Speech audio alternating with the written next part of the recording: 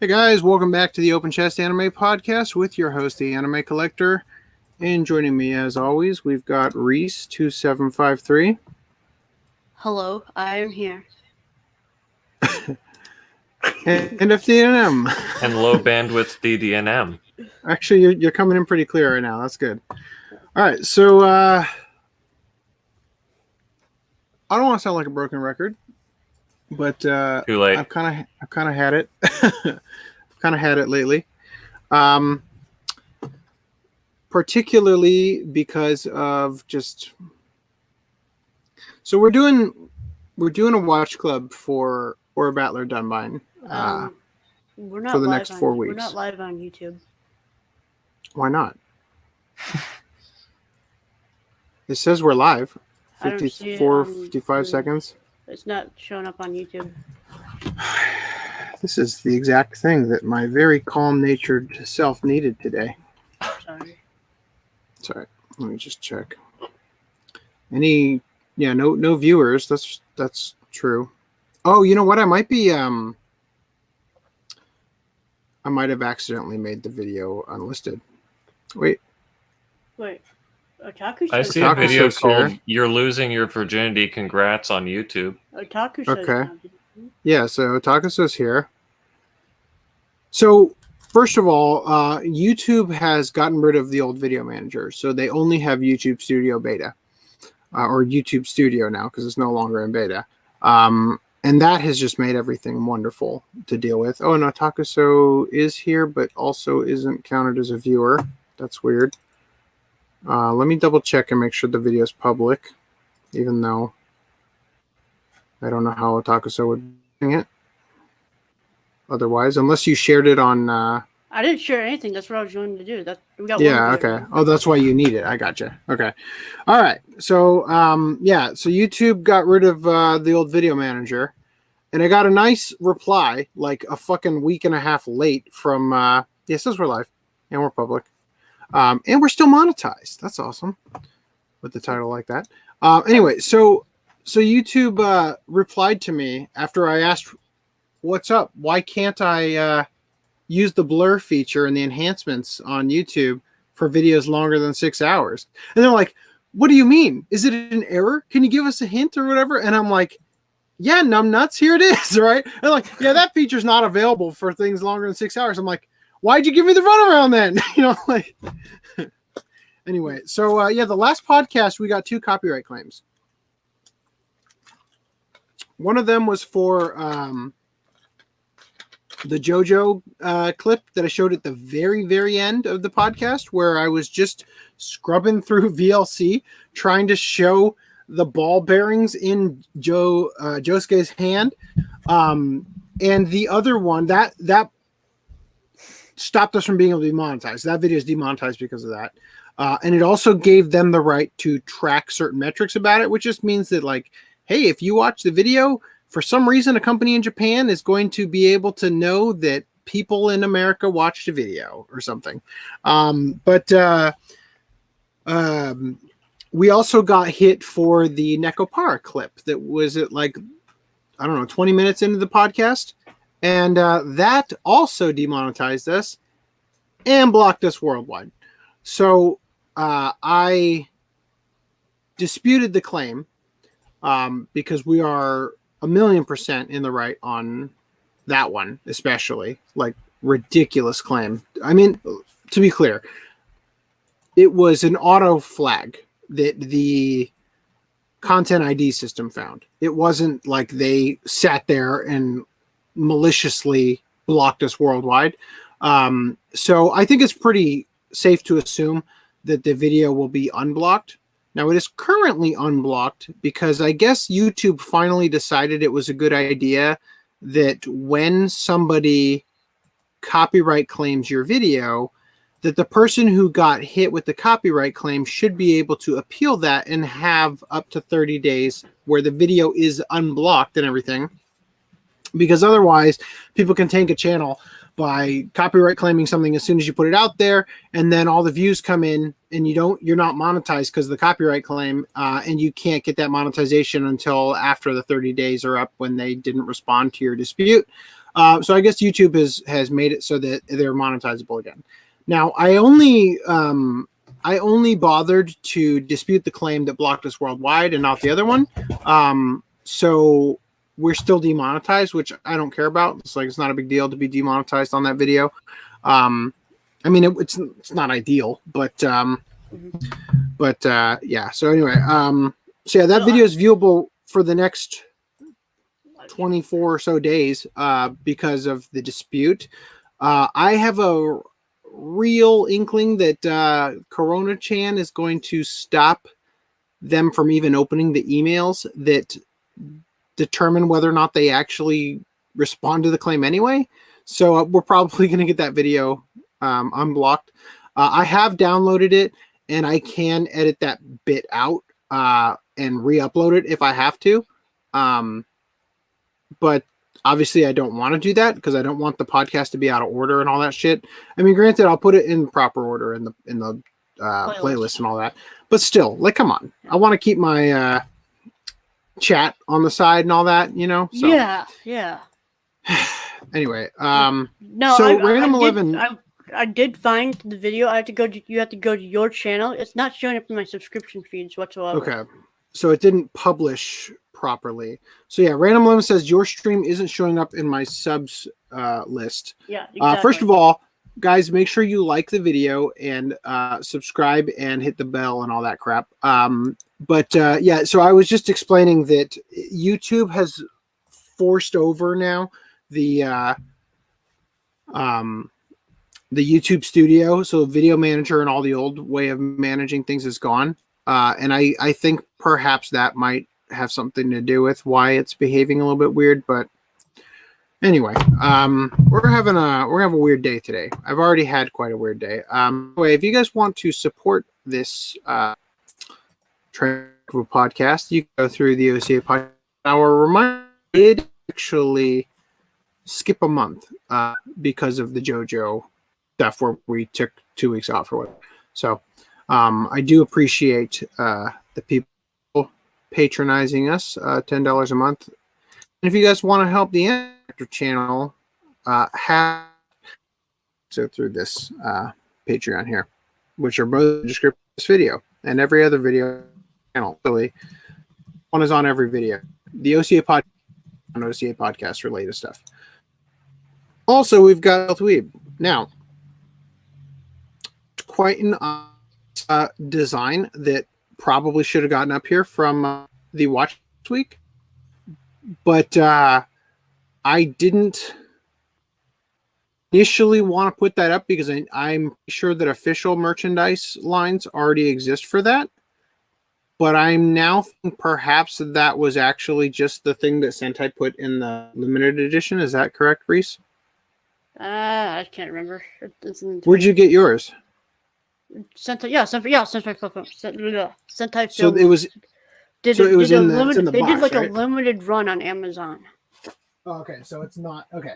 So anyway, I'm okay with like long after they've made their money off of their limited run, putting a design up for people to get on Stealth Weeb, unless of course somebody at from the Japanese company that owns the property actually says, "Hey, take this down." I would be more than happy to, right? But what I'm saying is that I would like, as we'll talk more when we get to the actual tweet about the shirt and stuff. They only did the front side, and it's like kind of the benefit of doing a Stealth Weeb shirt rather than a normal shirt, right? Is that well, first of all, you're getting, rather than a normal branded merchandise shirt, rather, is that, like, for instance, let's say that you're buying one of the My Hero Academia shirts, right? In a normal situation, it's probably going to look markedly similar to what I've done, but then on the sleeve, it's going to say like My Hero Academia or something, right? It's going to actually have a logo on it. And so by, purchasing the ones that I make, they're all handmade. All of them are like, I do them in Illustrator by hand. So you get to pick between, because a lot of people have done the Cement Addiction shirt, and the My Staple Food is Love shirt from Sound Euphonium.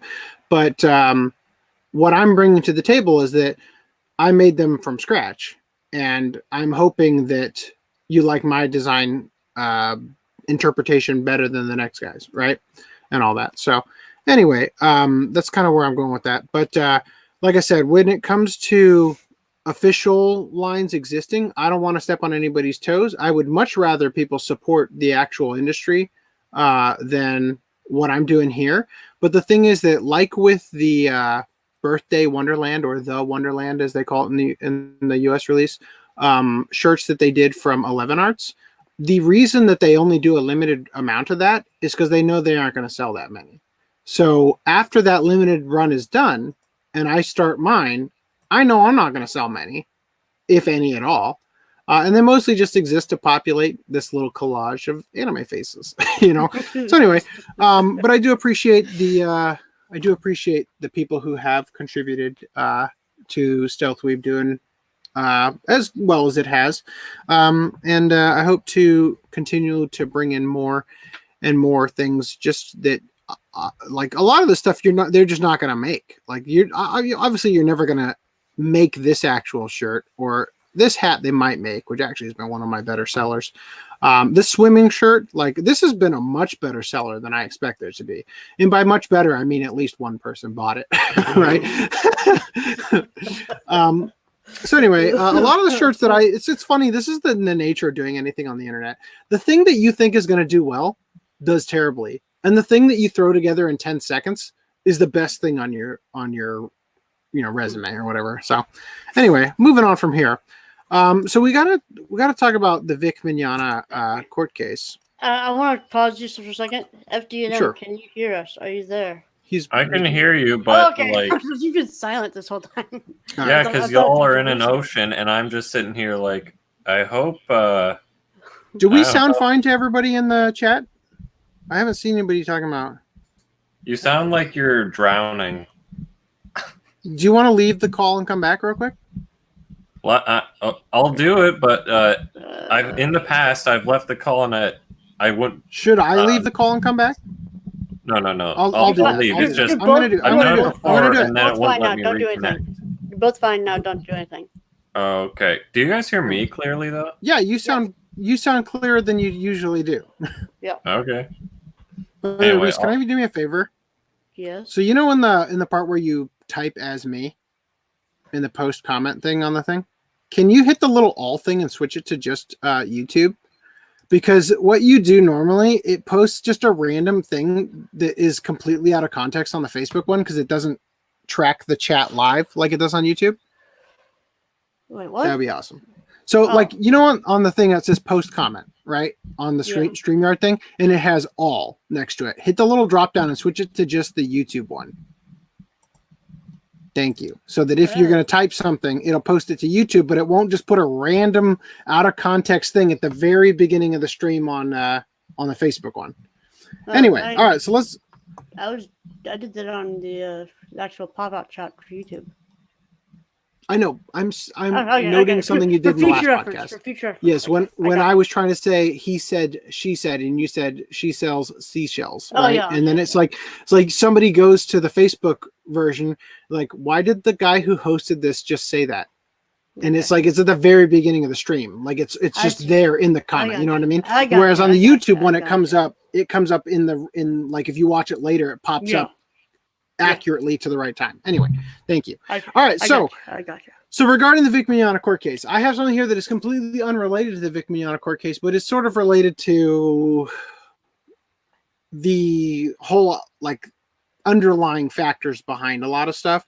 But I regarding Vic specifically, apparently somebody's divorce documents got unsealed. And when Rekieta first mentioned it, because I haven't been following this nearly as closely as I have in the past, because I'm working so many days of the week and all that. But Rekieta said Chuck Huber's divorce papers were unsealed or whatever. And then after that, I'm like, oh, that's interesting. I'll have to keep an eye out and see if those pop up anywhere. And then every time it was brought up after that on later videos, he was saying it was Vic's divorce papers. And then he was claiming they were never sealed in the first place because there was no reason for them to be, and for them to be unsealed meant that they would have like a paper trail regarding that unsealing that would have proven that they were sealed in the first. I don't know. I don't care. I don't know them. If anybody linked them to me, I would look through them. By the way, I did go through the articles that I popped out in the last podcast, like the one about Miyazaki anime being the most degenerate or whatever from Sword News 24.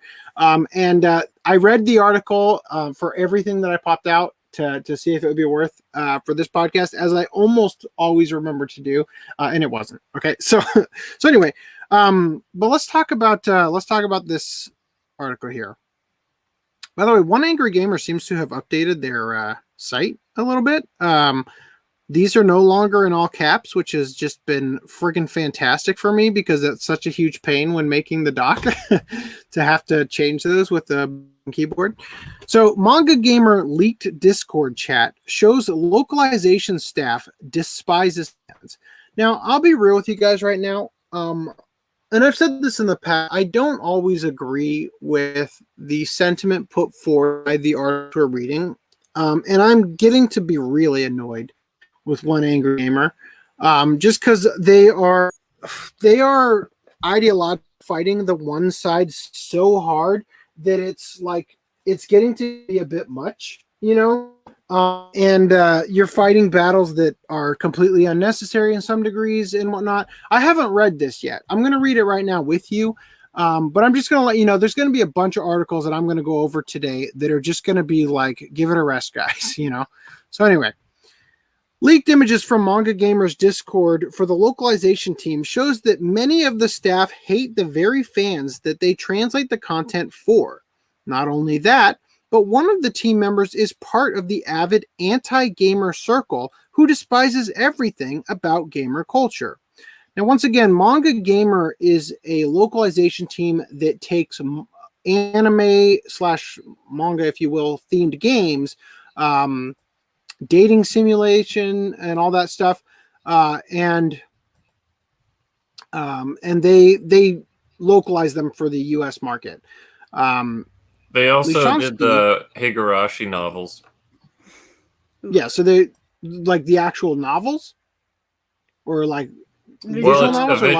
Visual novels. Okay, I was gonna say, are there not? Yeah, I was gonna say. Okay, anyway, so Lishansky said at the Anime Collector, will you be joining Rekieta Law Wednesday night for the Anime Weeb Chill session? If he asks me, I will. But I heard about it literally today when I was watching the Ronversations part 9 or whatever they're on. So I don't know. I'll be real.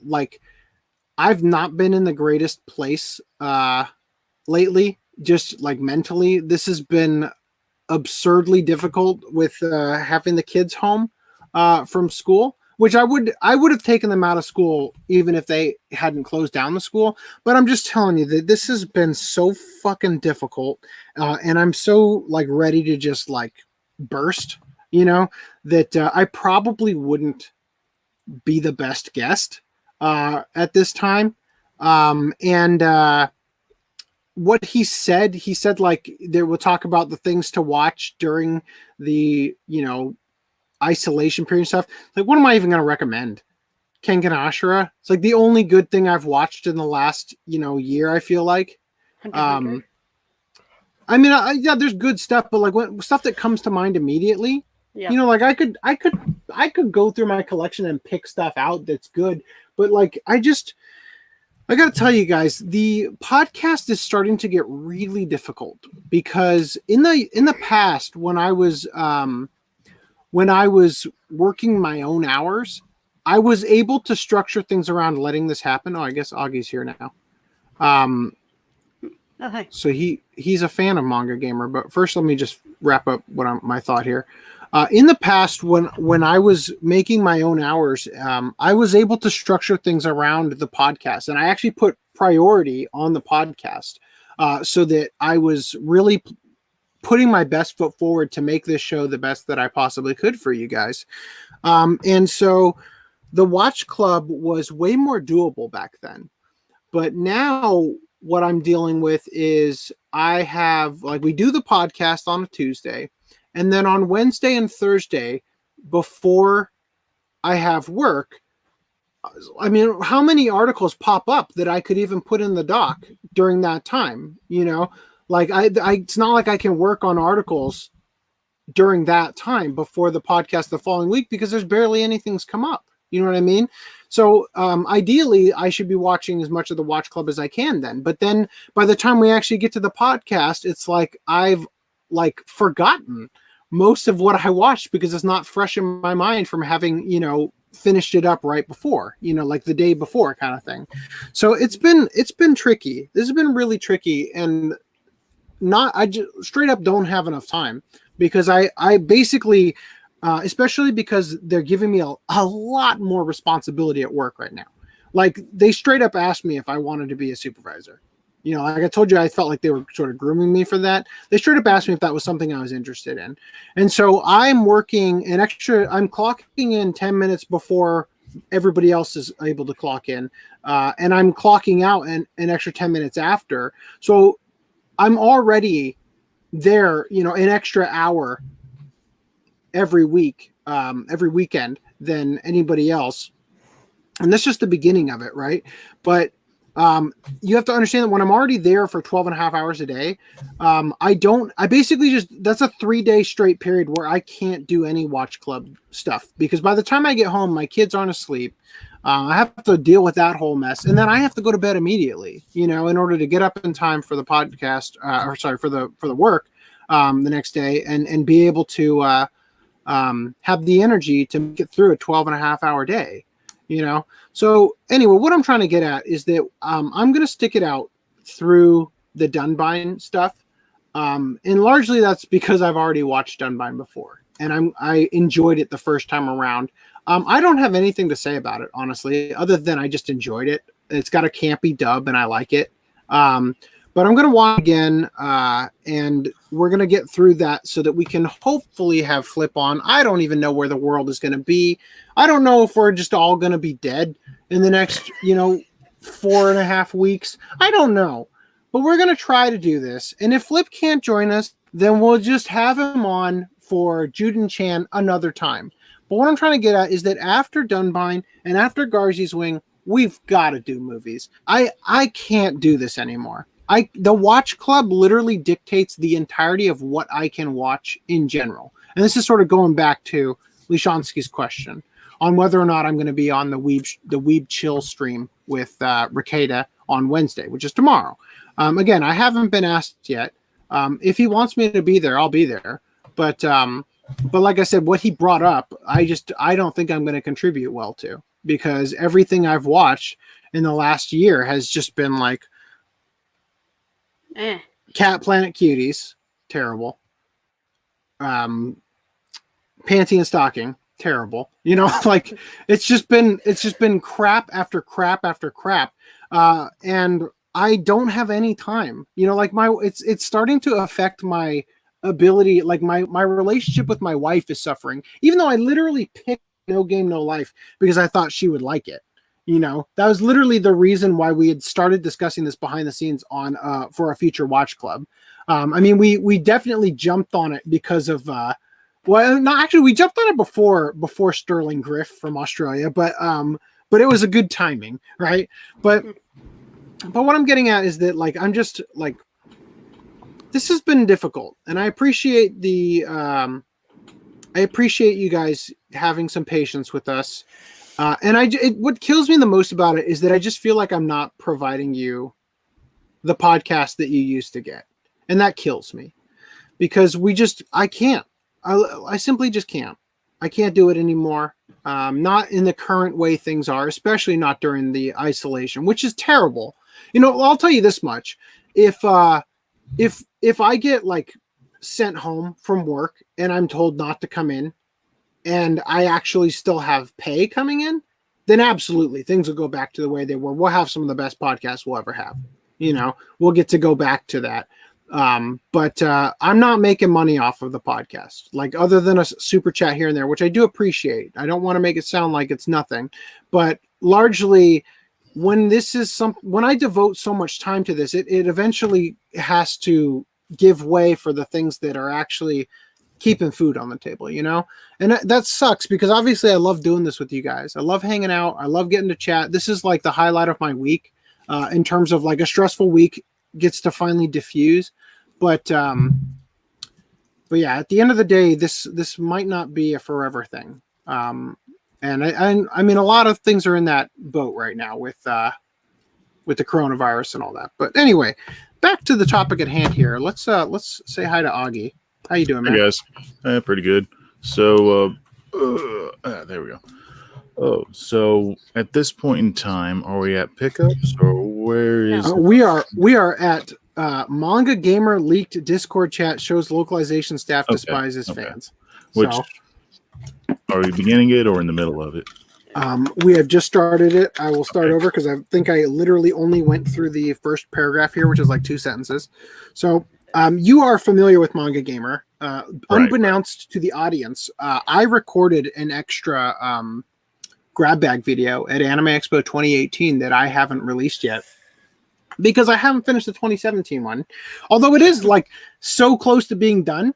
But the thing is that there are more pressing things on the channel.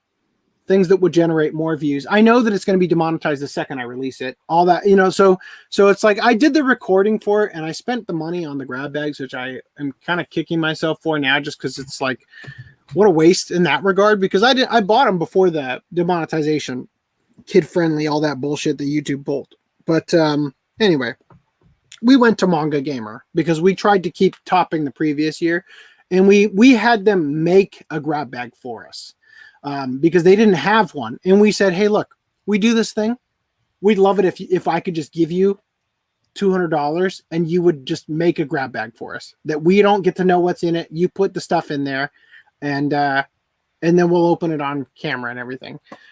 Anyway, so we have a little bit of history with them. Let's see what One Angry Gamer decided to say about them and their supposed leaked chat. So leaked images from Manga Gamer's Discord for the localization team shows that many of the staff hate the very fans that they translate the content for. Now, not only that, but one of the team members is part of the avid anti-gamer circle who despises everything about gamer culture. The images from the staff channels of Manga Gamer's Discord reveal that members of the localization, quality assurance, convention, support staff, and moderation team hate their fans, the community surrounding H content, or hentai content, and many gamers in general.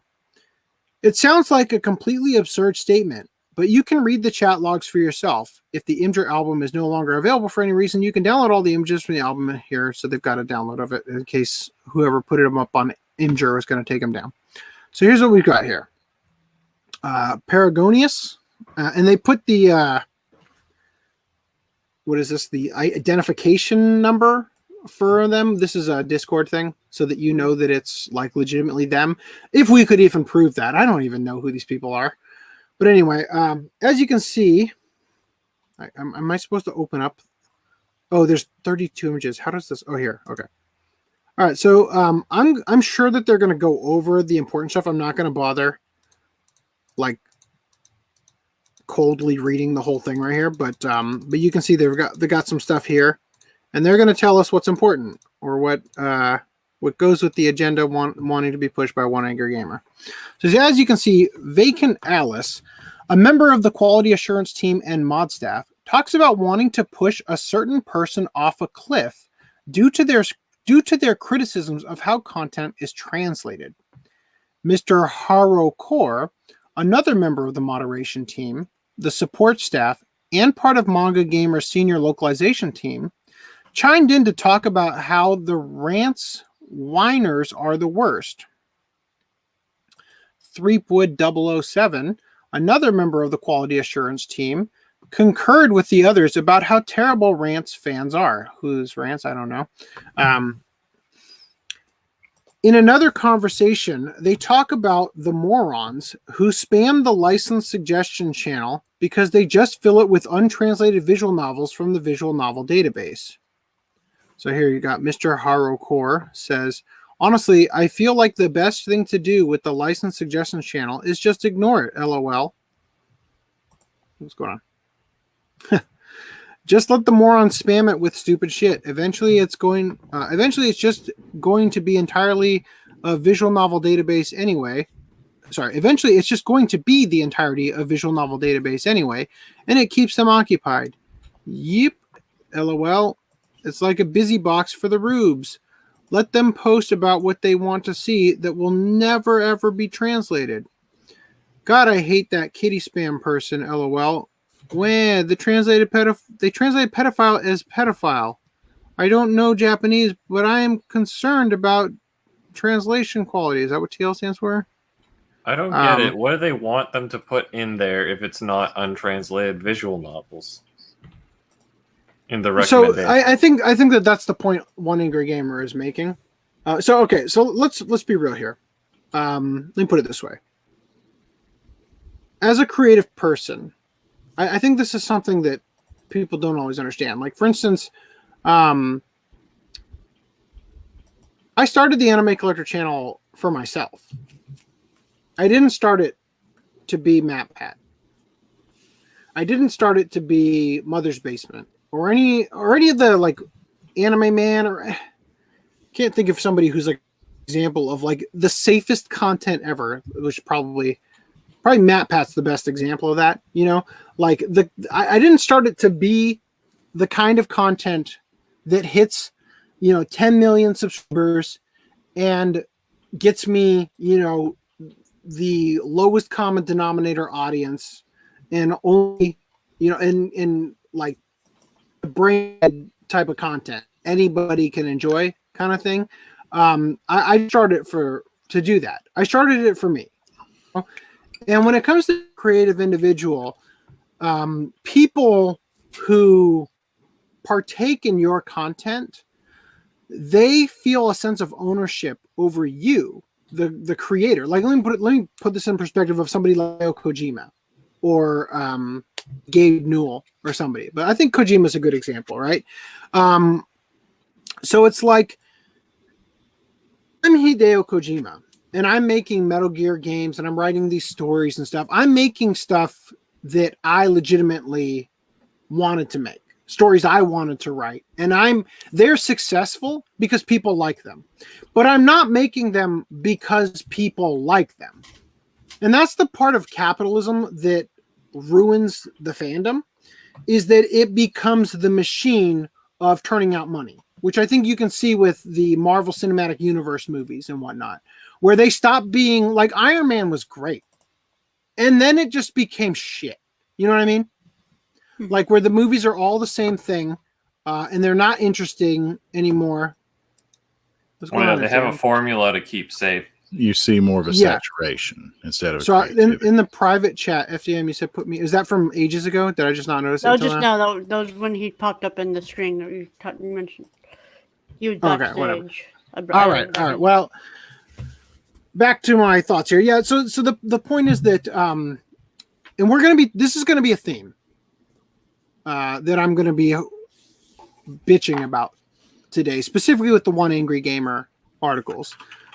Is that as a creative individual, first and foremost, we produce content for ourselves. We produce content because we need a creative outlet, and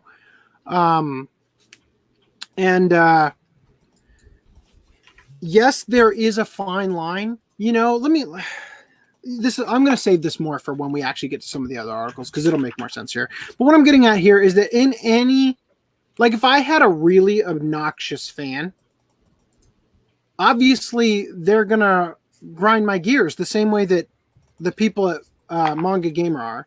And look, to be real, I do think that there's truth in the sentiment here that they despise quote unquote fans, right? That there is some of that going on. But the thing is that we're all human, and you can only put up with so much, So I think that there are probably, just like how they mentioned on the Fan versus Pro podcast, how there are some usual suspects who show up anytime Discotheque tweets anything, and the people are just there, boom, and like Flip described it as annoying fans or something to that effect, right?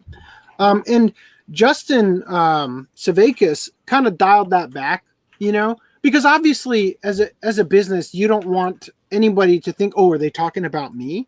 Like, do they really think their fans are annoying or something like that? Mhm. Which is obviously just good business to not agree with what Flip was saying. But the truth is that any one of them is going to be, you're going to have people that irritate you. Like, translate this faster. It's like, it's not that easy. I don't have a magic wand to make things go faster. You know what I mean?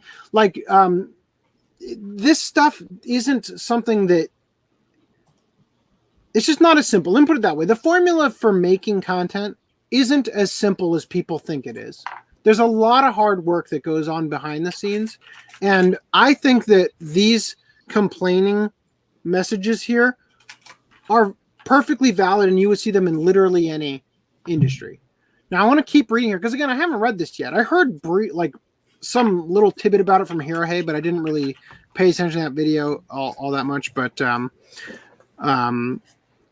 although they do straight up call out this person here. So Kitty Spam, you've been wrecked.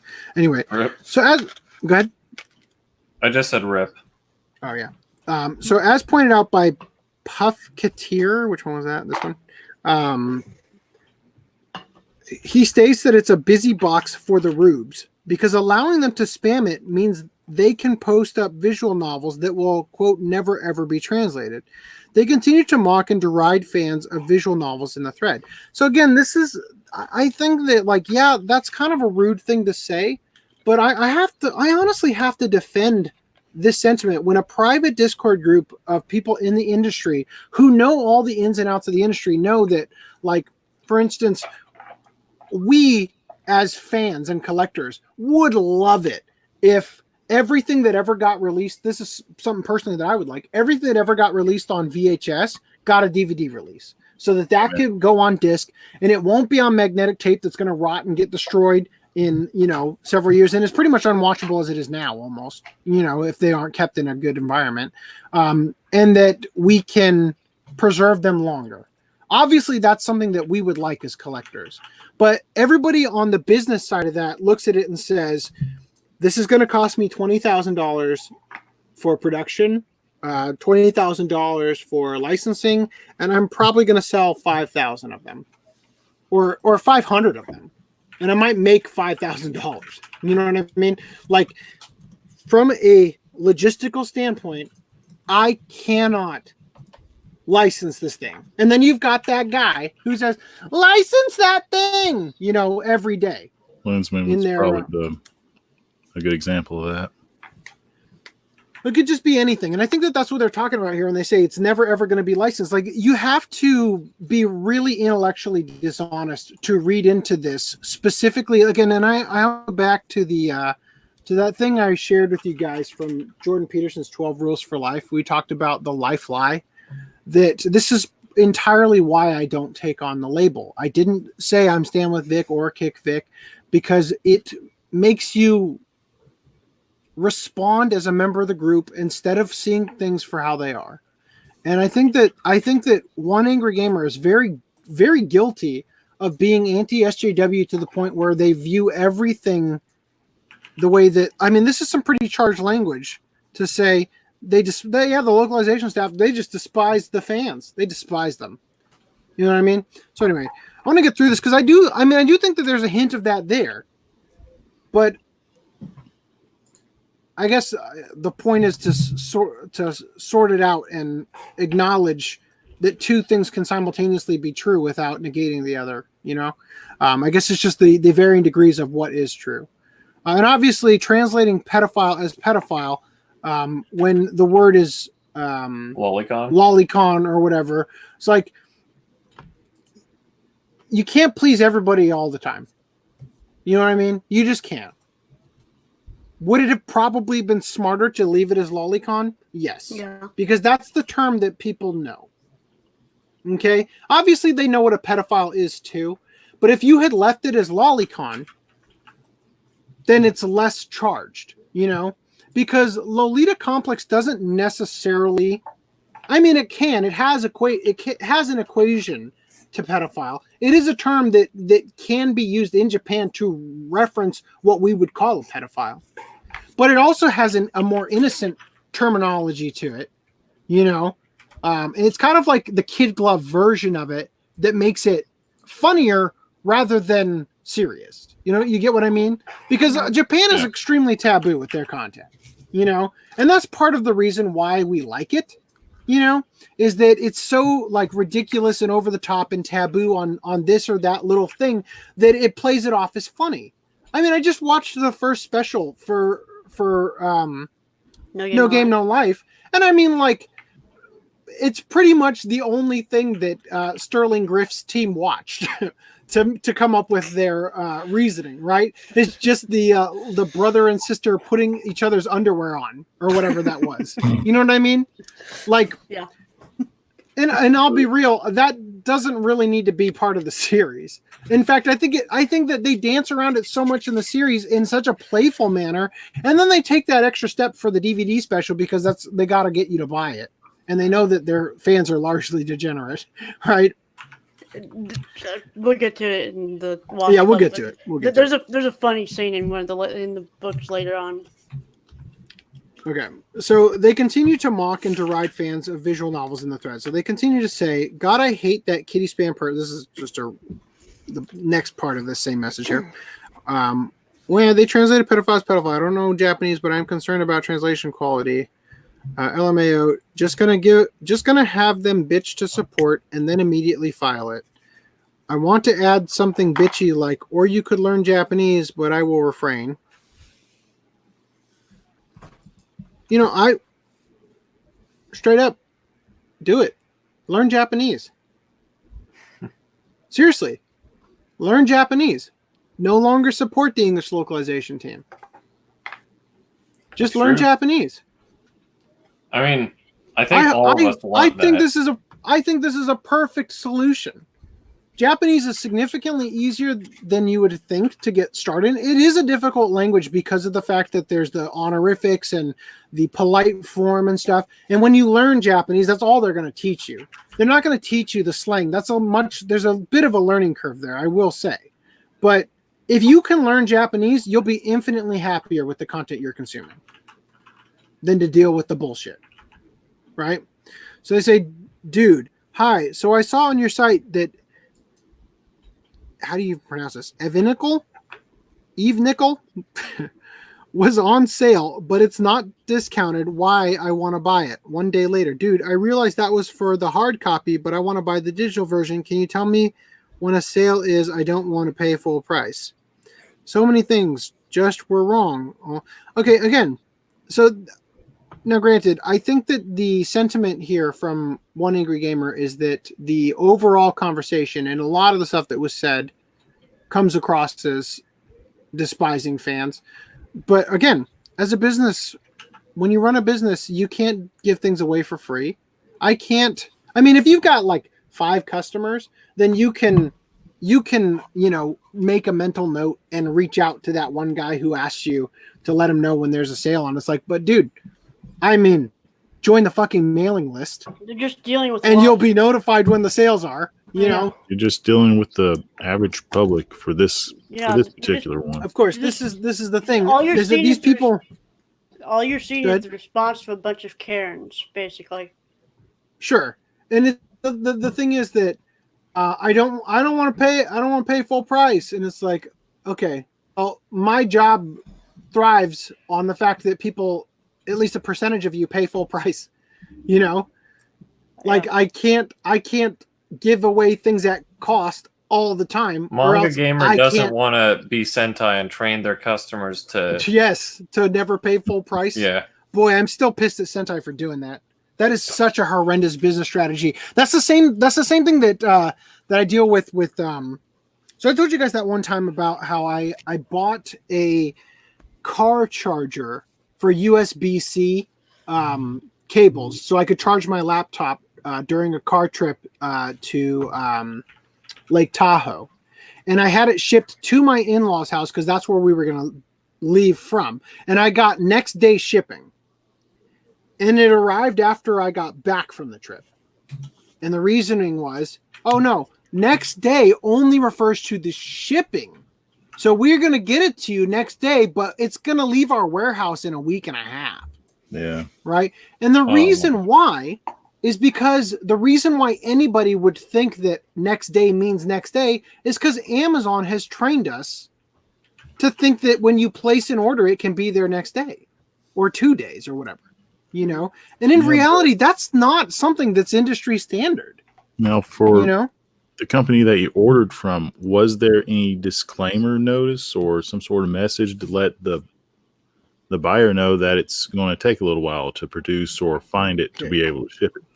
Okay, here's the thing. I'm in the wrong there because they shouldn't have to give me a disclaimer for operating business the way that business has always been operated, just because Amazon came in and stepped it up a notch and fooled everybody into forgetting that that's not how every other business does things. You know, I had a Stealth Weeb order come in where somebody paid for next day shipping. And I'm just like, well, I know in a few days I'm going to get an email complaining that they didn't get their product, and I'm going to have to walk them through the same thing that I was walked through by Belkin. Hold on one second. Regarding the thing I purchased. And to my surprise, they didn't bother. They never bothered me about it. But that's the thing, is that the way that Sentai has selling stuff for dirt cheap has gotten to the point where, like, and to their credit, it's a good strategy to get people who want to buy anime to only buy from Sentai and just be like, you know what, I'd like to see that show, but Aniplex has it. Nah, I'm not going to watch it. I'm going to go Sentai, right? And again, you've always got the idiots in our fandom who are like, please license this show. And it's like, okay, that other company over there, yeah, they've already got that. So we can't license it, you know? And it's like, that's the kind of annoying fan that you quote despise, right, in this. So let's continue here. I just want to get through this one sec. I'm about to rejoin on the other thing, so add me back to the show in half a second. As interrupted by that, I see both sides of what you're saying, AC, but if you're going to use a platform like Amazon, and they do that commonly, which, the seller is at a slight disadvantage, that somehow the seller should at least send out a separate email explaining, here's what's happening before you complain, or here's a disclaimer. And I get life happens. So I'm sure the thing is that I'm sure that they already have a frequently asked questions thing, and they bury the thing on there so that they can say that, oh yeah, if you go to this part of our site, we clearly state that if you want to buy next day shipping, that it will arrive in 3 weeks, you know, and it just won't be like a month and a half if you had just gotten our normal shipping option. I'm sure that they have that. They're obviously, it's more advantageous for them to not disclose it, because then nobody's going to buy next day shipping and try to get their item, you know, immediately. They're just gonna, you know, they're just gonna have to, you know, live with the fact and have buyer's remorse for the fact that it didn't arrive when they needed it. And then, of course, when they say, you know what, you guys shipped it late, I didn't get it, and then like, okay, you can ship it back to us, you have to pay the shipping. And then they're gonna be like, what? You know, because Amazon's free shipping return. You know, again, it's a different. Amazon's free shipping if it's like damaged or something under like Amazon's fault, I guess you could say, because I tried that the one time when it's just, I didn't, you know, I already have one of these or something like that, so I want to send it back, and it's like, okay, $8 shipping, and I'm like, on second thought, it's actually damaged. Yeah, no, seriously, I think that their reasoning for why you're going to return something is so broad, and I guarantee you nobody actually even looks at that stupid thing anyway. No, I'm pretty sure no one looks at the returns, because there's these people who buy pallets of Amazon returns on YouTube and they unbox it, and it's like, yeah, this is perfectly good, you know, and all this stuff. And then sometimes the funniest ones are, this copy of the new Call of Duty didn't come with disc. That's obviously someone just taking the disc, though. Yeah. So, but and again, this is the thing, is that Amazon has so many customers that they can operate at those enormous losses there. You know, they can take in those huge losses of people taking advantage of the system and stuff, because they got so many customers and they're making so much money in general, and they're subsidized by different governments and whatnot, that they can do that. And it sucks for the rest of the industry, because it effectively turns them into a monopoly, puts the other ones out of business. It's like right now we got the coronavirus, and small businesses are about to be expected to pay overtime or paid time off rather for all of their employees for like 2 weeks, right? During the coronavirus, they have to give them that. And you know what's going to happen instead? They're all going to get fired because you can't afford that. No fucking doubt. Some are letting them withdraw unemployment, which you pay into. So I know there's a bit more to that, but I don't know what you guys are doing up there. Okay. Hello. Well, Okay. Back to this. I was going to say, I don't know what you guys are doing up there, but essentially, like, there's no wait period for the unemployment or something right now. Are you in Mexico now? Yes. No. I'm trying to get the virus. Okay. The whole why buy full when I can wait for a sale mindset is so fucking annoying. Then guess what? Sell your stuff. This is what I do at Sweep. I'm never going to have a sale on Sell Sweep. Just so you guys know. Because you don't want to train I put the price. I put the price as low as I possibly can. I actually lose money on about 1% of the purchases because it costs me more for the tax for whatever state they're in than it actually ended up charging them. So I've lost money on certain purchases that people have made.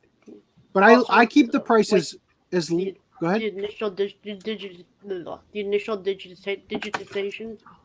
Well, that's also been an issue, but that's not what I'm talking about here. Yeah, I know. Yeah, and in fact, if you guys want to buy something, the digitization is free during the month of March. But anyway, but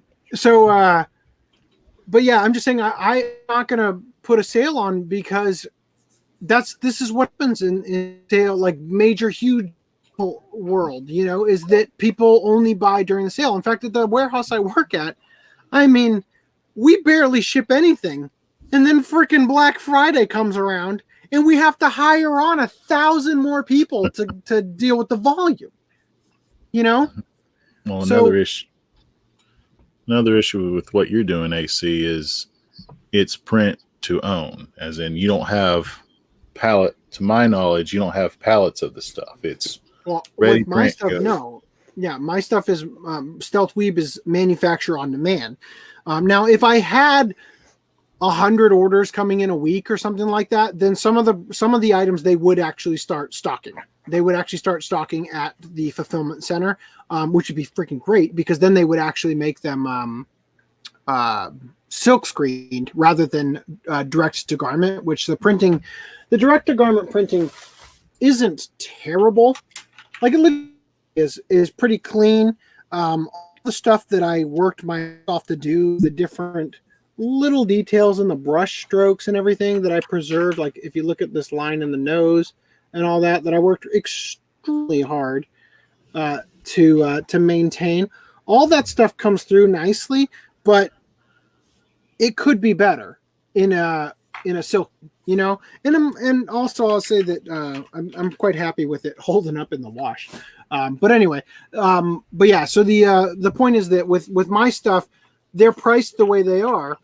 The cost, like you might look at one shirt. I haven't put any all over print shirts, which they actually have some options where literally they print the design on the fabric, then cut it and sew the shirt together, right? So they actually have certain designs.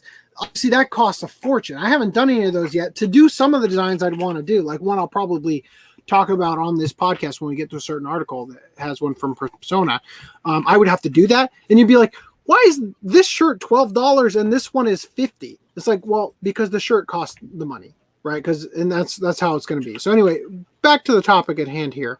I'm not going to do any sales on Stealth Weeb because the profit margin on some of the shirts is literally 25 cents.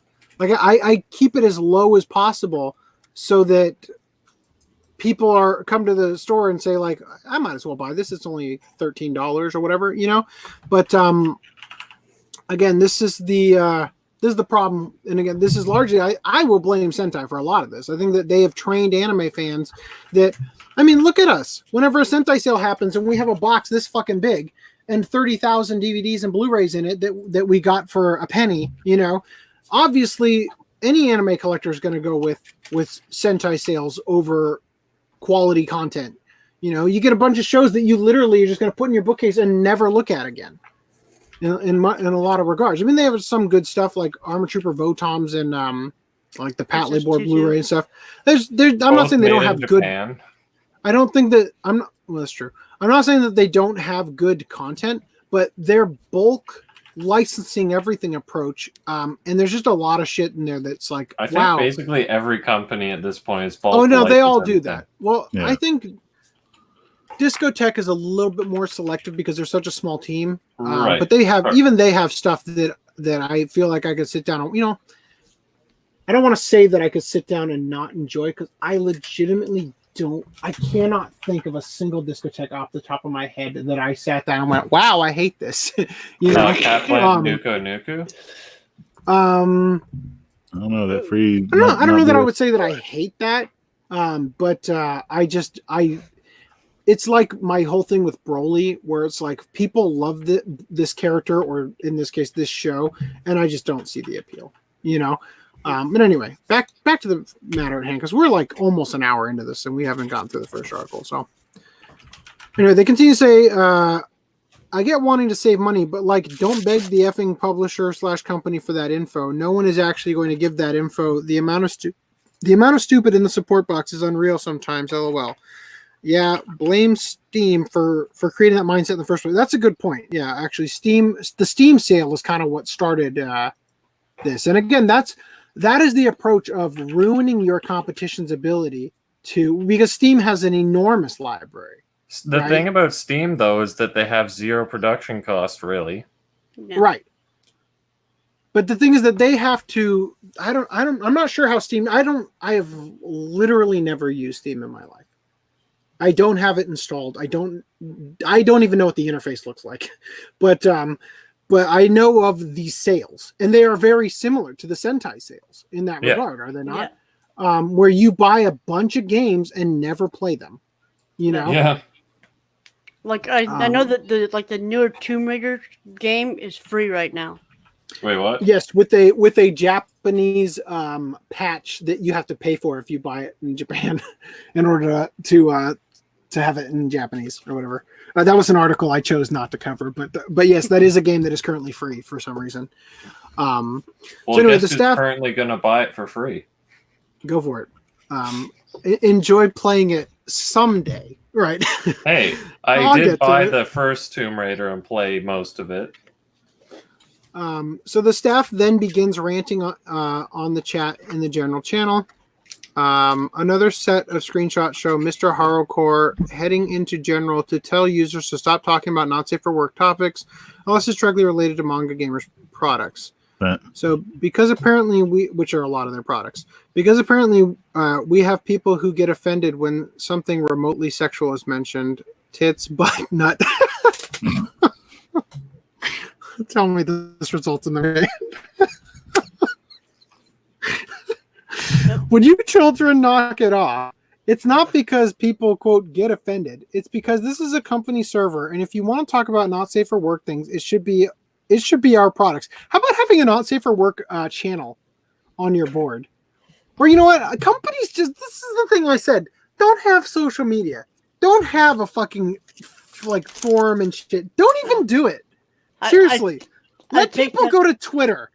Let people go to Twitter and talk about you, and literally use your Twitter exclusively for announcement of products. Use it for that. I take my statement back. Tomb Raider is not free anymore. It's back to $20. Not worth it anymore, right? It was free for a couple of days, yes. No, but I'm saying it's not worth it anymore. Yeah. Sorry, FDDNM. I was going to check it out, but not anymore. I heard sorry FDDNM and a bunch of oceans. Tomb Raider's not free anymore. Oh, well, Steam's not connecting to the internet anyway. All right, so then the ocean must be on your end, even though you're coming in crystal clear. Yeah. All right, so let me. God, I knew this was going to be a disaster of a podcast today. It's not because people get offended, it's because they're going to talk about our products. If you just want to shit post and share random other porn, you can do it on your own personal servers. Also, if you're looking for / talking about game recommendations, we have a channel for that. Please use it. So yeah, I'll just say this is the first thing out of the entire article here that I would argue is despising fans. And it's literally just somebody losing their patience and no longer being professional. You know what I mean? Yeah. That's what that is. And again, this is the problem with having a big company. And another thing we're going to be going over with some other stuff is things going mainstream. You got to deal with a lot more people. Yep. And in a big group of people, you're going to have the people who are being obnoxious to get attention. And sometimes they're funny, but not tits, right? But sometimes they're not. All right. The people in general begin to question what they did wrong exactly. And that if they did do something wrong, maybe there needs to be a not safe for work general channel so people can simply talk about topics of a not safe for work nature. I'm confused. What exactly did we do? You know, maybe a not safe for work chat wouldn't be a bad idea. People could be as naughty as they want and post pics of your games as well. Lord knows I took enough naughty screens of Dal Segno that would probably help to sell it. So this is a perfectly reasonable question. I don't know that it's a reasonable, I don't know that they could legitimately do this. I mean, you legitimately could do whatever you want, right? But as a company, there might be some liability involved. You know, because there's always going to be that asshole who starts posting the underage stuff, you know, or whatever, and starts getting you into hot water, and then gets you completely banned off of Discord in general. You know what I mean? Like that is a risk that you have to try to mitigate, right? Anyway, I'm 90% sure no one is a child on this Discord. I sure as hell hope not. And then Mr. Hardcore says, well, then stop acting like children, LOL. And the point isn't to let people be as naughty as they want. If you just want to post random porn and jerk off with your buddies, you can make your own server for that. So again, Mr. Hardcore is really coming off like the localization staff despises fans, right? So, well, we were just talking about Edelweiss, and I was curious what kind of sexual content I should expect from that. Okay. Normally, I wouldn't be on the side of somebody asking this question. But I have to say, because I was at the Manga Gamer booth in 2018, and I waited while they dealt with other customers so that I could talk to them and say, hey, we're making a video, right? I got to hear the things that were in the games. And this is a perfectly reasonable request. Yeah, because Japan, so let me put it this way. In Western porn, you've got like a couple of staple things. The money shot, you know, whatever, you're gonna have a couple of things in it, right? And then there's like that niche fetishy stuff that, or not even fetishy stuff. There's that stuff that's on the outer edge of things, like, oh, maybe there's an anal scene in this one. Or something like that, right? And then you've got the niche fetish stuff on the outskirt of that you go specifically to get, right? That is going to be its own thing. In Japan, all fucking bets are off. All bets are off, right? It's like, sure, you pick up this random thing, and it's like it's like a normal, completely vanilla scene, and then in the next shot, why are you taking a dump? You know, or something like that, right? This is a very reasonable question. And the next thing you know, it's a corpse. Exactly. I agree. If you have something so broad that you're trying to sell, at this point, asking in what I'm used to, asking for tags is a legitimate question. Yes, and I think that's one of the reasons why tags were invented and are utilized so heavily in anime. Especially adult variety stuff. Remember, we sort of talked about that joke about the sommeliers. The boys love sommeliers. And I was like, all you have to do is take the thing they like, plug it into the tag thing on some site, and then recommend the other shit that had the most number of the similar tags. Anyway, so they said, I thought there might be some darker content as well, since someone said the characters are basically sex offenders. I don't know anything about Edelweiss or any of the other stuff from Manga Gamer. Never played one of these games.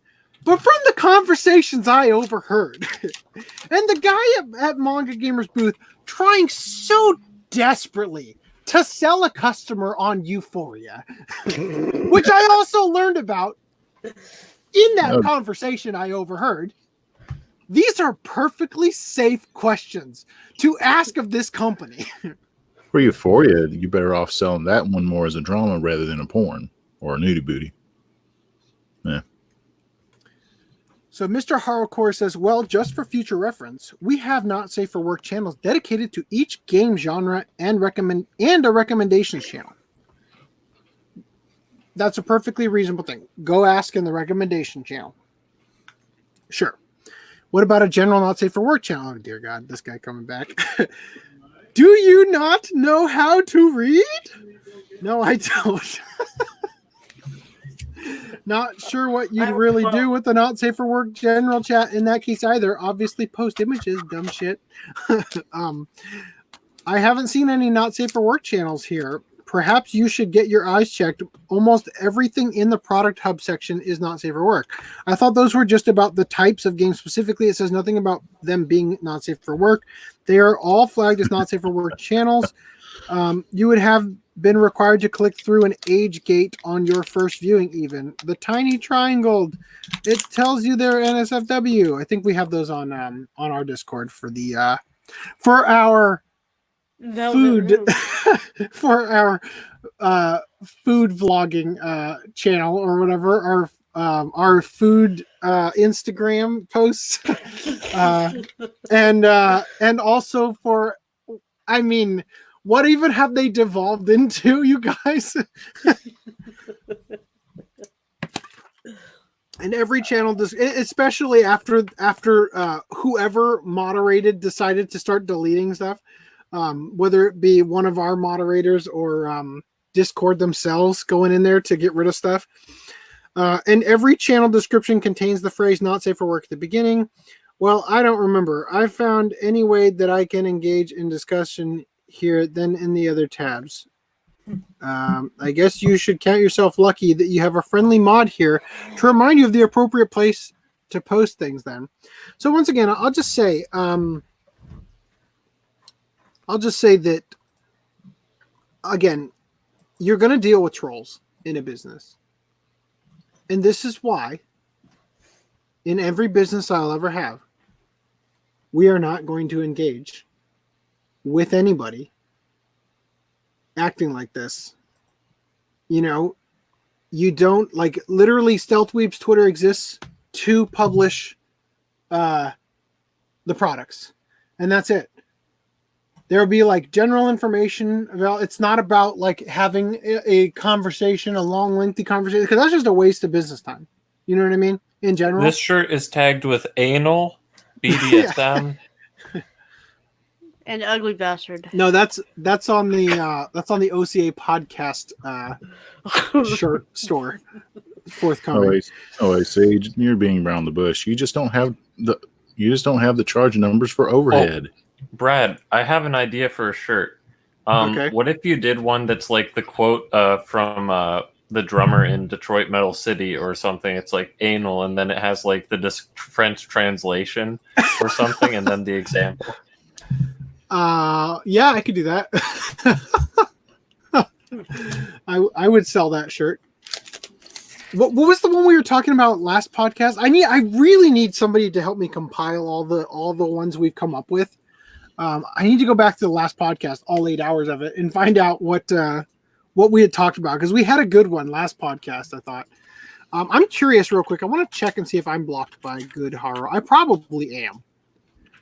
And I'll just say, since I started the Stealth Weeb Twitter, and I've been able to actually manage it on the same app on my phone, I've been getting lots of notifications about Michael Toole tweets, and nothing of value was lost by being blocked by him. So let me just look up Good Haro. While he's looking at that, I'm going to take over and ask the chat and our lovely viewers to figure out what I had for supper the other night. Looks babies. Like cornbread, a root. Please be careful with I guess nothing behind that is actually. That's why. I appreciate it. Okay, so I am not blocked by Good Haro. I kind of wish I were for the stuff on this thing. It's not chicken. Okay. So is that like the first person to comment? Is that quail? What is it? Quail? Quail? Is that mustard on it? No. That's breading on it. But the first person to comment correctly in the chat. Is it a bird? Internet. No, it is not a bird. Okay. It's frog. Right. So that's that. Too light to be a frog. All right. Oh. Okay, so I'm not blocked by Mr. Hardcore. The only reason I wanted to check is I was wondering if they used a block bot. So the reason I'm saying that is because not that I follow One Angry Gamer or anything like that, but I was curious if they went out of their way to block One Angry Gamer ahead of time. You know what I mean? Versus it being a block bot that netted them with a bunch of other people. You know what I mean? So anyway, I also attempted to reach out to Puff Katir, especially after it was discovered that he seems to support and retweet people who hate gamers and gaming culture. I think that they should stop making nerd movies for like 20 years. No more Star Wars, Marvel, DC, or Ghostbusters. I think we all deserve something. I fully agree with that sentiment. Y'all ever see a take so bad you are forced to immediately go to sleep? What was this in reference to? Maybe I'm supposed to know who Austin Walker is. He also ridiculed gamers for the disdain they held for Kotaku after everything Kotaku has done over the years to ruin gaming. I want to know why the gamer chuds are busting 30 rope nuts in their sweaty gym pants about Kotaku when Deadspin is clearly the bigger story. Rhetorical question. I know why. It's because gamers have petty-ass grievances with Kotaku, and the absolute neutering of it in the name of its ghoul owners within this already harsh media environment will trigger the libs. Okay. That tweet was made on October 30th, 2019. Just weeks later, on November 13th, 2019, he was back at it, ridiculing Marvel and Pokemon fans, the latter due to their discovery that Game Freak had reportedly lied about the reasons as to why all Pokemon couldn't make the cut in Sword and Shield. I feel like Game Freak, after the fact, I feel like they probably misrepresented what they meant with the whole, we had to do new animations and stuff. They were lying. They lied about all of it. I don't care. I don't give a fucking shit about it. I don't even want to play Pokemon Sword and Shield, but they lied. Well, and what I was thinking is that they meant that they made animations for the stupid Dynamax thing, even though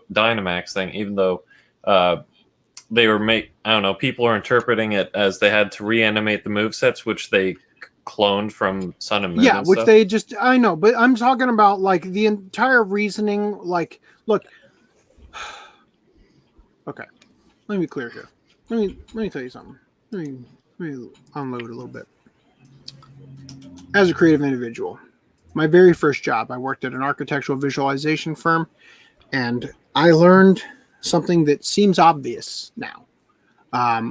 Clients should never be shown a work in progress. When you are dealing with somebody who is paying you to do something, you don't show them a work in progress. You know why? Because they comment on it. Oh, is this how it's going to look? Blah, blah, blah. All these things. Can we do this instead? Blah, blah, blah. It's like, okay, this is like 50% done. And it's like, to me, I actually like showing people work in progress on certain clients because I'd rather them make the change now than when it's 100% done. But when it is 100% done, I can build them more, So I guess that's the reasoning behind it, because I am a terrible business strategist when it comes to that sort of work, because I wouldn't pay anybody to do what I did for a living. It's such so much of your work is sitting there watching a render load. But the thing is, you don't show people a work in progress.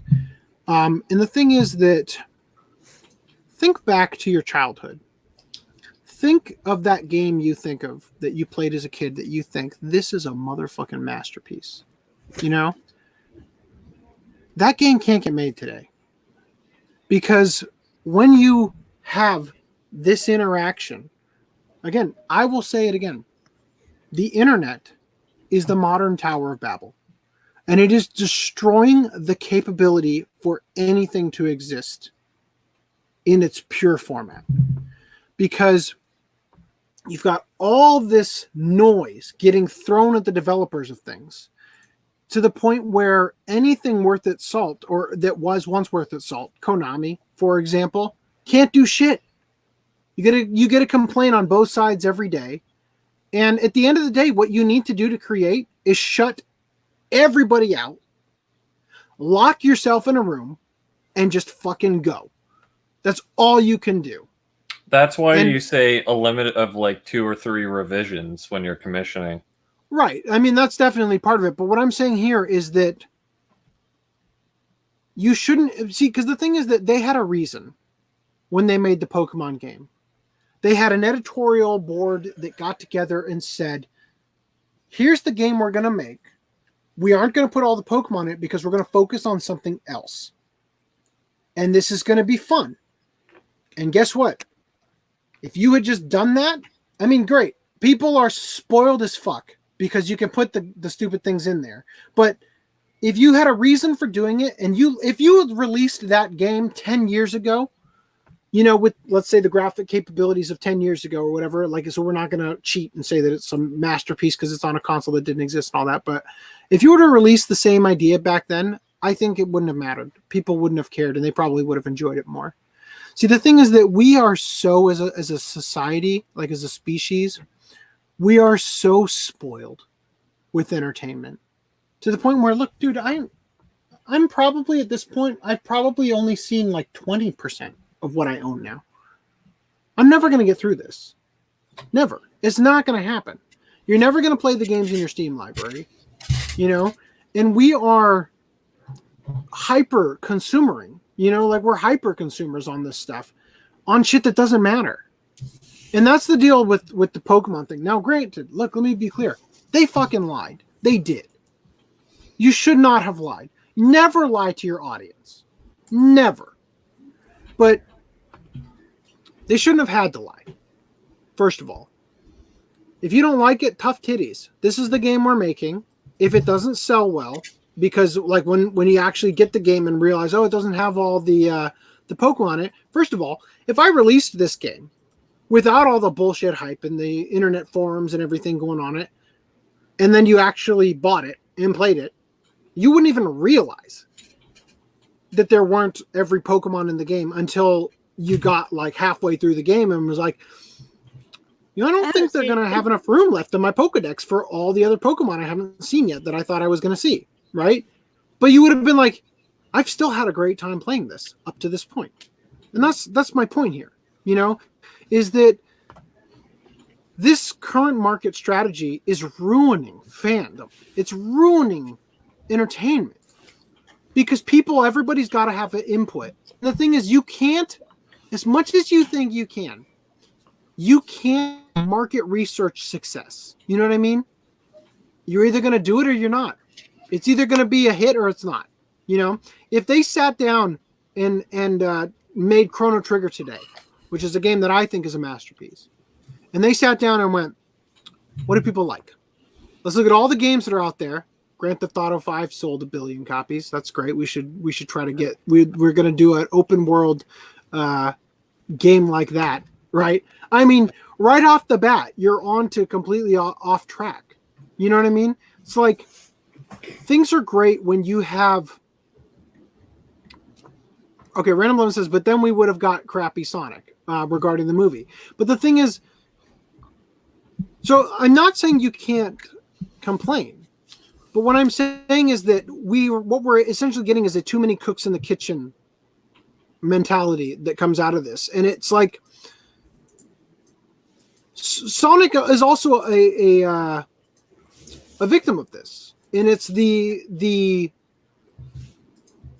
looking at Detective Pikachu and deciding that we need to build everything based on previous success. You can't take chances. This is what I'm getting at, is that these stakes are too high.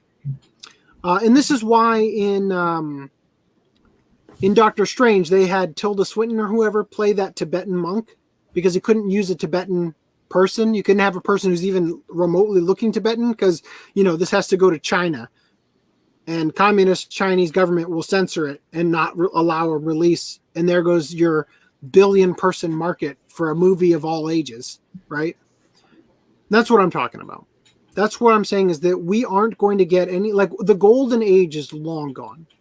Like, sure, we'll get a couple of good things. Like, My Hero Academia is pretty damn good, but even it's suffering from the same shit that we're dealing with here. We're talking about with everybody's got to be a critic, And that's what I'm saying, is that the only way that you can survive this climate is to just lock yourself away and work for a niche audience, and let people enjoy your genius. Like you kind of market, you kind of gain an audience that appreciates what you're doing for what you're doing, rather than thinking they can do it better and trying to get you to do what they want, which is kind of the thing I said, which you guys haven't seen yet in the Broly first impressions, is that it's a cash grab. And all they did was, like, I basically said, I don't want you to give me what I want. I want you to keep making new shit that lets me fantasize about the stuff I might want in the fandom, COVID will lead to a new golden age then? I think it's hard to say where we're going to go from here, because everyone is default locked away. But legitimately, it's hard to say where we're going to go from here, because on the one hand, globalism is dead. But on the other hand, the response to the coronavirus looks like it could force globalism down our throats even harder. You know what I mean? Depending on how things go. Let's get back to the article here and just finish this up, though. So I'm trying to formulate and come through these thoughts on the fly here. And it's like, you can tell I've sort of been wrestling with some of them for a while, but it's just, I don't know. I don't have the answers necessarily, but I do understand, like, as I come into this thing and I talk about, like, I can see this from the perspective of the business and the creative team, because I'm a business owner and a creative person, and I can understand that this is a very difficult thing to, to straddle that line, So he says, after today, I can no longer tell if Marvel or Pokemon fans are the worst kinds of nerds online. I thought I had this shit figured out. I stand corrected on January 30th, 31st, 2020. He also tweeted making it known he's against those who stand against social justice propaganda. Congrats, anti-SJW YouTube, on bringing attention to VTuber demonetization and helping to get their monetization reinstated. The first thing you've ever done that isn't a waste of everyone's time. Okay. I don't even remember that even happening, but whatever. But to top it all off, Puff Katir has pronouns in his Twitter bio. Oh, dear God. Which should tell you everything you need to know about him. Does he? I'm sorry, I can't see them, because what you've posted here says that he's... So you've got embedded tweets in your fucking article, but you're blocked by this guy. I'm guessing that his tweets are not protected. They're just blocked by you.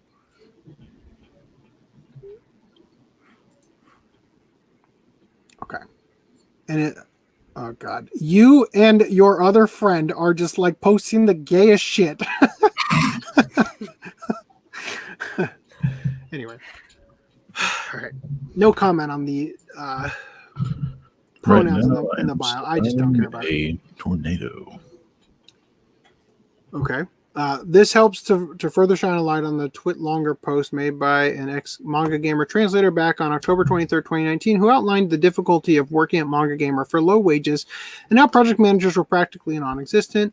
Many of the staff have multiple roles, but some of the people fulfilling those roles are basically the sort of people who hate gaming culture and fans of age content.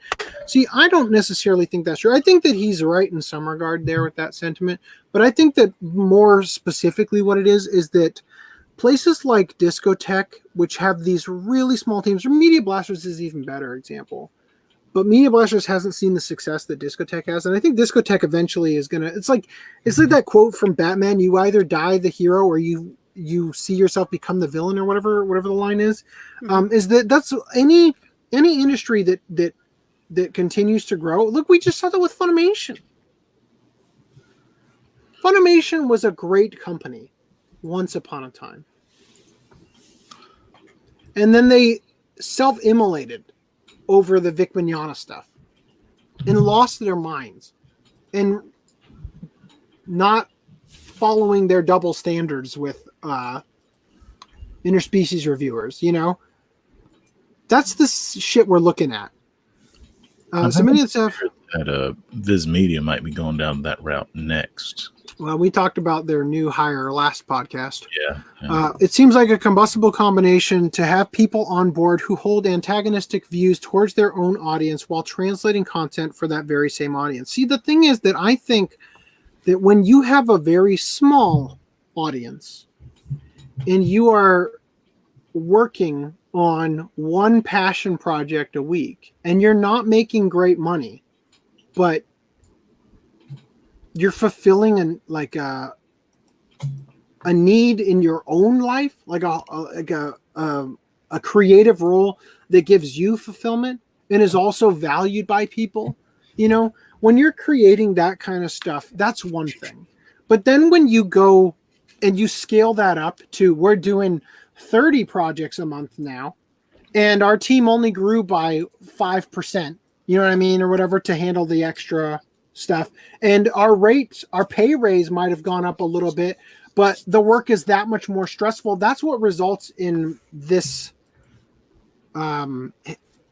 people with filling multiple roles who hate gaming culture and fans of age content. It's not that you hate those things, it's that you hate what it's become and what it's turned you into, which is exactly the kind of thing I was literally just talking about at the beginning of this podcast, where I love doing the podcast. I have had a great time with you guys. And to be clear, this is not on any of you in the audience and whatnot. This is not on anybody watching the podcast that I'm starting to resent a little bit how things are going, But this is exactly what I'm talking about, is that as things continue and they grow and they become unsustainable, it wears away at your edges, and you start to fall apart. And I think that that's what we're seeing here. Now, I do agree that these people probably have some ideological views that I don't agree with, and certainly One Angry Gamer doesn't agree with. But at the end of the day, they're people, they're creative people, and they have feelings and opinions and all those things too that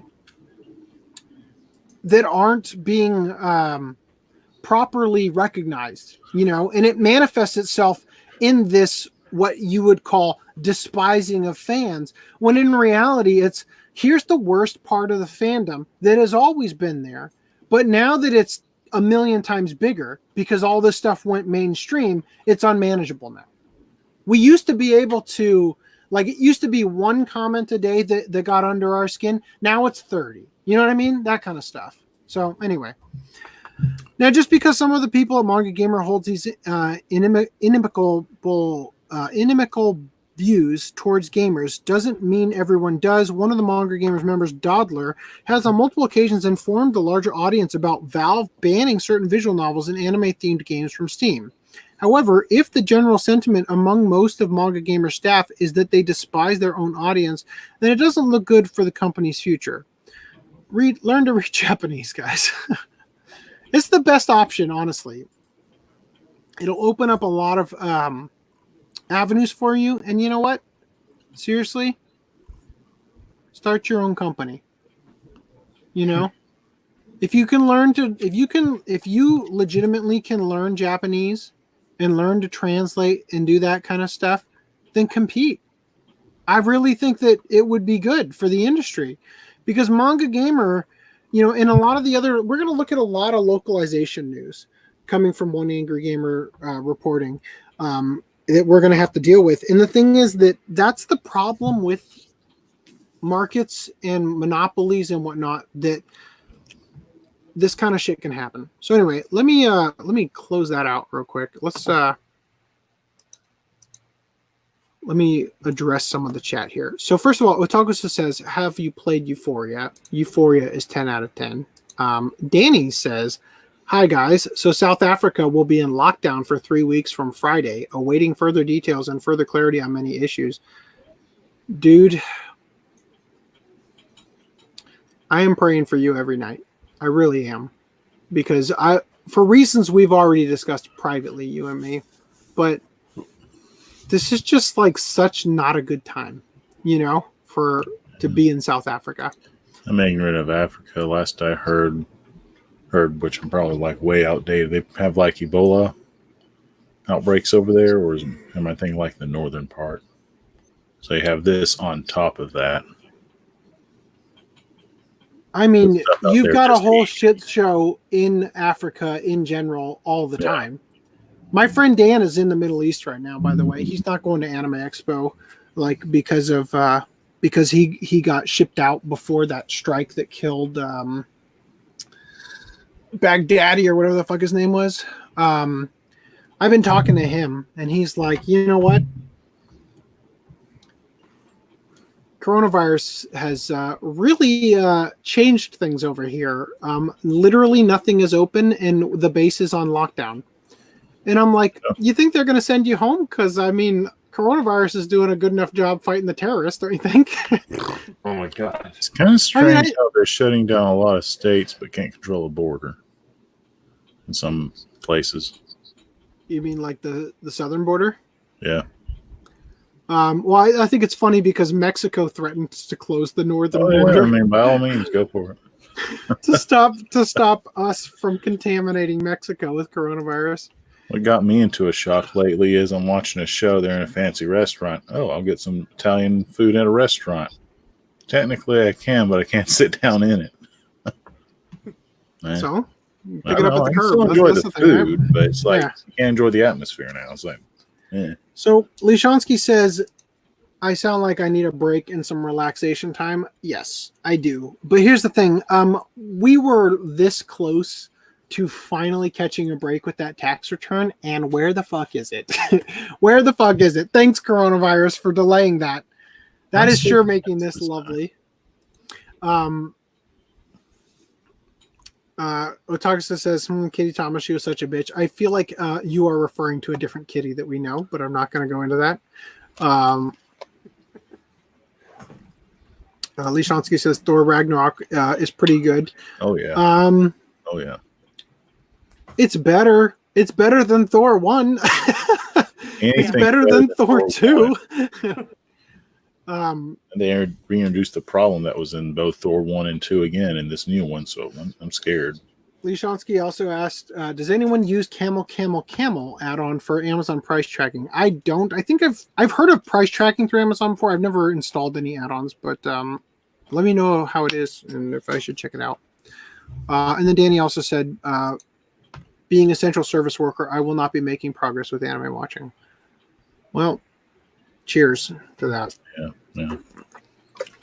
Nurse, policeman, the hell with firefighters. You all have very notable jobs out there. Honorable jobs out there. Well, in Canada, GameStop workers, service. That's essential, right? Yeah. GameStop workers. Better have a game. They are being shut down, though.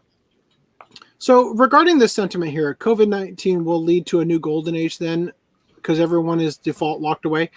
On the bright side, I legitimately think that because of the coronavirus, that we're going to see after this starts to relax a little bit, which I think is going to take a year and a half at least. I think that we will actually start seeing, once stuff gets back to anime production and whatnot, we're going to see some great shit come out because people are going to be stuck with their own minds coming up with ideas and writing shit down. In fact, I think it would be tremendously good for the entire world if, and granted, it's not like we can wave a magic wand to make this happen, but if we did just acknowledge the fact that, look, we're already $17 trillion in debt, fucking let the stimulus package go through, give people money, their own fucking money with the taxes, take the people out of Iraq, like my friend, because there's no freaking point of him being in Afghanistan right now or whatever, not Iraq. Take him out, just end that war, let the coronavirus fight it for you, and then take the money you would have spent on that, give it to the citizens, right? Let them take a fucking month off from work. That would be so good for people to get paid without going to work and just get a chance to breathe for a second. Okay, so you know more about this area. Though I don't agree with LA having trial people, communism. with LA wiping people from the streets, what's happening to the homeless, or would you know anything about that? I did read something about the homeless. I think there's a Holiday Inn or something that was taking in the homeless. Oh, jeez. So Otaku says, Hal, I don't agree with your opinion on vaccines, but do you see me bitching about that? I don't care if anybody agrees with my opinion. And I honestly don't think I even gave enough of my actual opinion for you guys to have a solid understanding, because it's quite nuanced. As I went through in that podcast before last podcast that came out of nowhere. You and I, not you and me. Was that something I said? Yeah. No, yeah, I'm sure I said that. I'm sure I did. Yeah, okay, so Green Line 743, I am so sorry that you didn't get the notification. I'm going to blame YouTube. It was YouTube's fault. I don't know why nobody got them. I don't even think it's in the subscription feed yet. Well, it's just one more way I'm getting screwed by YouTube. But I'm glad you guys made it in here. Thank you, Reese, for sharing it on Discord. On Discord for me. Yeah. So you're still not in my sub feed yet. So okay, well, everybody who's watching, ring the fucking bell, but also go join the Discord so that you get the notification from Reese every time we do this, because, YouTube has made brilliant decisions, like not pushing things to Twitter and all that, like just stopping that, because, like, who needs that? Who needs it to go to your Twitter followers when you go live and all that? Yeah, that's not a thing you need. Anyway, let's go over some coronavirus news real quick. But you were saying, to the point of what you were saying, that it would be good for people to be stuck in their isolation and all that. No. Okay, go ahead. Well, I'm not saying it's a good thing, but I mean, like, the positive side of it, there's a lot of bands right now that I follow. They're like, yeah, we can't tour and all this stuff. And I was thinking, well, they have like no choice but to make new music. To make something, yeah. Awesome. No, seriously, to a degree, yeah. But I was saying is that I think that the average American especially is so ground into dust from the grind, that it would be like if we have to look on week. Well, if we have to look on the positive side of things, that it would legitimately be good for everybody to have a moment to just get paid, have a paid week off, because a lot of people don't have that. They don't ever have that. I never had a week off when I was working for myself. I worked every single day, and I worked hours and hours and hours every single day. I never took a day off, to the point where I don't even know how to like relax when I have a day off anymore. But like I was trying to say before, the I will not be renewing my 30-day trial of communism. All right, so I got some stuff here to go over real quick. Ooh, stuff. And then we'll do pickups. And I'm glad other people are here, because I'm going to start running out of pickups soon, as I do not have any disposable income.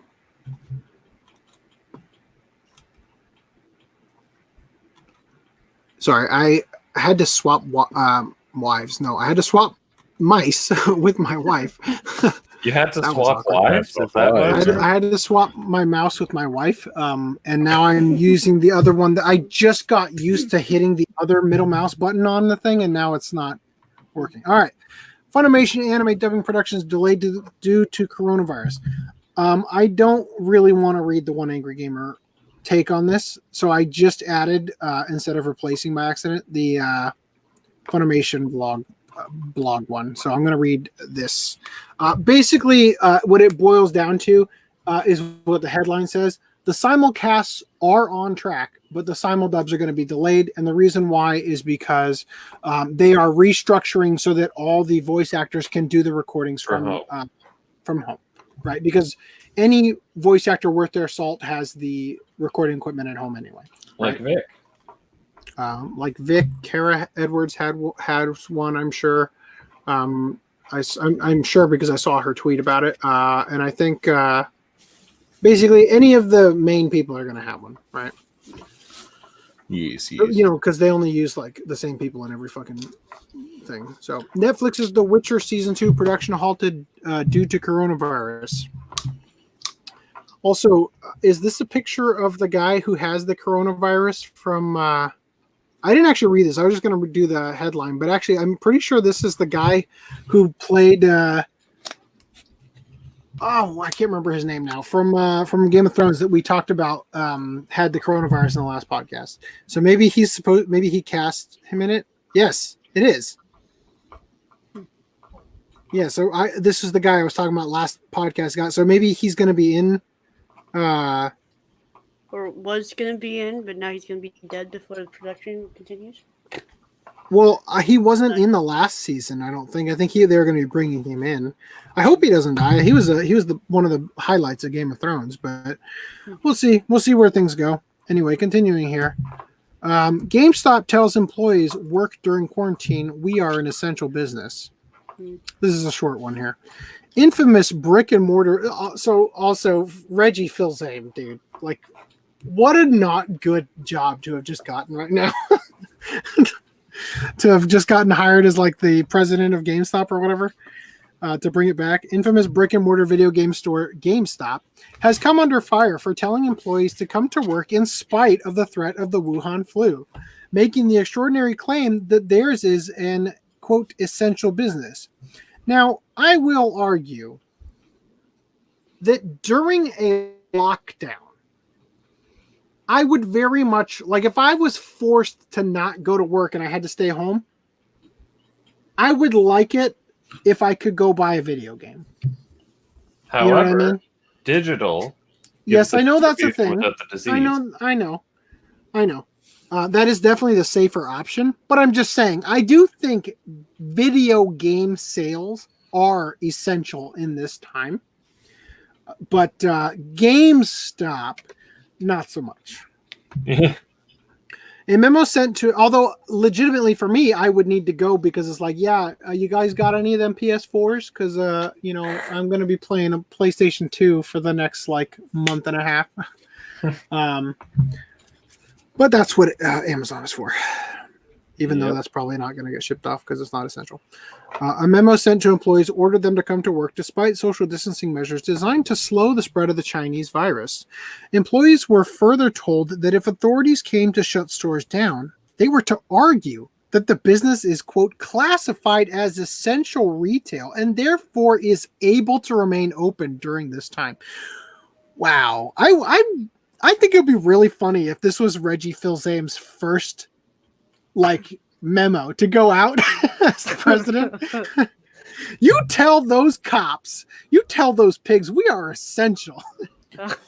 The company's memo told its unfortunate employees, due to the products we carry that enable and enhance our customers' experiences in working from home. That's how that works. We believe GameStop is classified as essential retail and therefore is able to remain open during this time. Yeah, so because everybody's new job when they get laid off and can't find any more work is Twitch streamer, yeah, I guess it is an essential business. Depending on the level of hygiene and conscientiousness displayed by the shop's target demographic, employees could be at a risk of contracting the coronavirus from handling used games, being coughed on, or being shouted at by infected customers. Since the leaked memo went public, GameStop appears to have backtracked. The retailer has now announced the closure of physical stores, switching instead to online distribution. Well, that's unfortunate that I read that last line because the next article headline was supposed to just tell you that GameStop closing all stores on March 22nd due to coronavirus. Chinese technology using holographic buttons to avoid contagion. So, okay, the buttons are like you know. How the hell is that supposed to work? Let us watch. Maybe a heat sensitive. Let us get copyright claimed. So when you push your finger, oh, that's creepy. Ooh, weird song. It made my stomach turn a little bit watching that happen. I see zero movement. I see clippy movement. So it's like an infrared laser seeing like. Yeah, it's basically recognizing where you're putting your finger. That really freaked me out, seeing it from that angle where you could actually see them like push it in and then it responded. And they like I was expecting their finger to just go straight through it, but it engaged before their finger like went through it because they didn't. Anyway, that freaked me out a little bit. Anyway, so yeah, they're using this now. Why is this a good idea? Well, in Canada, when you fly in from their airports, they have a touch screen that says, "Have you been to Wuhan?" in English, and it's a touch screen. It's a touch screen. So that's a great idea, guys. I'm surprised. I'm surprised that your prime minister's family hasn't contracted the coronavirus. Oh wait, they did. So great job with that. And obviously the Chinese are way ahead of us on dealing with this thing. This is kind of sad. This is like the technology you would see in the Iron Man movies that a lot of people really wanted to, from what I understand, either were interested or wanted to invest in, but we don't see it over here. I mean, the technology exists. Yeah. It's just not feasible to use. It's not particularly super user savvy. It's not more cost efficient than a touch screen. It's just that, when there's a pandemic, maybe splurge a little, So Narita airport worker contaminates room with a coronavirus reagent. A Narita airport worker transporting components of the dangerous pandemic causing coronavirus accidentally dropped a glass tube containing part of said virus, contaminating a room at the airport's quarantine station premises. Staff workers in the contaminated room were tested for the virus, and 2 of them had had positive results. Luckily for them, however, the components of the virus, which ended up being found in their noses, do not cause those afflicted to be stricken with the COVID-19 because it's a reagent, not the actual virus itself. So anyway, the station has been temporarily shut down to avoid further false positive test results for the virus. The Japanese Ministry of Health, Labor and Welfare issued a statement promising swift removal of the biohazard spill and better safety measures in the future. As of March 21st, Japan has reported 963 cases of coronavirus infections, with 33 succumbing to it while 191 recovered. So, remember how we covered that the facility in Wuhan literally uses the umbrella logo from Resident Evil with blue instead of red? Mm-hmm. And that it literally translates to umbrella. Yeah. Well, my friend from work did some looking in on that and found out that the head of that facility is named Redfield. Citation needed, but anyway. Japanese drugstore prohibits transforming into other people during coronavirus panic. Also asks that mask buyers refrain from suddenly developing a need for eyeglasses. Common coronavirus symptoms. Thank you for that, Greenline 743. Good that stores are closed for safety, but now I can't get my $90 Persona game. Great. Yeah. I hear ya. That's why I ordered mine on Amazon, which is probably going to cancel my order because they somehow don't stock their pre-orders. Although, depending on your persuasion, you may cancel your order when we get to that. Otaku says send that $90 as a super chat. Yeah, I'm sure that our several hour podcast will provide you with more value than a Persona game with great music and visuals and voice acting and stuff. Definitely, my rantings are worth the same.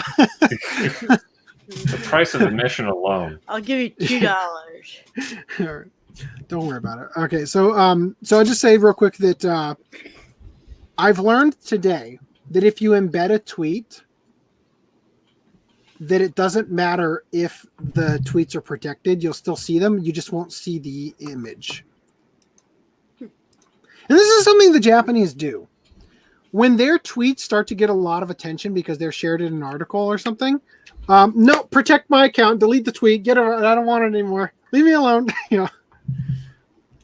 But anyway, so they said common coronavirus symptoms include fever, cough, and shortness of breath. Symptoms of coronavirus panic, however, now include sudden physical transformation into a different person.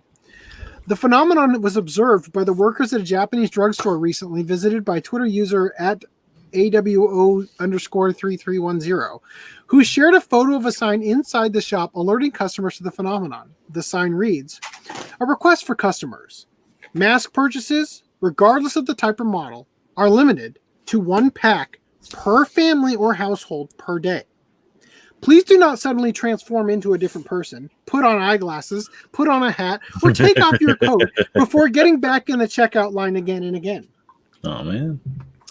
Rather than spontaneous metamorphoses, these transformations are self-induced as shoppers try to get around the 1 pack per family per day rule with some impromptu disguises, or at least changing their appearance just enough to take advantage of a cashier feeling too awkward to say, I think you might have bought a pack of masks earlier, but did you?" However, the store is on to such shenanigans, and the sign goes on to say, "Those who do not follow the rules will not be allowed to make purchases. Those who become hysterical or cause a commotion will also not be allowed to make purchases. Please remain calm while shopping." There you go. No soup for you. Yes. The staff at this store is really having a tough time, the Twitter user said. And other commenters chimed in. That's some manga level scheming. They should make you show ID when you're buying masks. Since it's 1 pack per family, they should also add, "Please don't suddenly get divorced." At the store I work at, someone came in, filled up his shopping basket with mask packs, then pulled out his phone and called his friends to come buy one each. Gotta work around the system. Doesn't break the rules, you know.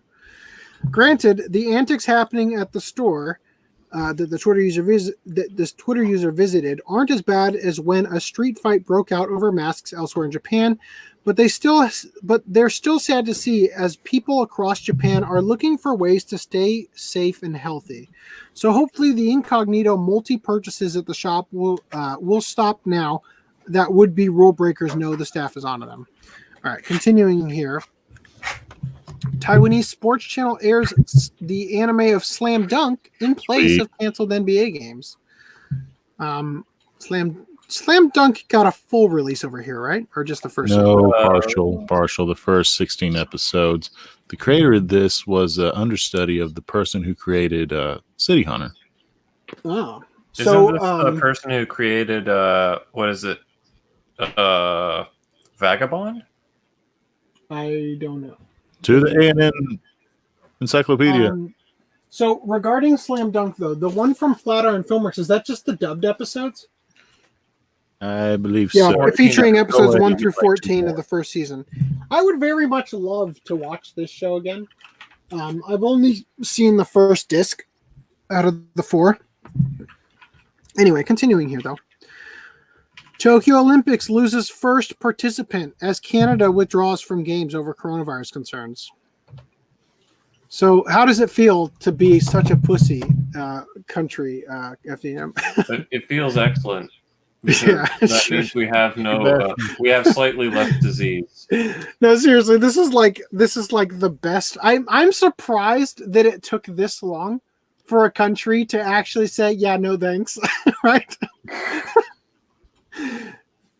But also, Japanese Prime Minister Shinzo Abe proposes postponing Tokyo Olympics for 1 year. Now, there were a lot of articles I could share on this, and normally, I love the way that Sora News 24 reports on things, but there was no mention of the person. Let me just read you this bit from USA Today. Veteran International Olympic Committee member Dick Pound told USA Today Sports on Monday afternoon that the 2020 Tokyo Olympic Games are going to be postponed amid the coronavirus pandemic. No mention of Dick Pound in that other article. Shame, shame. That truly is a shame. But if I recall correctly, if this is the case, then it's going to actually align with Akira. Shame, shame. We know with it Dick's being name. 2021. Is that how it is? I have not seen Akira since 2003. Yeah. Or something like that. Neon Wide Release Edition. Tokyo could be put on coronavirus lockdown, governor says. Otaka, let me let you know real quick that hold on, I'll just address your chat since it's gonna show up. Oh, you did another titties one? I can't use that. That's not nearly as good as the one for the other. It looks video. like tippies I think it only worked the one or time. tip pies. Yeah, that's we have to come up with something else. The magic is gone if we don't. Anyway, back to this. So let's read. So Hokkaido is no longer on lockdown. By the way, they were the highest death rate in Japan. So Tokyo could be put on coronavirus lockdown, governor says. Life has stayed remarkably normal in Japan's capital during coronavirus outbreak, but that could be changing soon. While the coronavirus outbreak remains at the forefront of most people's thought in Japan, in many ways, daily life hasn't been altered anywhere near as dramatically as it has in many other countries. Yes, sports and entertainment events have been canceled, with even the Olympics now on shaky footing. And an unprecedented number, by the way, the phrasing they used was that it has been postponed indefinitely. Our favorite word on this podcast. In fact, I could just make that shirt indefinitely, forever, or an indeterminate amount of time, as the shirt, like the dictionary one. And just use a real like yelling font for the word forever. Anyway, yes, the sports, blah, blah, blah, I read that. And an unprecedented number of Japanese workers are being allowed to telecommute instead of riding crowded commuter trains to their downtown office skyscrapers. I think that's why. You guys know how many cases there are in New York? A lot. What are they at, like 18,000 now? And I think it's largely because of public transportation in New York. People use the taxi, the subway, the train systems and everything. That I think that is one of the major reasons why. Also, the population density, like Tokyo, is very dense, and all that. But I think that's why they're getting hit so hard. And I think that Italy, well, actually, why do you guys think Italy suffered so bad? Because they hug and kiss each other. Immigrants. That's a good thought, don't you think? That the Italian way of like meeting, like mwah, mwah, all that's going to spread coronavirus, right? Yeah. So apparently, in Europe, Italy is more prone to getting more immigrant issues since it's surrounded by water, and it's like the most southern touch of the whatever the virus filters downward. There you go. No, so in order to not appear racist, the Italian like leadership decided to have Hug a Chinese Day. Oh, good God. Chicken tikka masala day for me. And that's hot. Oh my God. This chicken marsala. Holy shit, my tongue. So yeah, you they had followed that up was they'll have Huggy Chinese Day. That's hot. So yeah, they had Chinese Day, and they had a bunch of Chinese people just in the street, like that they were like hired, and they all went up and hugged them. That's racist. I mean, well, do you? The mental gymnastics see is them going like seriously. Chinese, they do that whole screaming sound. Idris Elba said that we talked about him getting coronavirus. He testing positive in the last podcast, and he's saying that humanity has done so much to the earth. This is the earth's response. Humanity deserves this. And I'm like, that's funny that you say that, because I can't believe how fucking vindicated Trump has been on everything he's ever said. The most ridiculous, radical, right-wing thing he said has been like, Man, we should have listened to Trump. It's been quite the world. And all right, let's get back to this article. I'm tickled by it. I love being in the lawn chair, sipping the martini, watching the shit show, detached from everything. The vast majority of shops are still open, though. Not just those providing food, medicine, and other essential items. Restaurants and bars are also still open, too, and offering eat-in service, as in you're not getting the curbside pickup like other restaurants. I'm surprised, actually. One article? Say what? Are we going to cover that one article? Oh, yeah, we'll cover it. It's coming up. Where is it? Huh? It's not here. Oh, shit. What's the flavor of this article? I sent it to you in private chat. Can you just link it to me in the private chat here? Yeah. Oh yeah, and then I'll pull it back up. Creator of Slam Dunk is Vagabond. Don't know why that's sending twice in the background. No, that's YouTube. That is. Copy. How's We that? have- Marcelo. Private chat. It's Boom. it's okay. Chicken's a little tough. Oh shit! Hold on. My They wife give made me a it. Facebook. They give me a It's Facebook just- link. It's a That's weird. Facebook tracking thing. It's all right. Oh, that's weird. Will Okay. that work? Yeah, it'll work. I'll pull it in Okay. the. We have quite a funny article here to cover. Actually, I'm going to put this here. We'll talk about that a little sooner. All right. Actually, we'll talk about it now.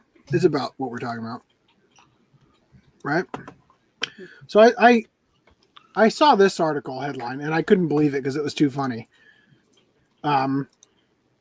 Strip club shut down over coronavirus. Now has dancers delivering food. Owner calls the new venture Boober Eats. Wow. I thought this was a joke, and I sent it to Reese as like a joke, and then he sent me a video of them like doing an expose on it with like a logo and everything. Like they have like a logo with a pair of tits with a fork sticking through the middle of them. So yeah. You like them rare or well done? Anyway, I thought that was funny. Let's continue here though. The crowds are noticeably smaller. Like a sandwich. Sorry. Okay. And while large-scale public social gatherings, including cherry blossom viewing parties, are being strongly discouraged, they are still legally allowed. The relatively high level of normalcy might be short-lived in Japan's capital, however. In a press conference on Monday, Tokyo Governor Yuriko Koike said that the next 3 weeks will be a critical juncture in determining whether or not existing countermeasures to limit the spread of the virus are being effective enough. Ominously, that's the same thing health officials were saying 3 weeks ago, which suggests that the situation hasn't improved as much as they'd hoped since late February. Yeah, they haven't done much of anything. Look, seriously, the entire world just needs to go on lockdown for a fucking month and a half, and everything will be okay. That's all we need. A month and a half, no bills, everything is paid for from the taxes that they already got. Everything. Shut everything down for a month and a half. Make sure that people have access to food. FDDNM got booted. No, You're back. Really rejoined. All right. Anyway, but there's also a new wrinkle to the repeated warning. Depending on how the situation develops, Koike said, the city of Tokyo may have to take more forceful measures, such as being barricaded in what would be called a lockdown. The governor's press conference came 1 day after the deaths of 2 passengers who were among those quarantined on the Diamond Princess cruise ship, which was docked in Yokohama Harbor for several weeks after cases of coronavirus infection were found among those on board. The deceased were both Japanese men in their 70s. During her speech, Koike also said that there has been an unexpectedly high number of cases of Japanese citizens returning to the country after contracting the virus abroad, and that she will be reviewing the health inspection process at Tokyo's Haneda Airport, one of the largest international flight entry points in the country. Hopefully it's not the same airport where the contagion or the reagent was dropped. That was Narita. I'm just kidding. All right. So anyway. All right. So we are going to do some other talking topics. So we're doing Aura Battler Dumbine, correct? For the next few podcasts. All right. Thank you. All right. All right. How many times did that happen last podcast? 5. Okay. All right. Japanese hospital worker tweets about receiving temporary 100,000 yen bonus for economic reasons. This bonus okay. So first of all, 100,000 yen is about $870, something like that. I looked it up. So this bonus comes with a special set of conditions. You must prove you used up the entire amount by April 30th, or it's null and void. So, how do you prove that you used up the 100,000 yen bonus? Receipts? Do you have to use? No. Do you have to use the entire paycheck and the bonus? I don't understand. Let's read. Scary times abound with the global spread of the coronavirus.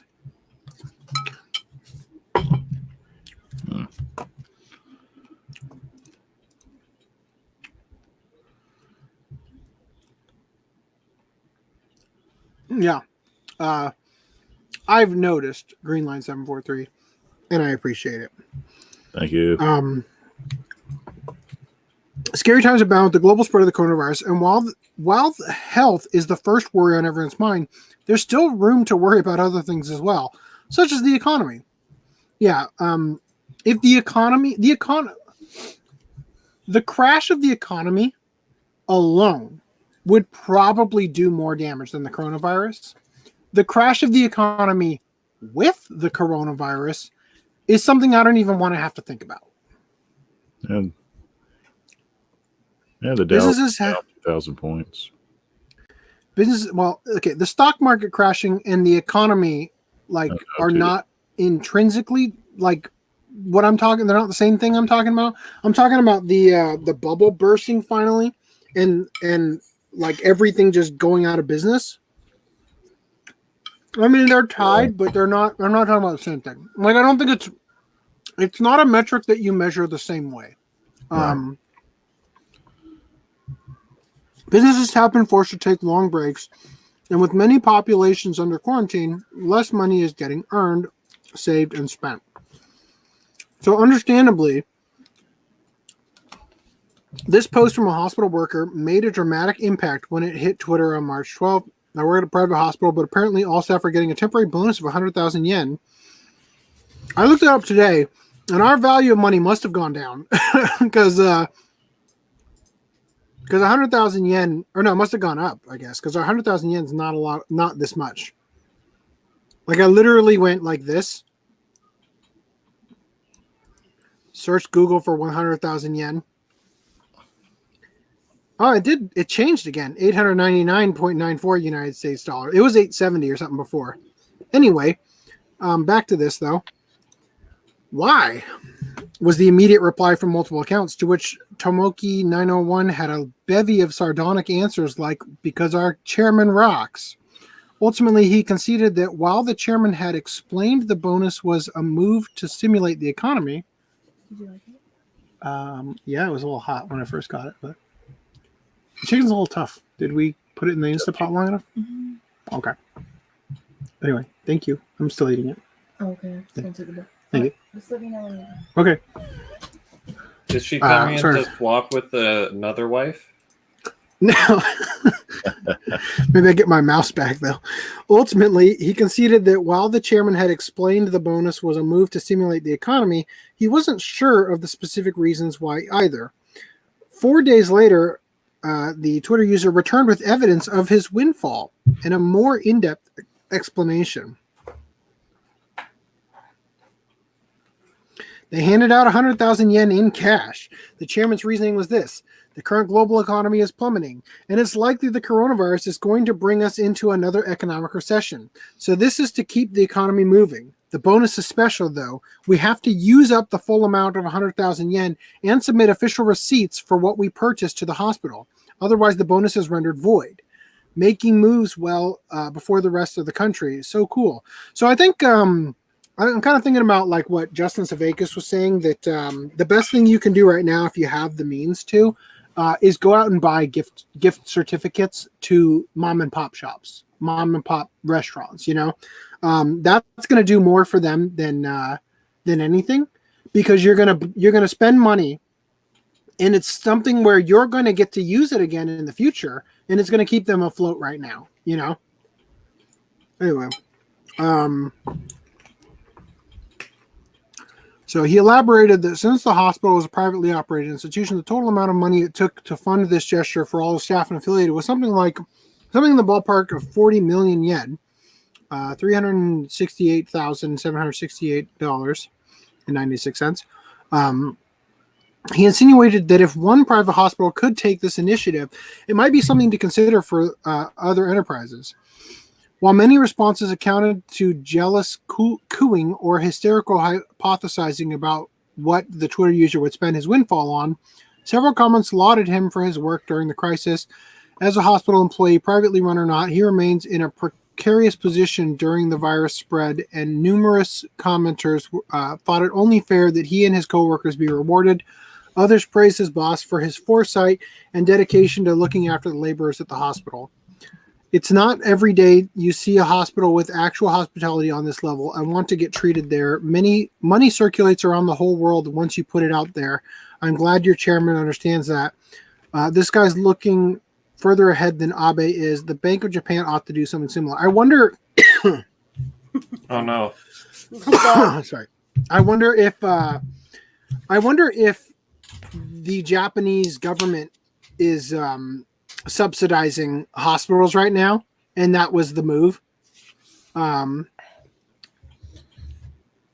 don't know. I have no reason to believe that. I'm wondering. However, since everyone in possession of the bonus excuse me has to submit receipts of their purchases, there's a chance some will have to exercise restraint in where they're spending their money. Frittering away thousands of yen on strawberries, tissues, and seaweed might make it hard to look your coworkers in the eye, and let's not even start on anime figures. I mean, that's precisely where it should be going. I don't know what you're talking about. Okay. Japanese Koran mascot makes quarantine cute. When I first shared this article, I didn't quite read it properly, the headline, and I just saw, oh, they have a mascot for the Koran. I wonder how that's going to go over. Sorry, there's a tiny piece of chicken in the back of my throat. Tough chicken. Drink some water. Anyway, yeah. So I don't have anything else to say on this. I just thought that was funny. So apparently they've got a mascot for even the quarantine. Quarantine Chan. So it's a service or a sphinx? It's a ball. It's a ball. It's an egg. Oh. It's a hazmat suit. It's a hazmat suit the guy kept farting in. Yeah. Right.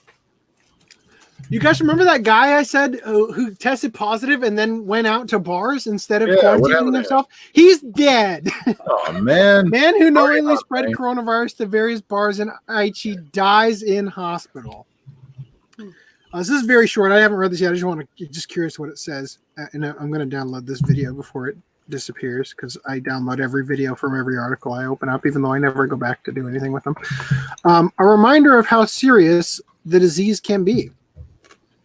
2 weeks ago, we reported an incident. Oh, God, that was 2 weeks ago? Yeah, I guess it was. It's just that we didn't recover it until, last week. Oh, well. Hold on.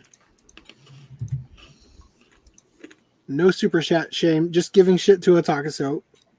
Wouldn't give you 40 if I didn't think it. Hey, no, seriously, I do appreciate it. I don't want anybody to feel like they have to, but like legitimately that. In fact, I literally just got a check from Google. I tipped over the $100 threshold for the AdSense for all the things I have AdSense running on, and your payments, they contribute to that, which lets me get that money at a time when, quite frankly, I need it more than ever. with the coronavirus stuff. So I do really appreciate it. Who is got their like cell phone coming up right up next to their microphone and making it do the beeping and all that, or the? It wasn't me. It stopped. It stopped when Augie stopped moving. Anyway, all right. So they reported on an incident. A man in his 50s who tested positive for COVID-19 defied the hospital's orders to directly go home. Instead, he visited several drinking establishments for the duration of the evening before being committed to a hospital the following day. That same man succumbed to the coronavirus at about 1 o'clock in the afternoon on the 18th of March. Man, karma is a bitch. Yeah. It was reported that he had suffered from a serious chronic illness prior to having been infected by the virus by his parents, whom he lived from his parents, whom he lived with. So I wonder if this guy went out drinking because he's like, well, fuck, I'm fucked, I'm dead. Better enjoy myself. I wonder if he did more with gambling and hookers. Will not shut off before I go. What? Yeah. I'm like, where are you going? Where are you going, Reese? What? Wayne's World reference. I didn't catch everything you said. I just heard the before I go, and I'm like, wait, where are you going? Like, I pieced it together. I got you. One last hurrah. Yeah. As a result of his visits, all the establishments in Gamagori City needed to be shut down and sterilized, and one employee in her 30s was infected. The bar was preparing to sue, and the police were investigating obstruction of business charges at the time of the unidentified man's death. It's an unpleasant end to a thoroughly unpleasant affair, and many online were left unsure how they should feel about it. Why couldn't he just die like a man?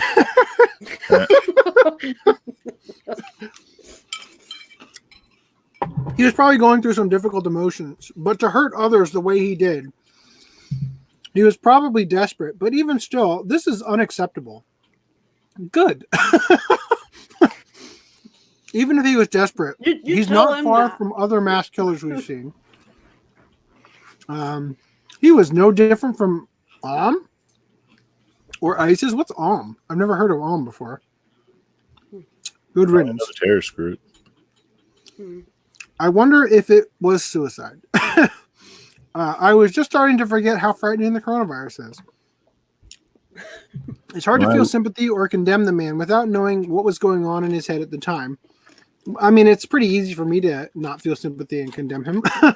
But the fact remains that with his death, justice for what he did will go unserved. I mean, I think justice is served, personally. That's the kind of justice. That's the kind of justice where God in heaven looks down and goes, "Kapew!" You know. Gotcha. Did his actions actually infect anybody? Yeah, that 30-year-old woman.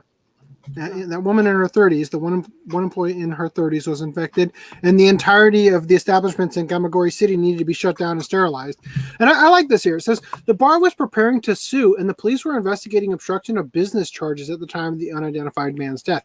I think that this is a great approach, because in the United States, we're talking about right now, why do I have the highlight on the fucking video? Why is... Oh, no, this is like my other text to talk thing. Anyway, so in the United States, we're dealing with an unprecedented problem of, is it worth risking our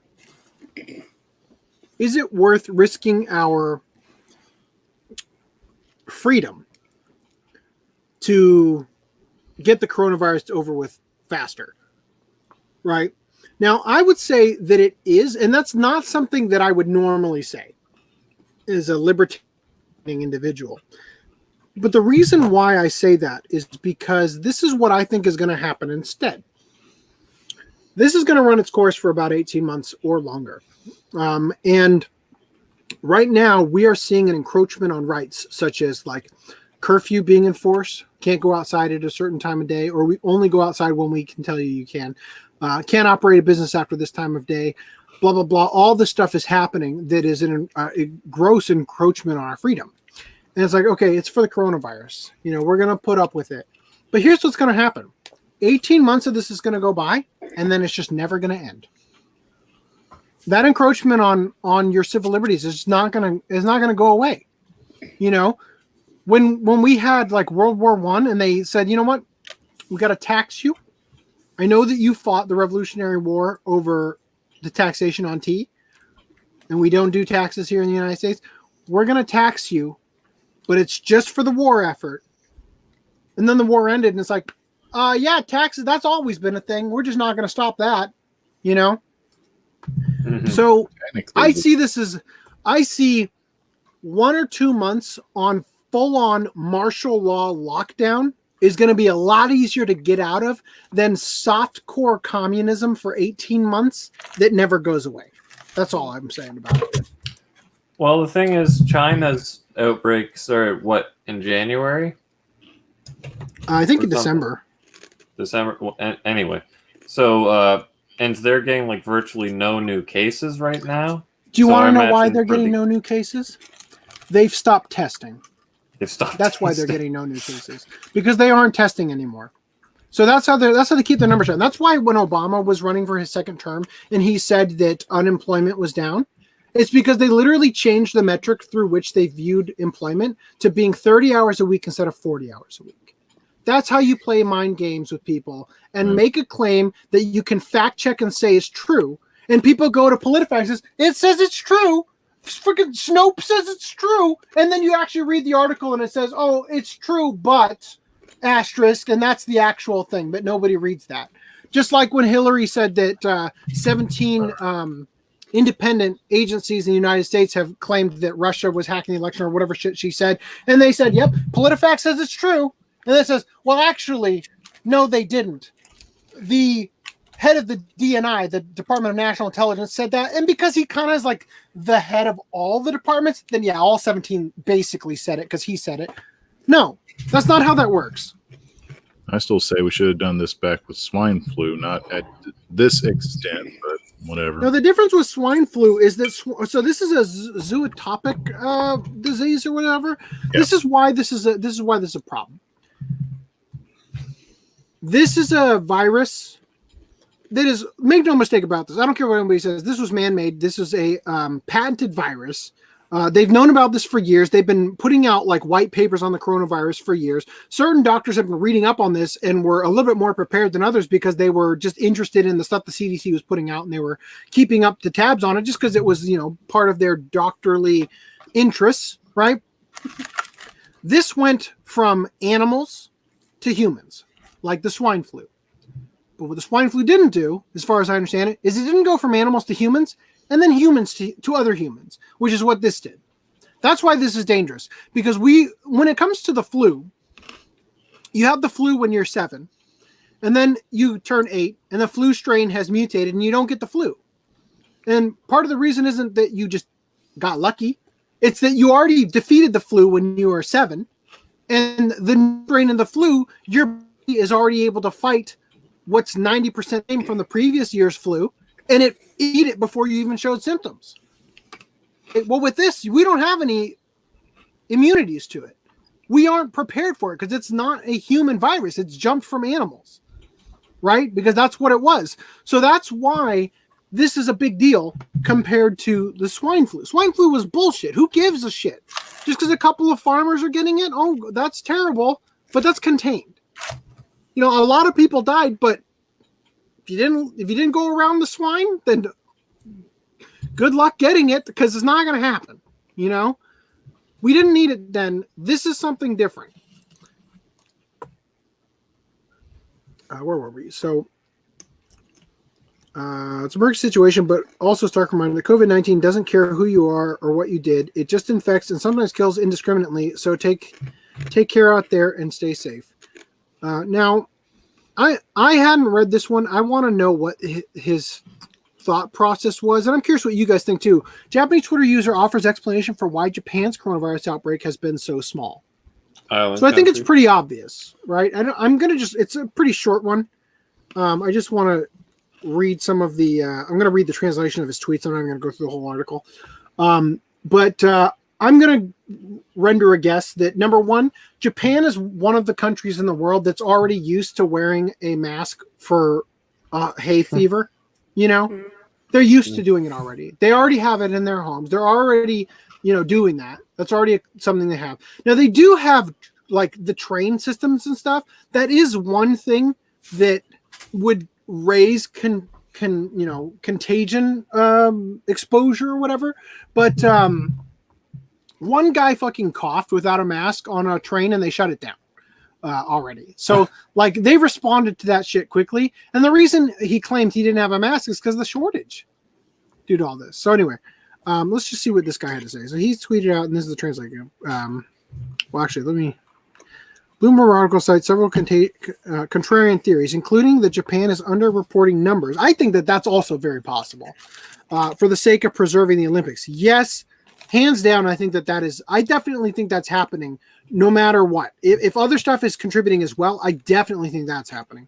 Or that it's because the country hasn't been testing as much as it should. Japanese users in response to Bloomberg's article had their own theories. They said Fukushima radiation probably killed the virus. I mean... Okay. Because people in Japan can get advanced medical care immediately because they follow rules, already have high hygiene levels, already frequently wear face masks, etc., etc., etc. I'm in Kyoto, Japan. The reason why they are least infected, it's because they are not testing. It's very hard to get tested unless you are very sick. Apparently, Olympics is more important. Couldn't it be because Japanese almost never shake hands and rarely hug? Well, this goes back to what I asked about. Why do you think Italy got hit so hard? I think that this is definitely it. I think that's a major contributor to it. So this Twitter user said, Bloomberg, Japan's not doing enough polymerase chain reaction, PCR, testing for the virus. There should be many more cases of infected individuals. Japan, exactly. We're aiming to keep our medical system from crashing, as well as decreasing the number of deaths. We aren't interested in knowing the exact number of infections. Bloomberg, huh? Japan, there are probably several times as many infected individuals, but their symptoms are mild, so we aren't worrying about them. Bloomberg, you're not worried about them? Japan, again, these are like straw manning all of it, but fuck Bloomberg anyway. Japan, what we're really interested in, and again, this is Bloomberg's news business, not Michael Bloomberg, specifically the person that they're quoting here. It's the Bloomberg Business Insider stuff article. Anyway, what we're really interested in is the trends and the number of cases, how they increase and decrease. Right now, we seem to be looking at a decrease. Bloomberg says, how convenient. Just look at how Hokkaido is lifting its state of emergency and the schools around the country are going to open back up on schedule. The first graph represents the number of patients who began to experience symptoms between January 1st and January 19th, and the bottom graph represents the number of patients whose symptoms weren't linked to COVID-19. I mean, I'm not sure. I mean, perhaps it's because I'm only seeing the top half graph, but I'm not quite seeing that this is actually a good thing. Maybe this will show some different things here. Here we go. So, I mean, if you could isolate this to the ones that just were, maybe that would paint a better picture. Anyway, I think I've pretty much read enough here. This wasn't. I think I just used this as an excuse to explain my hypothesis, and I think that they definitely are trying to keep the Olympics going, and finally had to admit that they aren't. And the fact that they finally admitted that, I think in the next 2 weeks things aren't going to look so good for Japan when they actually start grappling with this. And I would even go so far as to say that they are going to have a mini version of what's happening in Italy. Just throwing that out there. I don't want that to happen. I said from the very beginning of this, like fucking a month and a half ago or whatever it was, that Japan is going to get fucked by the coronavirus because of their aging population. It's going to destroy their economy. It's going to be almost impossible for them to recover quickly. Not that they can't recover, but that it is going to send so many studios for anime and all that out of business. So many businesses are just going to tank. It's not going to be pretty for them.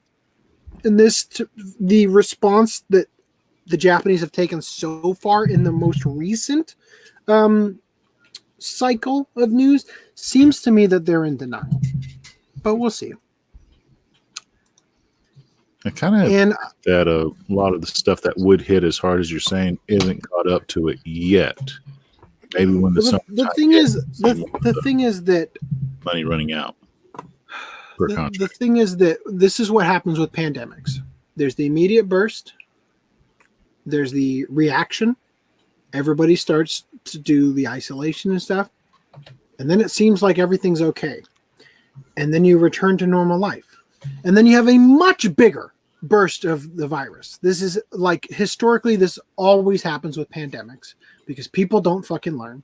And you don't catch everybody who has it because you aren't testing or because you don't know. And especially with the coronavirus, where you've got 2 straight weeks of being asymptomatic and treating life as though nothing is wrong and everything's normal. And you go out to all your parties, your barbecues, your work, retreats and everything. And you're infecting all these people, right? That kind of shit adds up a lot. And, I think, like I said this last podcast, I would be surprised if there was any less than 1 million cases in the United States a month from last podcast. I think there's probably already 1 million cases in the United States. We just haven't confirmed them yet, And look, again, I don't expect to die from the coronavirus. I really don't. I'm not worried about the coronavirus. I'm worried about the response. I'm worried about the coronavirus being the pin that pops the bubble of our economy. I'm worried about the Fed thinking that they can just do unlimited quantitative easing and dump trillions of dollars into the market as a way to stave off the crash. That is not a good idea. That has never been a good idea. We shouldn't have bailed out the banks in 2008. We shouldn't bail people out now. People should have, it's a shit show. And it'll be a miracle if we get through it and have anything that even resembles the life we had before. I'm just more worried about hyperinflation once everything's back to normal. And that's what I'm worried about. Oh, and the digital currency they're trying to put it out into place. I'm enjoying gas prices right now. I hope the USD and CAD level out.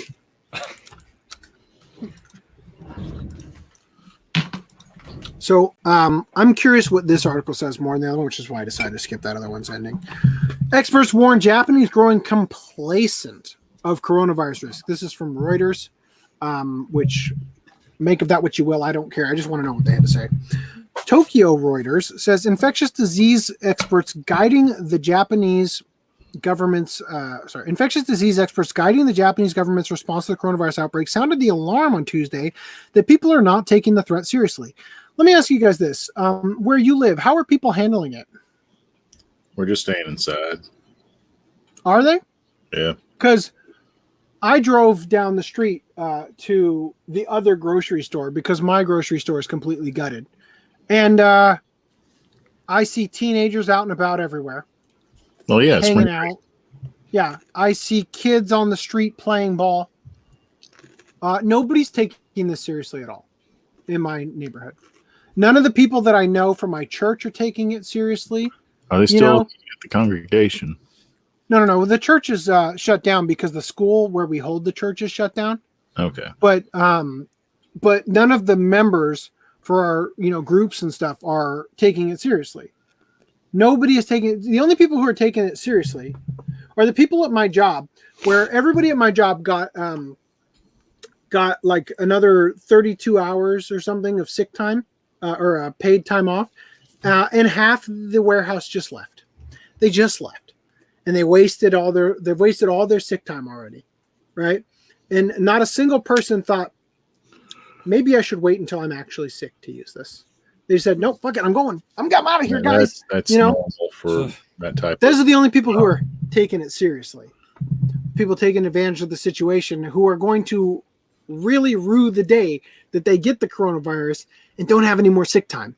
And the dumb fucks who come to work and try to mask their symptoms with Dayquil when they get the coronavirus. Those are going to be my favorite people who infect the entire warehouse because they wasted their sick time now.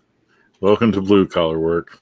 Yeah, and the best thing is that starting this Sunday, I get my vacation that I booked off like before this was a thing, and before it became a big thing. And my coworkers are saying, "Yeah, we're gonna probably close down like the day before you go on vacation, and then you're gonna be waste your vacation when everyone's off." But Yeah. I don't know. I don't think that's how it will work because I won't claim the vacation pay then. Oh, so yeah. Well, yeah. I mean, We I really would- should though because we interact with so many people every day. you should be getting hazard pay at your job. Nurses should be getting hazard pay. Hospitals should be getting hazard pay. Oh, yeah. All right, so here's the photo here says Hiroshi Nishiura, a professor of infectious disease epidemiology at Hokkaido University in the white shirt. I'm guessing it's this guy because a lot of people are wearing white shirts, but it must be the guy at the podium. Speaks during a press briefing on the coronavirus threat in Tokyo on March 19th, 2020. Over the 3-day holiday this past weekend, what was the holiday? Is it a Japanese holiday? Did we have a holiday? Golden Week. Golden I have no Week. idea. So I have no idea. Can't be Tokyo's still- public parks were full of people at cherry blossom viewing parties, while the K1 kickboxing organization held matches before 6,500 fans at the Saitama Super Arena. Large-scale events risk a resurgence of coronavirus cases that have been held in check to date in Japan, according to Hiroshi Nishiura, a professor of infectious disease epidemiology at Hokkaido University. Okay, so here you gotta do. You gotta make an anime all about the coronavirus that people will definitely watch, and then they'll be informed because that's how everything works in Japan. It's too bad. Souls at Work Souls season at 2 Work. will be all I cannot about wait for Corona. Souls at Work season 2 next year. Fucking right, yes. Yeah. I'm just about to say that too. Legitimately, I don't have the money right now, but I am legitimately thinking of paying full price for that season 1 Aniplex set. If behavior returns to normal, there could be an explosion of cases like what's happened in the United States and Europe. Nishiura wrote in commentary published on Yahoo Japan on Tuesday. In particular, once major events have resumed in an endemic area, the outbreak can grow out of control. The other thing about the outbreak is that it basically doubles every day. It basically doubles every single day. And that ain't going to stop until we all have it. And I expect to get it. I don't want to risk my kids getting it. But I am fully acknowledging there is pretty much nothing I can do. Unless my adoring fans super chatted up the wazoo so I could quit my job. There is no fucking way that I am going to avoid getting it. You know, quick, don't give them $1. the thing is that none of my fans are in an economic place to do that anyway, because they're also getting laid off from work and having like lockdown and stuff. I don't want anybody to do that. I understand, you know, but Nishiura is part of a panel that last week advised that school closures and other restrictions could begin to be lifted. Tokyo Governor Yuriko Koike on Monday warned that the capital could be locked down and called on event organizers and residents to exercise restraint. At present, I think citizens are not facing this epidemic with the sense of crisis and the impact of their actions on one another. The outbreak has now infected more than 377,000 globally, with over 16,500 deaths linked to the virus. Japan has had 1,140 cases and 42 deaths, according to the public broadcaster NHK, and there's growing concern that the Tokyo 2020 Olympics will be postponed. It has been. Particularly risky environments are those that are enclosed, have low ventilation, and where large groups of people are talking or shouting, said Hitoshi Oshitani, another panel expert and professor of virology at Tohoku University. Tohoku being the place that was hit with that terrible earthquake, I believe. That means cherry blossom viewing, known to the Japanese as hanami, is probably fine. But K1 should not be done, he said, meaning the kickboxing thing they brought up earlier. If Japan can prevent an overshoot, an explosive rise in virus cases, it still faces the risk of reinfection from overseas, Oshitani said. The first wave of infections originating from China were relatively small, but there is a more serious threat from explosive outbreaks in Europe and the United States. We're expecting that the second wave is much bigger, Oshitani said. You know what? You know what this tells me? This tells me that Justin Sudeikis is about to get his trip to Japan canceled by the Japanese government. Uh-oh. Do you remember him talking about like it's still on, he's still going, everything? I don't know why Not if he the would. Japanese government has anything to say. Yeah, I don't know. Seems like not a good idea. I wouldn't even want to go to the airport, no matter where you're going. Don't go to the fucking airport during this. Yeah. All right, so I got other articles here, but let's do our Pickups. let's do our pickups real quick. Ooh, Yeah, So who two- wants to go first? 2 hours, 40 minutes Ooh. into the podcast. Let's do our pickups. A new record. Reese, you want to do yours? Yeah. All right. Well, first, I want. Did I just? Okay. I First, clicked it at the same time. I What was want it? to. I want to say that this is how I'm combating coronavirus. Is we're pulling things out of the Bats? freezer. Oh, okay. This is squirrel. Squirrel. It tastes like chicken. So it's dry. So good. Any obscure meat that people typically don't eat apparently tastes like chicken. It does. As long as Really? it's not Yeah. gamey. So Alright. my pickups this week are Attack on Titan season 3 part 2 with the Armin keychain, Lupin the Third, Fujiko's Lie, and Recovery of an MMO Junkie, which I was very pleased to see that it had this as the cover sheet underneath it. Okay. Why is that? Which is- Curious. I Alternate. really Oh, like are those the characters in the game? Yep. Yeah. That is a nice touch. Yeah. So it's kind of like an inverse of Yeah. what you see. and Yeah, this- too bad it's a Nazi's work. But is that an article? Legitimately, that was there? everyone here, are you going to watch this specifically because of that? Be I've real. already seen it. Because I That's am. Great. That's I've already seen why it. I watched I it. enjoyed I'm it like, a lot. let's see what this Nazi made. And I and like- did you notice all the swastikas that he worked into it, or was that not actually even a thing? Of course they were included in the Blu-ray version. This what is was exclusive. this thing? He called somebody something, or like, I can't even remember what the thing was. It was Yagi Numa, right? That was his name. That I don't sounds even familiar. remember. I just don't even care. Doing right I don't even along. remember. Oh no, it was that he had liked videos on YouTube that talked about the Rothschilds, and the Rothschild, like being critical of the Rothschilds means they're anti-Semitic and not anti-Zionist, apparently, according to Canapa Effect, who dipped That's that it for article in my there. pickups this week. All right, I who's got- going next? I got. I have How about me? pickups. We're gonna- who? All right, Wrong let's name. turn this bad boy on. Ah. Garo season 2. No, I do not have season 1, but season 2 was like much cheaper because And it's- you were able to get it from Amazon because it was an essential. yes, it was an essentials edition. Which, if you saw my tweet, I said, "Oh no, we're only gonna get essentials anime because only essential services are whatever." Not moving. I can hear him fine. Okay, and then next we have the latest One Piece Blu-ray, the Stampede movie. And I was thinking the other day, I'm like, damn it, when's the next One Piece pre-order coming out? Because I think they're basically caught up with every HD thing apart from the movies that they never released. But yeah, hopefully because like in December or whenever it was last year, they said, "Oh, the dub is coming back." We'll hopefully finally get some HD One Piece TV series. But I don't know. They seem really reluctant to actually release that. Then we got King's Game, which is what Duo's favorite anime of all time.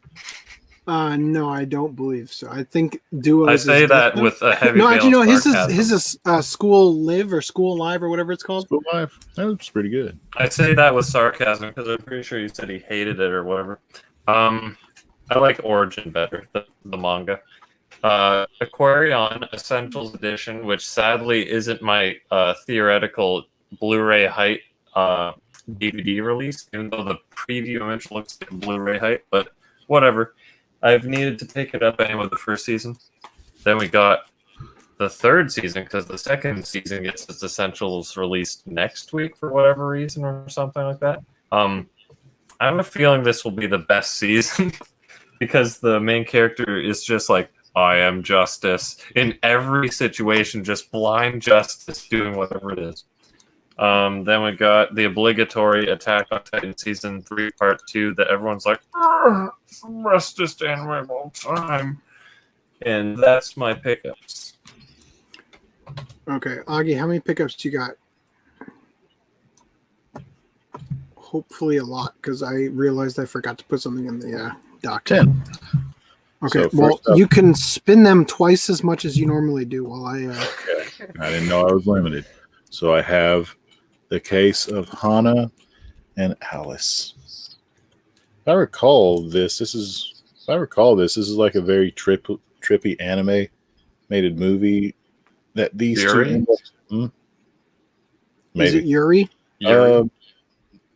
If it's the movie I'm thinking of, it's not Yuri. It's just two best friends trying to rebel that they have to move on to the next school. And they end up under a truck hiding from someone. Okay. Followed by a local pickup, and it was cheap. The Heroic Legend of Arslan, Part 1. Oh, Yeah. come on. I've got like 4 copies of that. I could have sent it to you. Okay. Then part Wait, 2. actually, that's... I might... Oh, you... Okay. Part 2 without a slipcover. That's Part 2 without a slipcover. Without a That's slipcover. why I've got 4 copies of it. made by the same person who created a Record of Lotus War. No. Legends of the Galactic Heroes. There we go. Yep. I have considered us doing Arslan in the future, but like I said, something's going to have to change for the Watch Club. I mean, something's going to have to change before then, if I'm ever going to be able to do that with how things have been going. But continue with your pickups. Up next is a show that's known for its dialogue, and that's Saitokai Yakunin Domo. Oh. Yakuin Domo. Yakuin Domo. Yeah, Seitokai Yakunin Domo. There we go, with the very frisky teddy bear she has. Full of language that every church member should know. Up next is 7 Senses of the Reunion. Yeah. Whoa. Ooh. Followed by Gakuin Basara Samurai High School. Bam. Oh, I want that. Did that need to have a slipcover or no? Is that a No, Sentai? No, it's Sentai. Yep. And it's not dubbed, so that sucks, but what can you do? Well, all you got to do is buy it, and then, if they sold a lot, then they'll dub it and release it to you again for that sweet extra second time around buying it. Or Well, I assume it was very previous unsuccessful seasons because of the movie splice our in Funimation dubbed. what the characters would say, and you have a very botched up, technically dubbed but recycled. But That's only more Matt- work than it's worth. Only Or you Matt just- will do that.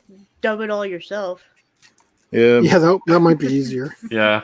Up next is Devil's Line. Whoop. It's Devil's Line. And next is Orlando Bloom Into You. I just wasn't aware that this was going to be a Yuri. I'm kind of interested to see what this is all It about. is a Yuri, I think. Considering the usual suspects of AniTube are all over it, I guarantee that it is. I don't keep up with them. And to keep up with FDDNM, I also got My Teen Romantic Comedy Snafu, the new dub release. And this one's Perfect. in a thicker Blu-ray case than usual. Well, it's a 4 discs. Well, what do you mean than usual? It's a 4-disc, which the minimum is the Can't tell much. yeah. by this, Bloom Into but You should only be 2 discs, which Yeah. is the 12 millimeter, and then Snafu is 14 millimeter, which is the minimum for 4 discs. Then one of AC's favorites. I'm not going to say of all time, but a show that he likes. I got season 3 of Haikyuu. It's a good show. Ooh. And that's it for now. I'm just changing. His Adventure Kid. It's Adventure Kid. But remember, next podcast we are watching Aura Battler Dumbine. Adventure Kid edition. And Adventure Kid. Okay. I am just putting What pickups did you get, AC? Article here. I didn't get anything, but I have some stuff from Hunter that I haven't shown yet, so I'm going to do that. Okay. But I'm going to publish this changes, and hopefully we don't get some bullshit about, oh, you can't do BestBuy.com. That's strange. Why do they not want to share BestBuy.com? It's like saying you can't share Amazon links. Like you're trying to buy something. What's wrong with you? Well, yeah, it was. I think it was due to the fact that I had about 1 billion links in there, and they were like, hold on, whippersnapper, you can't put so many links in here. We don't like links from bestbuy.com. Yeah, that's strange. I'm surprised. Oh no, I guess you didn't put that one in there. Which one? Oh my god, I was able to watch so much more anime than usual. I finally got through Gal Kaiser. Did Fighter Gal Kaiser? Yeah. It's like one episode or 3 episodes? No, that's 3 episodes blended in like a movie. Hyperspeed Grand and Virgin Fleet. Also, because you're being self-quarantined or something? Self-isolate, sorry. You're working from home? Yeah, I'm working from home. So my friends, they're sweet video games that are an essential part of your job? Well, if the system is slow and I have to wait, I might as well watch something while I wait. So my friends' parents are geniuses, and they went to Florida in the midst of the coronavirus. Well, it is spring break. Party on. And apparently they got back somehow. They probably got to the border like right before they closed it. And now my friends have to self-isolate with them for quarantine purposes. Well, good job, parents. Big brain. Big brain. All right. So before we get into the stuff that I just added to the doc that I am opening right now in the tabs, we will go over anime news deaths. Deaths.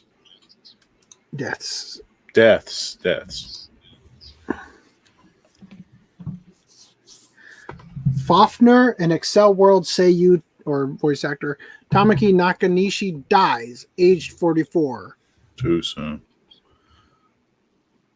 I was like,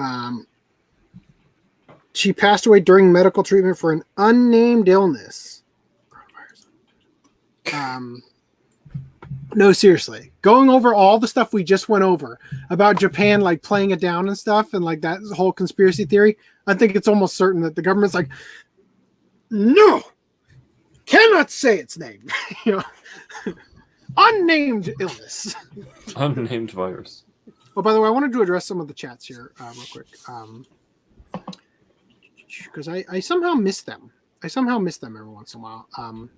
Protagonist says, I fucking got the notification. I think you did you mean I just now got it when you tweeted that? No, he got it when, that's probably how he got here in the first place.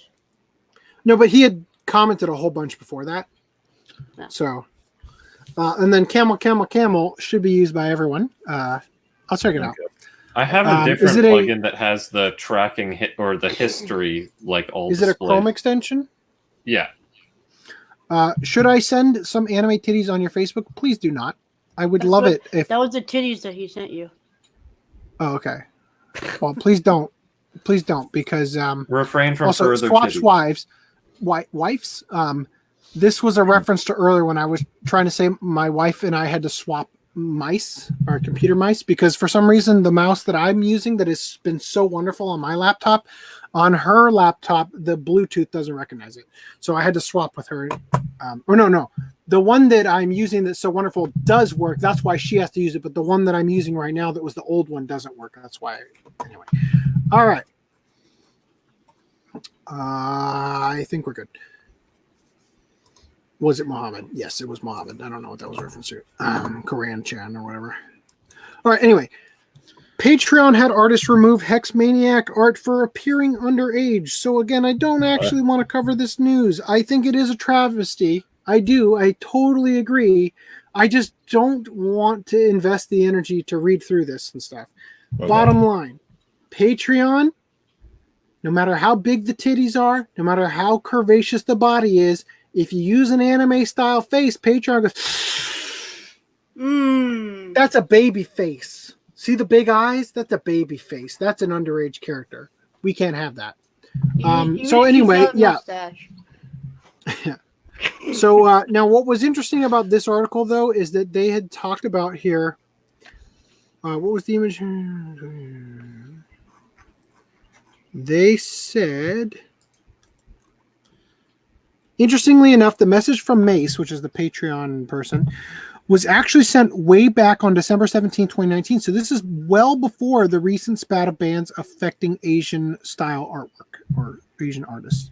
Anyway, so yeah, look, you got to diversify. That's why I use Brave, and I have it set up so that if you guys use Brave and you watch content on my channel, that it sends me basic attention token, which, by the way, little victory. I didn't do my pickups either. Little victory here. I checked Coinbase to find out how Bitcoin was doing at the best possible time when it tanked so fucking hard, and I bought $200 worth of basic attention token when it was valued at 10 cents. So it hasn't exactly gone up yet, but when it does, I'm going to have some cash that I wouldn't have otherwise had. All right, so let me first and foremost, allow me to turn off my night shift because I'm orange man level. I screwed that up. I'm Trump level orange is what I meant to say. Oh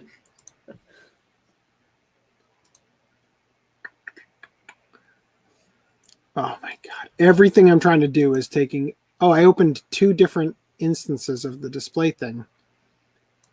Night shift. Turn on until tomorrow. Turn off that checkbox. All right. I'm back to being just red. All right. So let me go back to this. So this is what I was frantically adding back into the doc is all of the Kickstarters. And I just said, fuck it. I'll deal with which ones I need to go through once we get there. So this one we can quit because we already discussed how this failed miserably. We already had that. Yes. Yes. Oh my God. Were you holding on to that the whole time? Yes, I was. He asked me to make a counter for him every time he clicked himself out. Yeah. That's the second time, dude. That's the second time. Did you do it? Were you gone when I did it earlier? No, but the thing is, that as my thumb hovered over the buttons or whatever, and I was going to hit the Command W to close the tab, I thought to myself, I'm about to boot myself out of the call. But I was literally, as you guys will go back and watch the stream and see, I was literally doing this. Hold on. I was literally scrolling, and I thought, surely this is the active window right now. And when I do that, it's going to close the proper tab. Nope. All right. Linda Project. Did I think they barely, they did it. They did it. Mad lads, they did it. I still don't quite feel bad for not backing it because I don't want it. But I would have preferred it if they had failed, so I didn't ever have to regret it. And if anybody's new to the podcast, the reason I didn't want it is because it's all about cuckoldry and meta-RHYS stuff. I don't care about it. Anyway, Cat Shit 1 looks like it's definitely going to make it. $100,000. $271,974 was definitely not an ambitious goal. They should have really raised that to $1 million because they're definitely going to make it. By the way, I looked up Cat Shit 1 because you guys said it had gotten out on Blu-ray. I have found copies of it on Amazon. They are absurdly expensive, and I can't tell if they're the right one or not because they have the cover that was on that Anime News Network link you sent me. But one of them, it says English edition on it. And I don't I know. remember I just seeing don't know. And I feel like I'm going to spend a lot of money on something that's going to be a bootleg. So I haven't bought it yet. And I honestly don't have the money for it anyway right now. So I'm not going to get it. But third editions. Keep our fingers crossed that G Kids will rescue it. Yeah. G Kids. G Kids seems like the perfect company to release something called Cat Shit 1. Yep. Exactly. Just scroll through that they G Kids released catalog. motherfuckers. They're like when Marnie was there and all. Cat And Shit Perfect 1. Blue. They They released got Perfect Blue. AC. They released Motherfuckers. AC. They released motherfuckers. They That did. is true. Didn't. Are you Come expecting on. Criterion or Discotech to release that? Yes, I expect Criterion to release Cat Shit 1. Yes, that's exactly who I think is going to release released Criterion. The prestige of their brand. They did release Sallow. Along with cat soup. Yeah, there you go. All right, so this is still this looks like it's on track. I think we'll probably see this one get there. Now, continuing to the new stuff. Ooh. Raging Golden Eagle. Blah, let me try that again. Raging Golden Eagles Kickstarter Blade Devil charged past the $100,000 milestone, which I realized I probably should have just gone to the Indiegogo page and not even bothered to link it through the One Angry Gamer page. I totally muted my mic after I sneezed. Good job. Congratulations. I So, did that. Now, I have to say that I am quite saddened by this. Not because I don't think Raging Golden Eagle deserves, to make money or anything, but because it makes the Kickstarter that Cody Beyer did from Anime Outsiders that much more painful. Because he had to refund everybody and basically cancel it.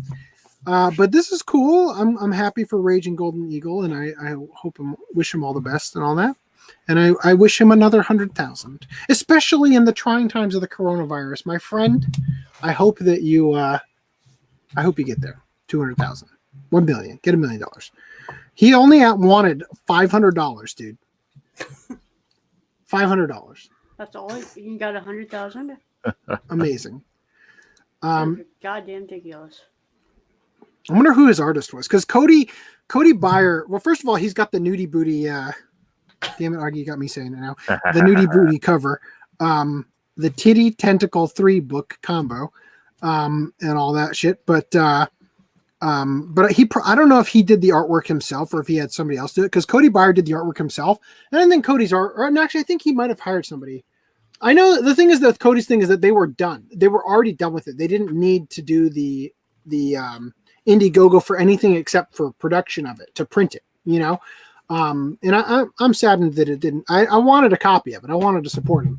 I haven't supported this one. I'm going to follow it and then maybe get to it in 8 days. I'm not going to follow it right now. I'm going to forget. I'm going to forget, guys.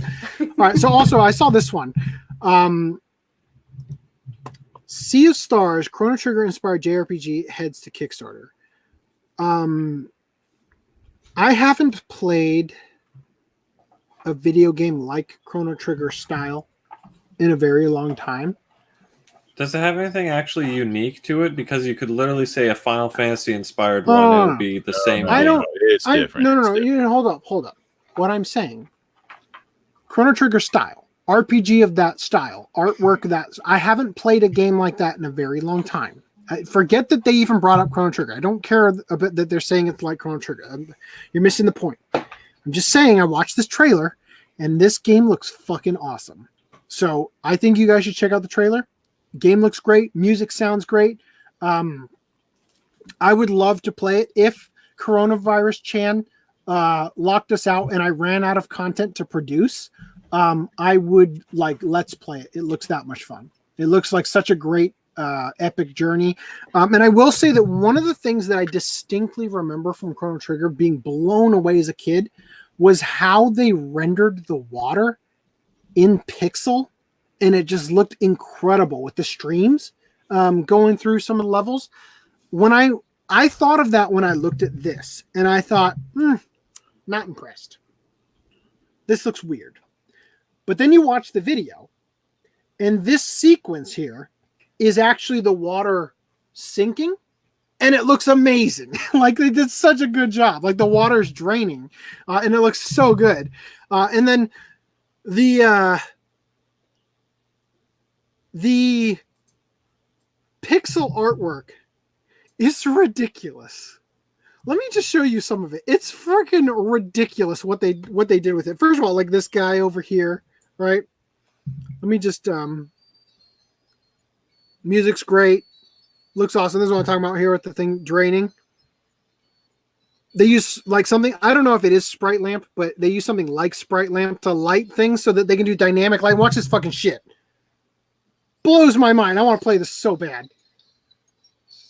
Anyway, and then the actual like pixel stuff when they're fighting the bosses is just crazy in terms of the detail and the amount of movement. Like this right here. Watch this shit. I mean, come on. I gotta play that. I see it at 2 frames a second. Yeah, you should check out the video. It looks awesome. I'll never get around to playing it, but I would very much love to. What is it for? Is it for PC? Oh, Jeff is kidding. I assume so. Yeah, I actually don't know, but I assume it's. What's up? Before you move on, I just looking at Twitter. William Dufris William Dufris Dufris, who is the voice for Lupin and the UK dubs of Bye Bye Lady Liberty and Sugar Mama, has passed away from cancer. Oh, damn it! From what? Cancer. Oh man. I'm just waiting for the coronavirus sting to hit, and waiting for it is worse than it actually hit. You know? Mm-hmm. Like, I know you're going to take Hall & Oates from me, Corona-chan, but just get it over with, all right? You mean it's kind of like watching someone getting shot, but the person who is shot is, like, less afraid because they're like, oh, it's only, like, at this part of my, you know? I mean, I guess. However that goes. Otagusa says maybe Cat Shit 1 fits Funimation standards. I mean, it's a lot like their other stuff, like Black Lagoon and whatnot that they've licensed and stuff. Yeah. No, all right. So Stan Dolan on Twitter tweeted out this article. KawaiiCon 2020 postponed to August. Convention to be combined with Comic-Con Honolulu. Now, I'll just say, if there was one place that could have survived Corona-chan, Hawaii. it's fucking Hawaii, and you guys already botched it.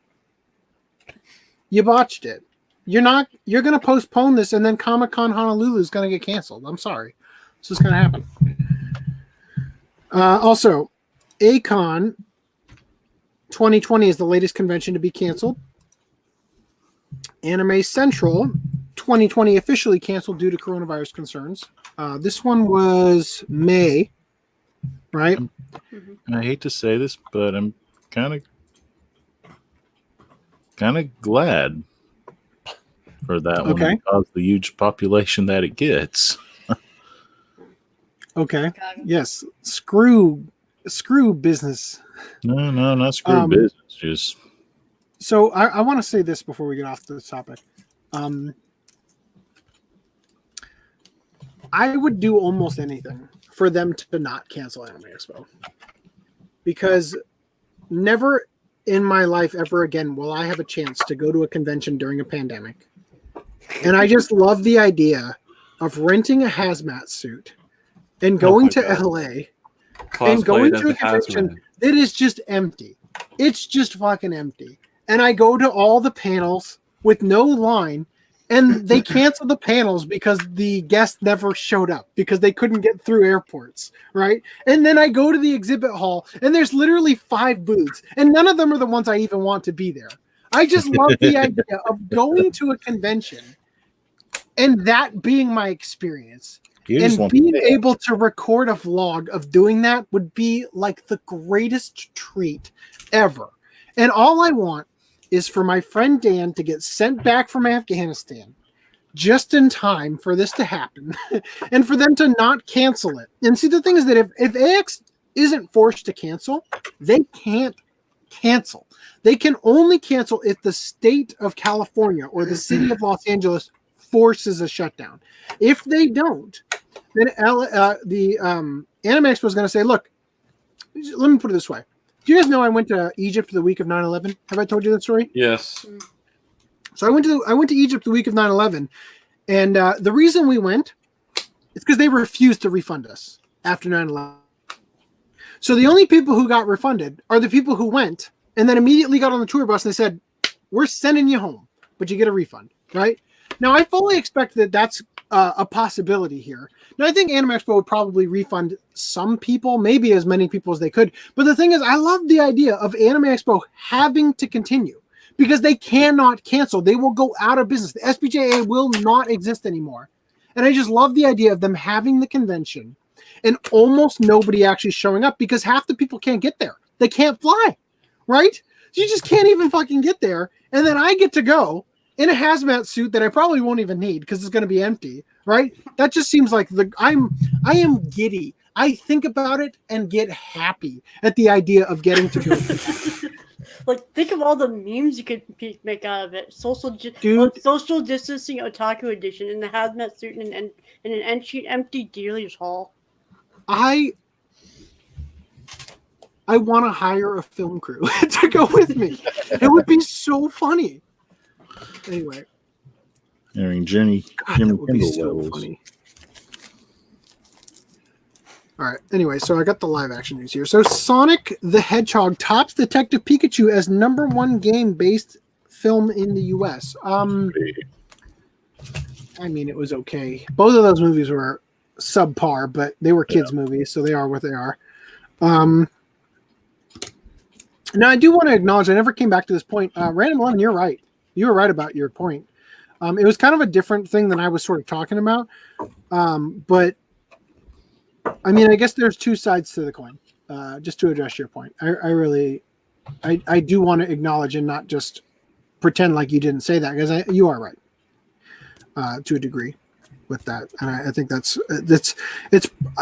I said before, I'm formulating the opinion as I'm speaking it when I was talking about that stuff.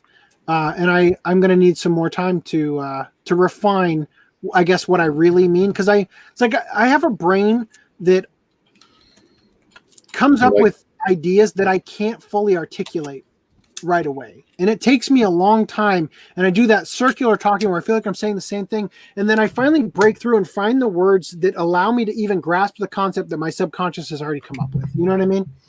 Anyway, continuing here. Also, I guess Funimation's screening of Heroes Rising earned only $98,000. That's less than it may. Oh, here we go. The screening has earned a cumulative total of $13 million. Okay. That's more than, I think that's more than 20.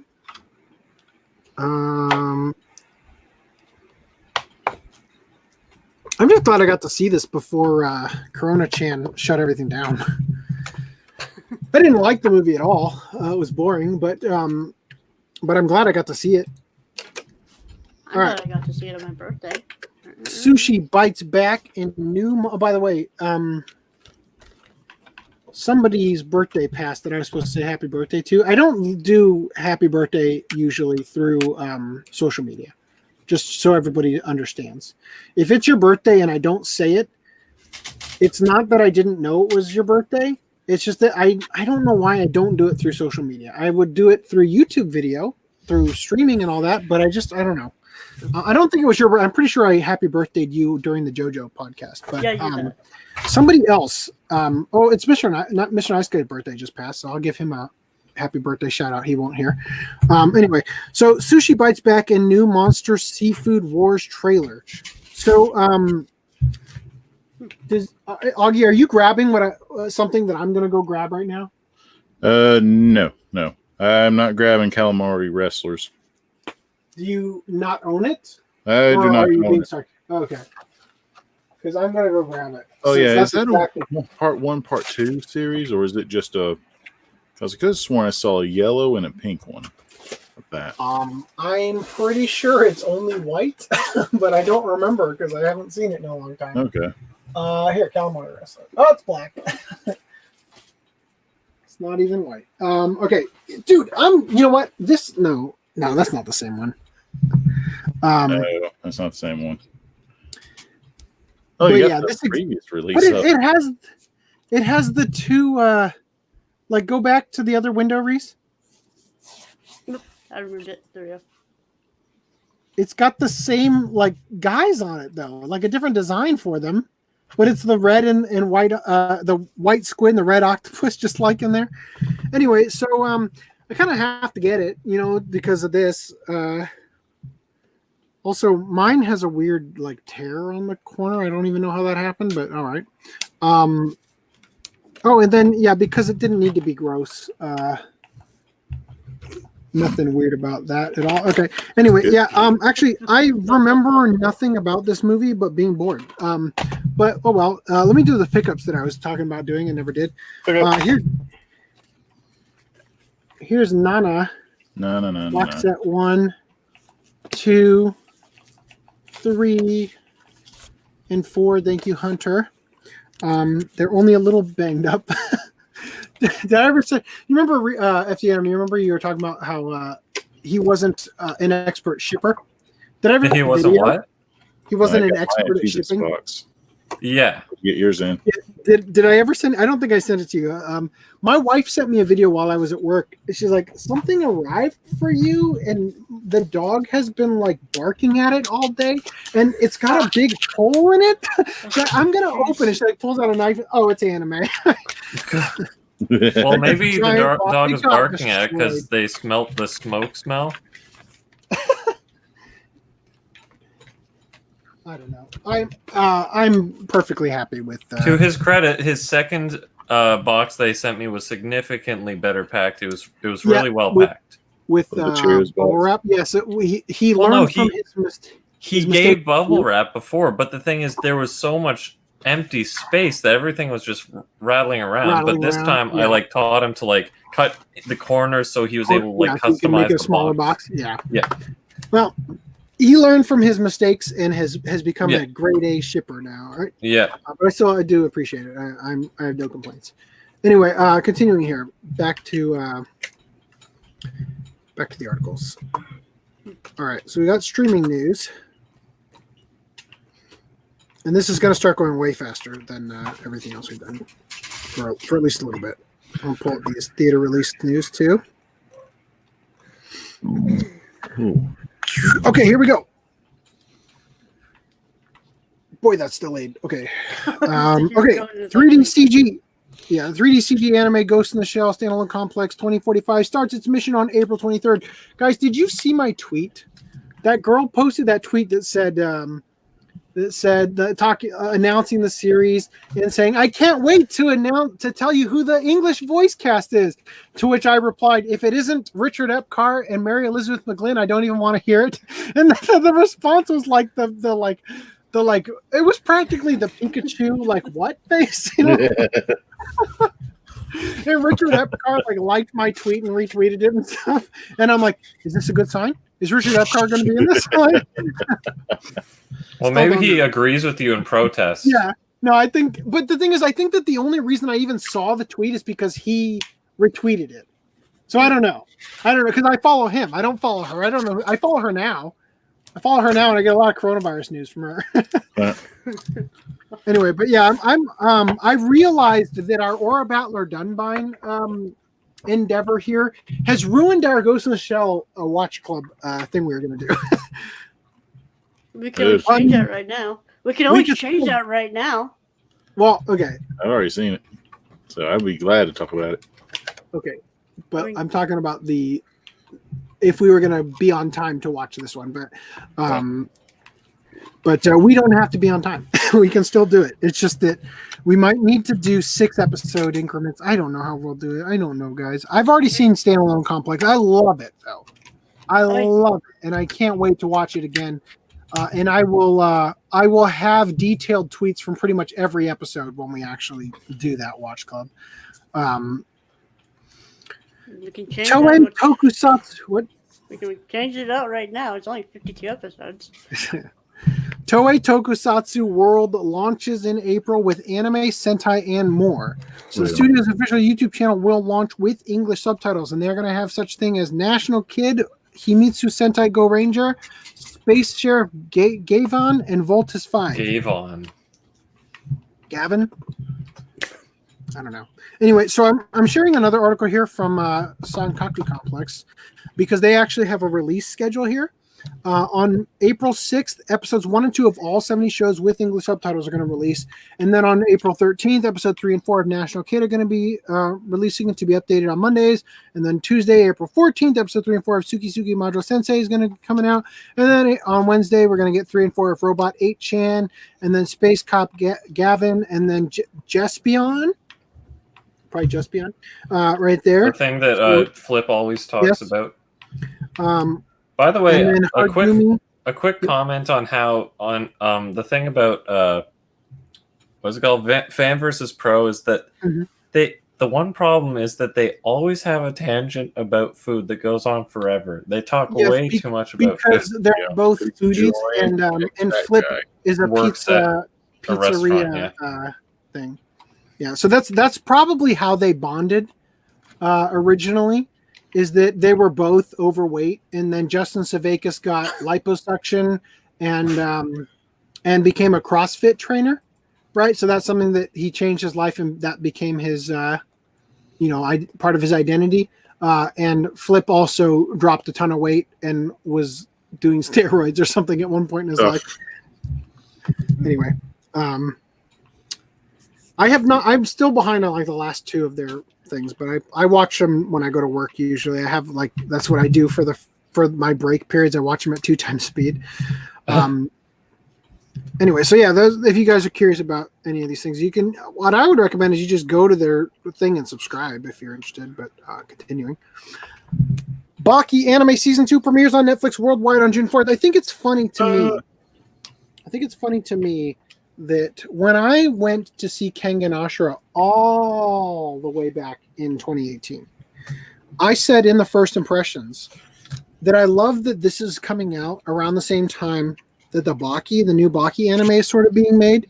And I said being made, but I actually was thinking like coming out. I don't remember when it actually came out. I can't remember if it was still coming out at that time, but the bottom line is that Baki came out, and then Kengan Ashura came out way later for season 1, and then season 2 of Kengan Ashura comes out like on Halloween, and now Baki season 2 finally coming out June 4th.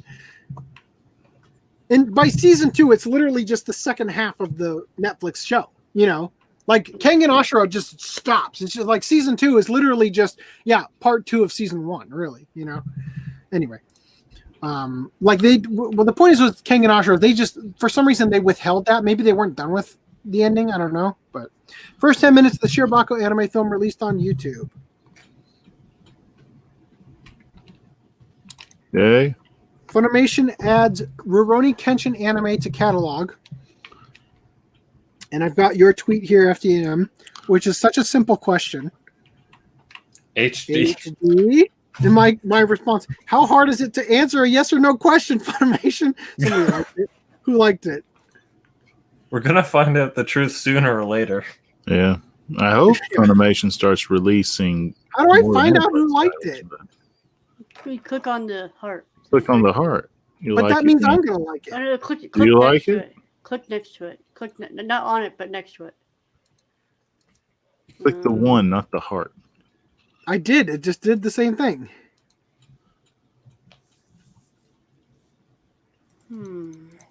Ay.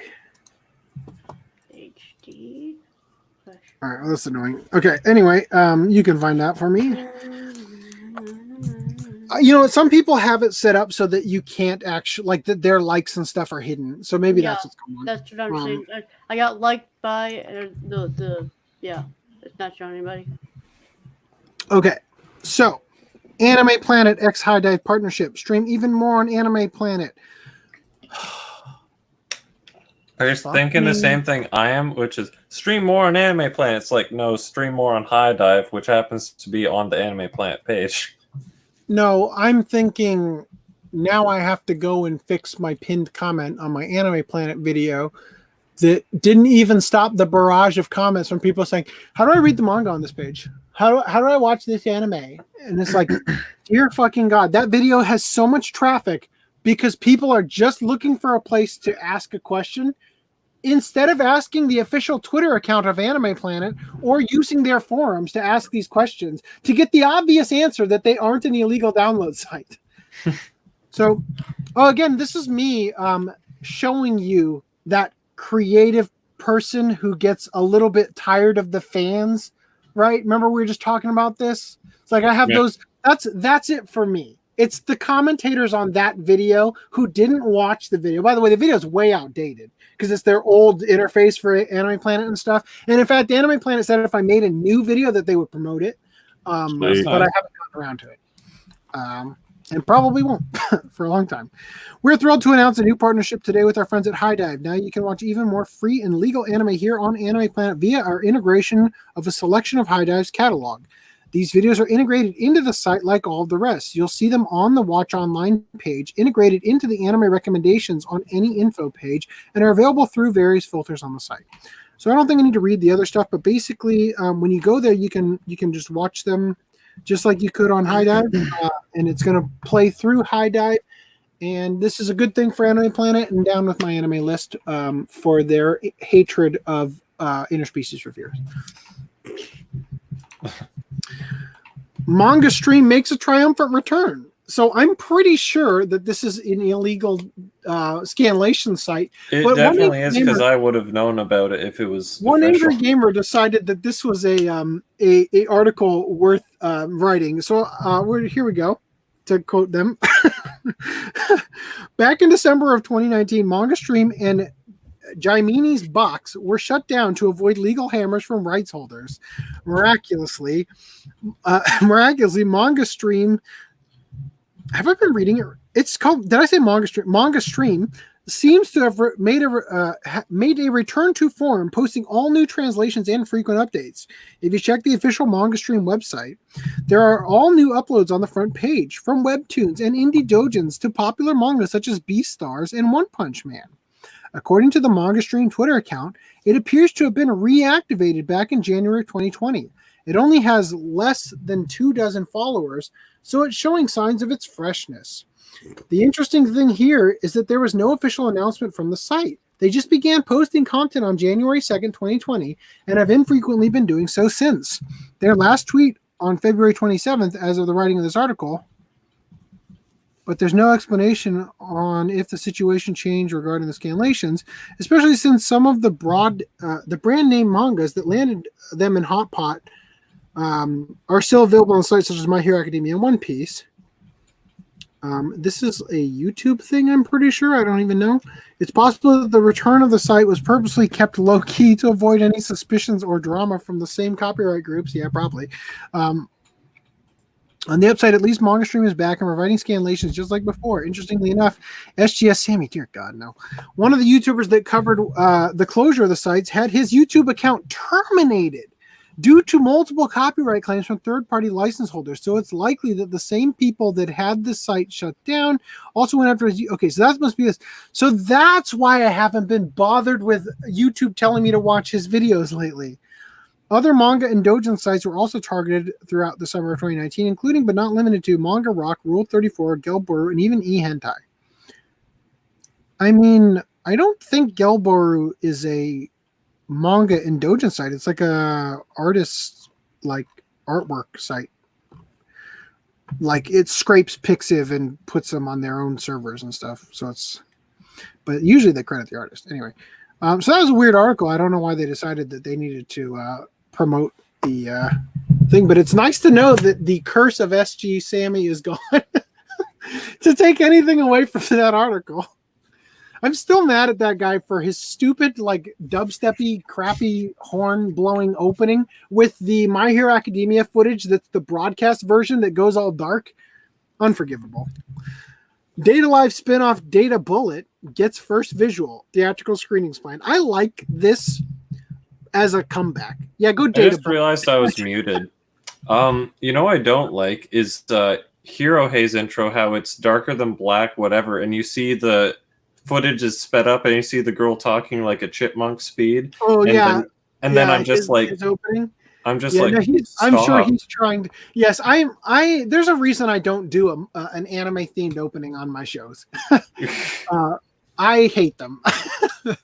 And I hate that everybody see, because the thing is that every AniTuber besides me, well, okay, so I can think of a handful who actually show their face, like Bob Samurai and people like that, but most of them do this fully edited scripted content, and so they are just ripe for the picking for copyright holders, whereas when I make content, it's always fair use because most of the footage is me, right? It's a compilation of so much anime, so much of their work. Like with the Broly stuff, legitimately, there is so much footage in that video that, like, legitimately, they could try to flag me just simply because it's almost more Dragon Ball footage than me and Duo on the car. But the thing is that, like, it's from like this random obscure episode of Dr. Slump, this special, this movie, and it's like spliced, so it's transformative in nature. Like, you couldn't argue in court any other way. But anyway, Otaku. So Reese always on jumping into when I start talking with my hands. He's like, "Oh wait, switch the camera." Also, it's more Otaku, interesting than looking at this thing while you're doing that. Yeah, no, I appreciate it. I'm saying that was a compliment. You're always on it. I appreciate it. So Otaku says I'm off, and then apparently I said bye, bitch, which you know I didn't type because my B key doesn't work. Thank you, Reese, for that one. It was AC who posted He's not going to even know, and he'll never know that it was actually you. Well, I think you know that it was me. Just because you were G talking. Kids announces screenings postponed for Children of the Sea and Promare complete due to coronavirus pandemic. So G Kids is just going to keep putting Promare back in theaters until the theaters won't show it anymore because they're done cleaning the semen off of the seats. Yeah. Funimation on Twitter. Important update for Fruits Basket fans. The special 2-night premiere screening of Fruits Basket Season 2, scheduled for March 30th and 31st in select U.S. theaters, has been canceled. No. Please contact your local theater or ticket provider for that refund. Oh no, you can't watch only 3 episodes of an entire series and be like, what the hell at the end of it. Yep. It's sad. Phasm Events postpones Fate's Day Night Heaven's Feel anime film screening. See, this is the thing, guys. I'm never going to get that footage. I'm just not going to get it.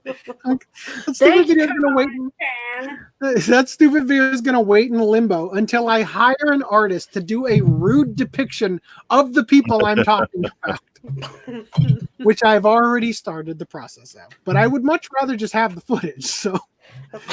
Anyway. Just have you and your wife say what they said off of your memory.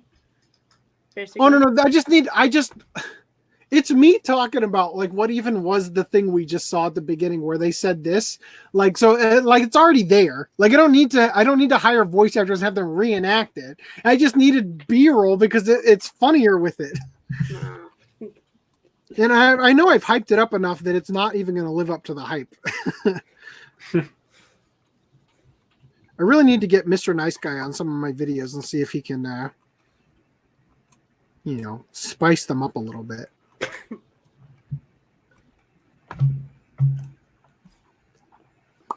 I actually inquired about that. And when I told him the videos, I wanted to offer him a chance to edit. His response was,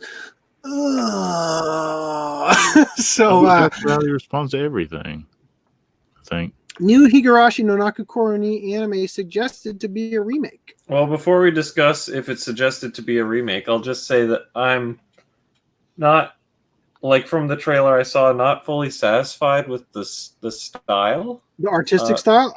I totally agree. I was willing to let it slide for Rena and this girl whose name I forgot at the moment. Sadako, yeah. But once, first of all, Keiichi looks like a whole different guy, although he's got the same voice, which I love. I love his like voice that they gave him in the Japanese dub. I'm just waiting for Sentai to license this and redub it with the original cast, and then we have this Kai without a dub. It has the original cast for the Japanese dub. Well, yeah, but I don't care about that. I'm talking about an English. I like the Japanese cast. So here's the thing, though. Inexcusable. Rika-chan looks like ass. Okay. if you look at the poster from When They Cry, Kira, that's like perfection in my mind, because it's all nice and HD and crisp, and it's like it captures the original spirit of the characters. But this is like overturning it. The thing that got me is right there. You see the moments where it's supposed to be dark and everything, but it's like it looks too moe that I can't even think, this is messed up, man. And then was this shot at the end of the trailer, was this just from the first anime? Is that why?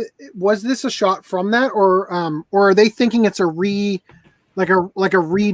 of the original stories because it's like the same stuff that we saw? Did you watch the trailer? Because the trailer basically looked like the first arc. Right, that's what I was saying. Okay, so that's disappointing, but the fact that they're at least revisiting it could mean that we might get more in the future. I just hope they don't. I can't believe I'm saying this. Studio Dean looked better. Yeah.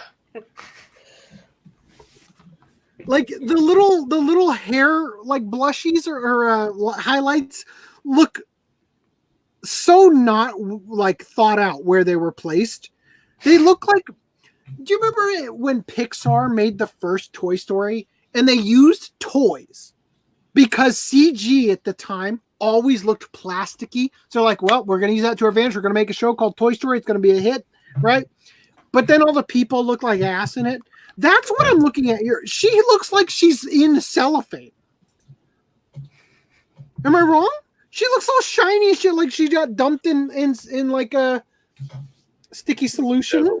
She has like a clear coat. I'd agree with you if I could understand the full sentence that you just said. Hair. Like covered in plastic wrap. Yeah, she looks covered in plastic. Right? Okay. Yeah. And then each of them has a different highlight style to their hair that are completely inconsistent and just look like butt. And Rika looks retarded compared to how she. Are they older? Rika, I think, is older. They probably did make Rika older so that when they do the murder scene again with Rika, the naked murder, then it's slightly less illegal. Yeah, well, not. I mean, I'm just joking, of course, but yeah, but you get what I mean. Like they're censoring it. I feel like, which is not okay. Okay. WTK just released something quite weird looking. What's it look like? What's it look like? I'm not going to pull it up right now. We'll cover it next podcast. Streaming to Facebook. Uh-oh. Oh well. If it ended on Facebook, as long as it's still going on That's weird. On YouTube, I don't care. As long as we don't get blocked worldwide again. New Keen Iro Mosaic anime film is confirmed to be in the works. Now, I decided rather than read all the articles that I would just share mine and yours. This looks adorable, by the way. Because I thought maybe you had something you wanted to share. I'm glad to see that we're getting more of this series. This character looks like Tomoko Market Girl. Oh yeah. And this character looks like Hensuki Girl. Two shows that definitely needed to be melded together in this ensemble here. All right. Anyway, continuing, unless you have something to say. I mean, obviously here, manga ends with new film announcement. Special spin-off manga. Okay, so that's going to happen. Hey, we're live on Facebook. Yay. Who's watching on Facebook? Type in the chat. F in chat. I don't think anybody's watching on Uzaki-chan wants to hang out. Actually, I'll say this. Because of the coronavirus, last podcast got way more viewers than normal, including viewers on Facebook. We're not live on Facebook anymore. Ooh, he said the Sharona. Uzaki-chan. Oh, yeah, actually, that's possible because Facebook has been deleting posts that mention the coronavirus. Uzaki-chan wants to hang out in first trailer for upcoming TV. So Uzaki-chan's finally getting an actual anime adaptation. And no, I can't make this shirt because I don't have Reglan shirts with the V-neck collars. I thought you were going to say because they don't allow for a chest size that large. I mean, I'd love to make this shirt. I just don't. That's not a shirt base that I have. I mean, I could make it like extremely expensive by just printing it on those print and sew shirts, but nobody wants that. Jesus. Nobody wants, and I'm sure other people are going to provide this for a much better price than I would for that reason. In fact, this is probably a shirt that the official company is going to sell anyway. Because obviously, why not? Yeah. In this regard. Anyway, continuing here. Mob Psycho 100 director's new original TV anime Decadence broadcast date revealed. So there you go. He's wearing glasses. Glasses that'll look like if it's pressed against his face, it'll rip the. Is that a his? Because the picture on the right, assuming it's the same character, I can't tell. It's wearing glasses. It's Fem Edward Elric. Continuing. Your favorite platelets are back, and first Cells at Work Season 2 trailer confirming broadcast date. Cannot wait to see Corona-chan in that one. Yeah, wasn't there something in the last one? Didn't they do something in the last season that was like cancer or something? Yeah, they did cancer. Yeah. They humanized cancer cells. Oh, is that why people hated it? Yeah. Like, you can't do that. Yeah. You can't do that like the Event 201 group that gave everybody plushy coronaviruses back in December. Cells at Work anime's second season. This is the one you shared. I'm just sharing it. Oh, yeah, because the first season is going to have select theater screenings, probably in Japan. David Production made this. Yep. Mm-hmm. JoJo. Yep. Oh, I can make this hat. Why haven't I made this hat yet? Because you haven't watched the show. So how come Bakugo's in this? No, that's totally different. That's adult Bakugo. I can make all of these hats. That's not how the person acts. The killer T cells? Yeah. No Guns Live TV anime unloads second core in April of 2020. Whenever I see that, I think No Gun, No Life. I know. Here's Fem Edward Elric right here. That's a woman. Yeah, Fem Edward Elric. Oh, Fem. Okay, sorry. Fredward Elric. Oh, yeah, that makes it more womanly. Yeah. That time I got Rian. She is actually more womanly character. She's a kind of like a medic. Okay. That time I got reincarnated as a slime. Anime season 2 has split course run in October and April. Okay. And also a spin-off series airing in January. This character kind of reminds me of a character from Gridman.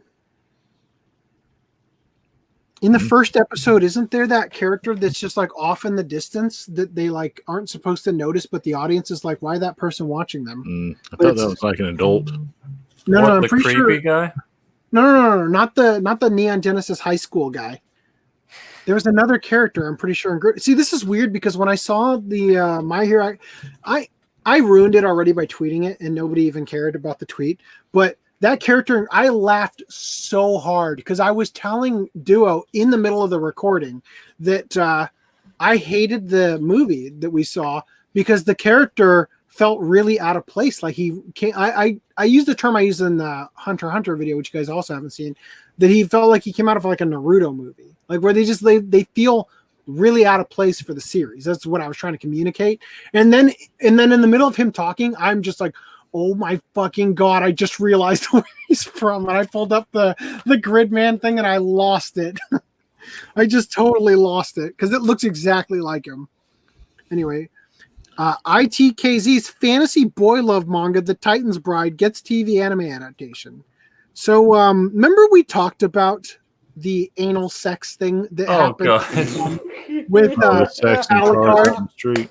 Remember we talked about in who was the one who made that legendary well yes, but in the comments after Danny said hey guys, how's it going? Terrible or what? My favorite good. I think that was an old man. Who was that? That was in the ass. Versus Seed. Is that the name? Oh God, that was so good. Yeah, but anyway, I'm just gonna say that that all the things that we read about in the One Angry Gamer post about how butt sex is bad for these reasons, because the tearing of the anal walls leads to the urethral injection of done into a colossal dick. Yeah, so this guy's gonna get tore up. Oh, God. So enjoy your creepy boy love story. Oh, God, the Yowie hands game is real. Yes, and the Yowie feet. It's like a Yowie doujinshi for Attack on Titan. Yeah, this guy could crush your pelvis with just his one hand. He's gonna stick that dick in you. Oh, God. Maybe he's overcompensating. His arm is as big as that guy's torso. Yeah. His finger is enough. That's a mountain giant. Oh, all right. Continuing. Seven Deadly Sins manga gets a new anime in October. So didn't the Seven Deadly Sins manga just end? Yes, it did. So does that mean they're going to complete the manga Adaptation. complete? That's what it sounds like. Because I hope that they hire that one studio again with the funny truncated bodies. And stuff. Dean? Is it Dean? Yeah. Do we want Dean to stop doing Seven Deadly Sins and go back to Higurashi? Yes, And but we they want need to A1 keep doing Pictures to Seven go Deadly back to- Sins. we want A1 Pictures to come back to Seven Deadly Sins. Boy, I don't that's know about funny. that. That might be touching Aniplex territory. Okay, But so Funimation- Mobile Suit Gundam Hathaway producer explains the reason for the voice cast change. So, I can't, once again, going back to the point I was making earlier, which I wasn't even planning to latch into this, but it seems appropriate. I can't even imagine why this even needed to be said. Apparently, they decided not to use the same voice actor from the version of this character from 30 years ago. Oh shit! Yeah. Terrible. What the hell? What? No continuity? What is wrong with these people? I just can't believe that they even needed to say anything.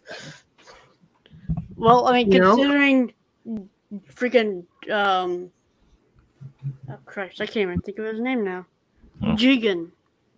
Mm-hmm. You know who I'm talking about? Yeah. No. So the official I can't even website, think of his name now. Damn the it. official website for Mobile Suit Gundam Hathaway, the forthcoming trilogy anime film project based on Yoshiyuki Tomino's Mobile Suit Gundam Senko no Hathaway, or Hathaway's Flash novel, announced today that all the main voice cast, mobile suits and character designs, and music will be changed from the previously released materials. So I guess what's going on is that they released a teaser or something, and they said, wait, no, none of this is going to happen. So the mech and character designs are changing. You know, what's probably happening is that they're getting a new studio to work on it. Maybe they're getting, because they absorbed Zebek or whatever, they're getting the Zebek branch to take over this one. I don't know. I don't know what they're doing, but basically everything we've already seen, all this stuff is going to change for some reason. Maybe it's because Corona-chan is not making it easy to do this. I don't know. But the thing is that they're changing the voice cast too. I don't know. This is weird. It's very weird. I'm going to read the article because I didn't understand most of what was being said, and maybe you guys can help me parse it out.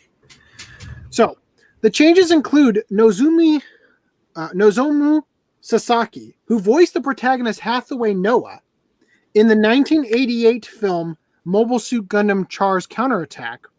Is it Char? I always fuck this up. I think it's Char in the dub anyway. Char as Nabel? Oh, Char. Pitch to CH. I'm never going to get it right. I'm just going to call him whatever I feel like at the time. Czar's Counterattack. And has voiced the character for various games, including the Super Robot Wars series. Sasaki himself has confirmed the cast change on his official Twitter. The anime's producer, Naohiro Ogata, explains the reason for the changes on the website as below. This is the explanation that you felt the audience needed to hear. As you know, this film is based on the novel written by Yoshiyuki Tomino about 30 years ago.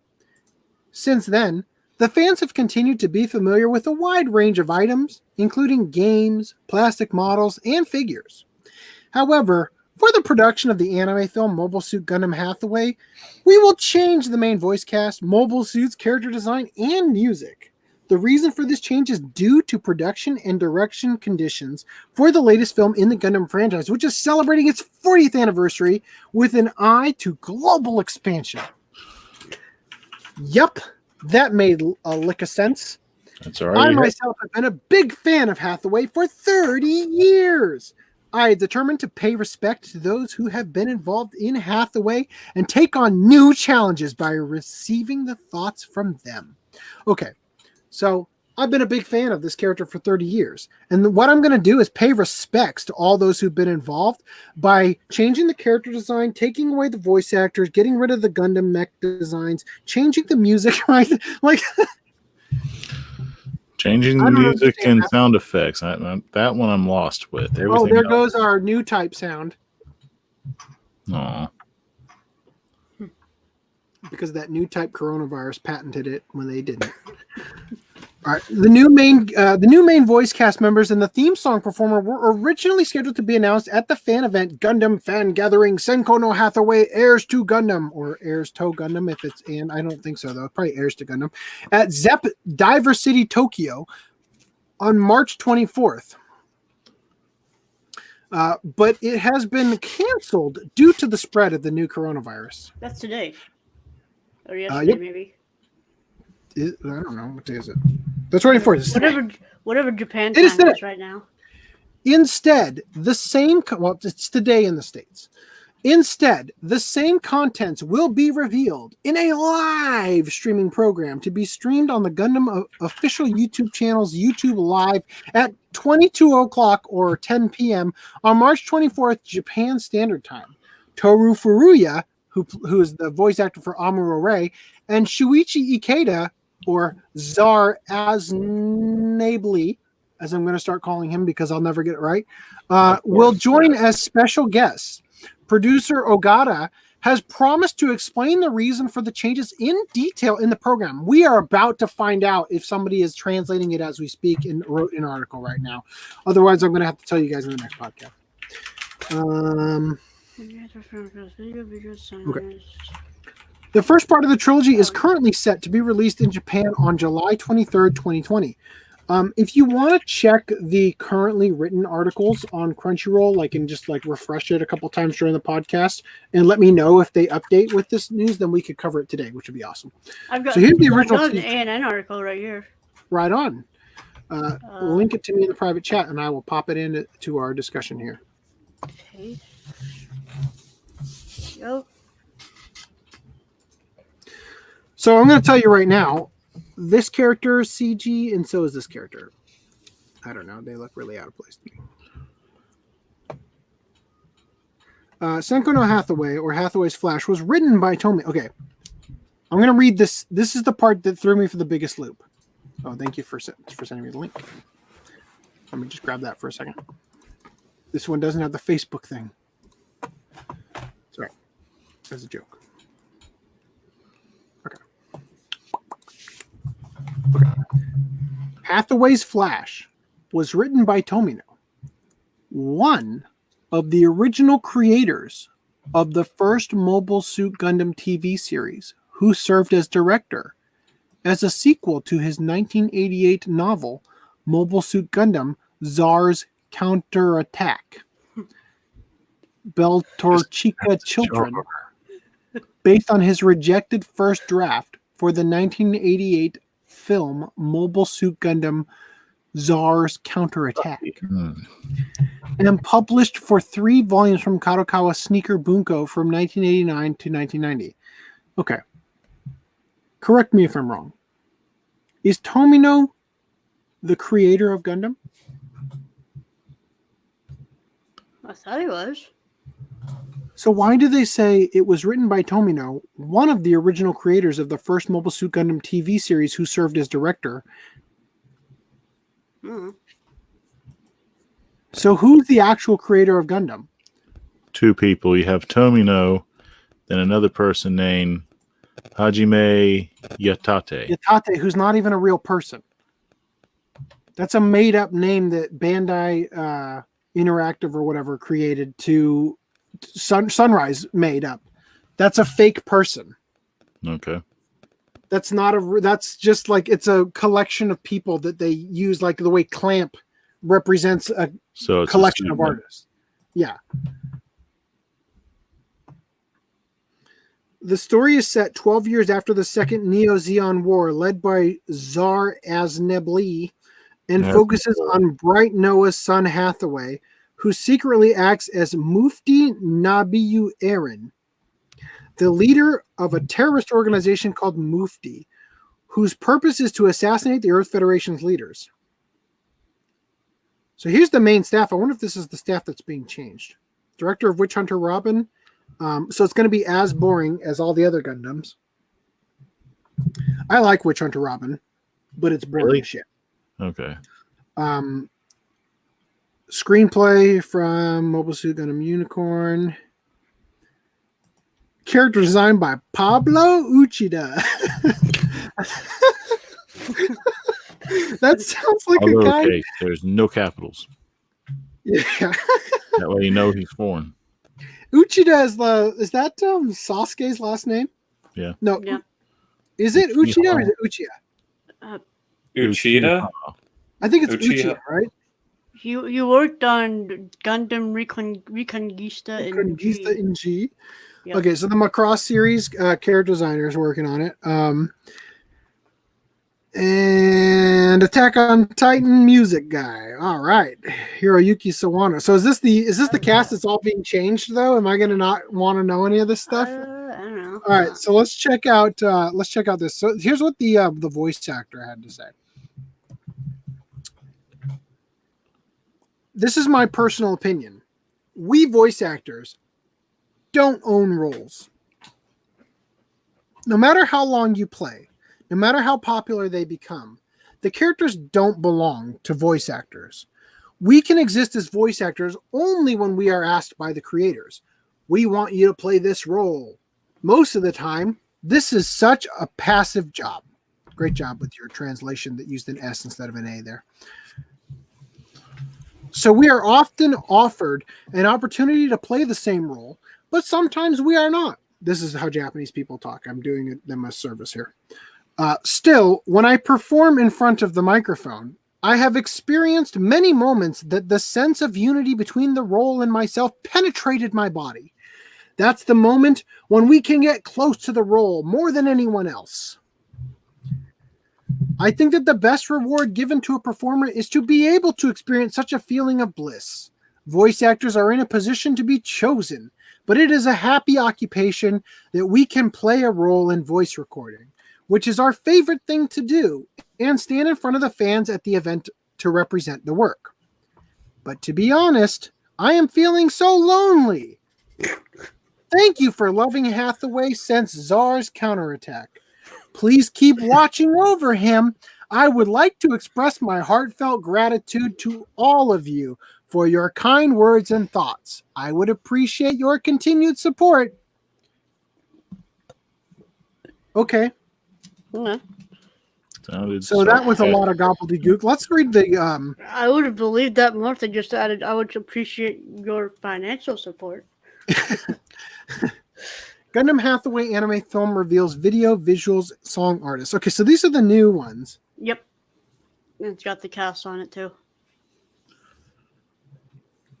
All right. So just gonna say Mac Penelope. I like the character designer way more in this one. Personally. Let me bring up the old ones again real quick. Are you comparing 80s to now? Yeah, it looks about the same. Yeah. No, this guy specifically, I like a lot better Not in as this much design. more. He looks a lot more human. Also, his skin tone is a little less Green. poop and a little more human. I like the character design a lot more. I do. Mind you, Brad, these are just stills for the conceptual. The Sure, other ones I'm in just motion. saying, based on that, I like this more. Although I think Hathaway, looked a little bit better in this style. And the girl,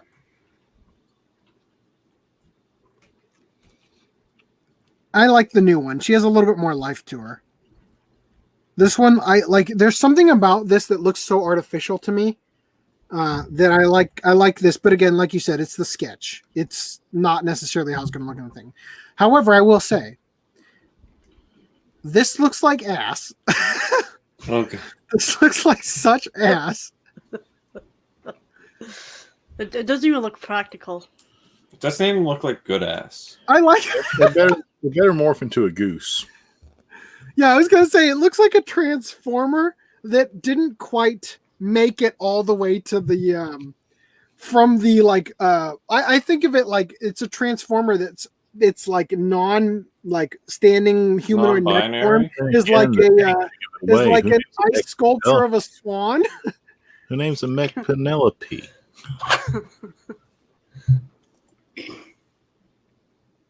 Misher. He looks like a Muscled up Kabuto. he kind of looks like a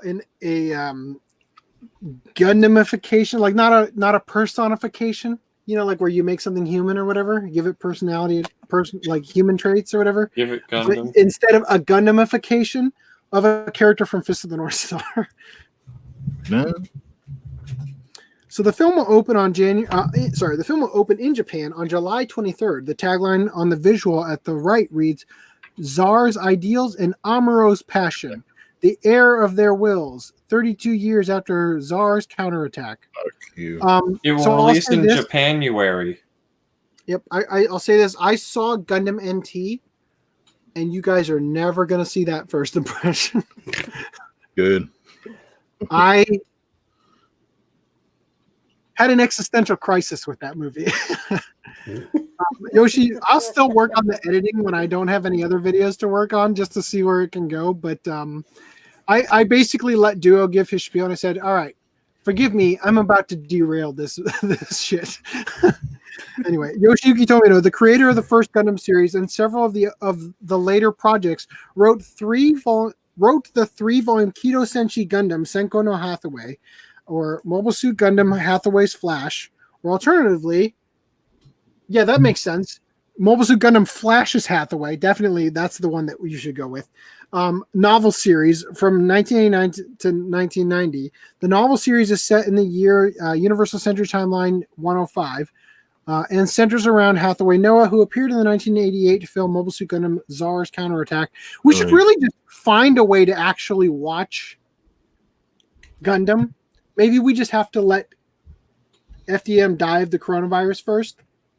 Wait, what? And then we can watch any Gundam we want. Oh my God. And me. I'm gonna have to go. I'm gonna have to fuck off. You have to too. die too? You won't let us watch any Gundam? I don't want to watch Gundam at all. Oh. Have you seen G Gundam, Reese? I've just seen a damn thing of Gundam, and I Okay. have no interest in it. Okay. Here's what we should do. When we finally making us force watch you nothing to online. watch Gundam. Here's what we should do when we finally force you. We will omit everything from the Universal Century, and we'll just watch G Gundam. Oh my God. Because G Gundam is completely its own thing. It's the best Gundam that there is. There's a Might as well watch Canadian mech. At that point. There's a Yeah, he's a Canadian Gundam. lumberjack. There's a guy named Master Asia in it. There's a tequila Mexican themed mech. How have you not watched this, Reese? So Literally, hold on. a horse exists inside the Gundam. He rides a horse in the cockpit of the Gundam There's in a the final Neptune episode. Gundam. So It's called G Gundam. That's it. That's all it is. Mobile Fighter G Gundam. It's supposed to be it's God. that thing that had the orange Ultimate Edition. But Brad, the thing I feel like G Gundam is probably if not one of the, if not the first Gundam that got dubbed. I say that because when I watched the Blu-ray to test it out, the audio sounded terrible, tinny. The audio sounds fine on the DVDs. No, I remember back in the day when my brother and I sampled it, we probably thought the same thing. Like, that's the reason we thought it was so unappealing. Apart from the video quality also being terrible, but like we mistakenly thought that was the first Gundam because G Gundam kind of looks like just, Gundam. It's 49 episodes. Reese, this is what you're missing. They're on a horse. I feel like I'm missing anything. They're piloting the Gundam on a horse. In spandex. Making the horse wear spandex. Yeah. This is the greatest Gundam that has ever been made. Nothing will ever top it. Everyone will claim that it's racist. It's not. It's just insensitive to the point where it's hilarious. It's so funny. It is so funny. It is my all-time.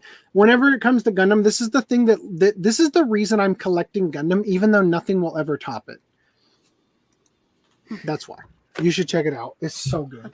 As far as sprawling franchises go, it was either Gundam or Lupin. Which one would you choose? Well, obviously, I'm going to choose Lupin. Lupin is much better. But the thing is that Lupin is like consistently good. They're the only. Okay, so here's what I'll say. There's only one bad Lupin, and it's the woman called Fujiko Mine. There is only one good Gundam, and it's called G Gundam. Okay. Lishansky will say otherwise. Okay, so let me continue this. Skipping the rest of this. So Shuko Murase of Ergo Proxy, Gangsta, Witch Hunter Robin, Genocidal Oregon is directing the project.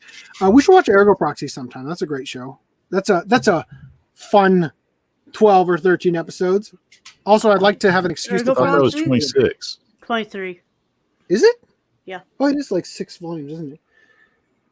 That's a good show that you won't have any idea what's going on, and then all of a sudden they're on a game show.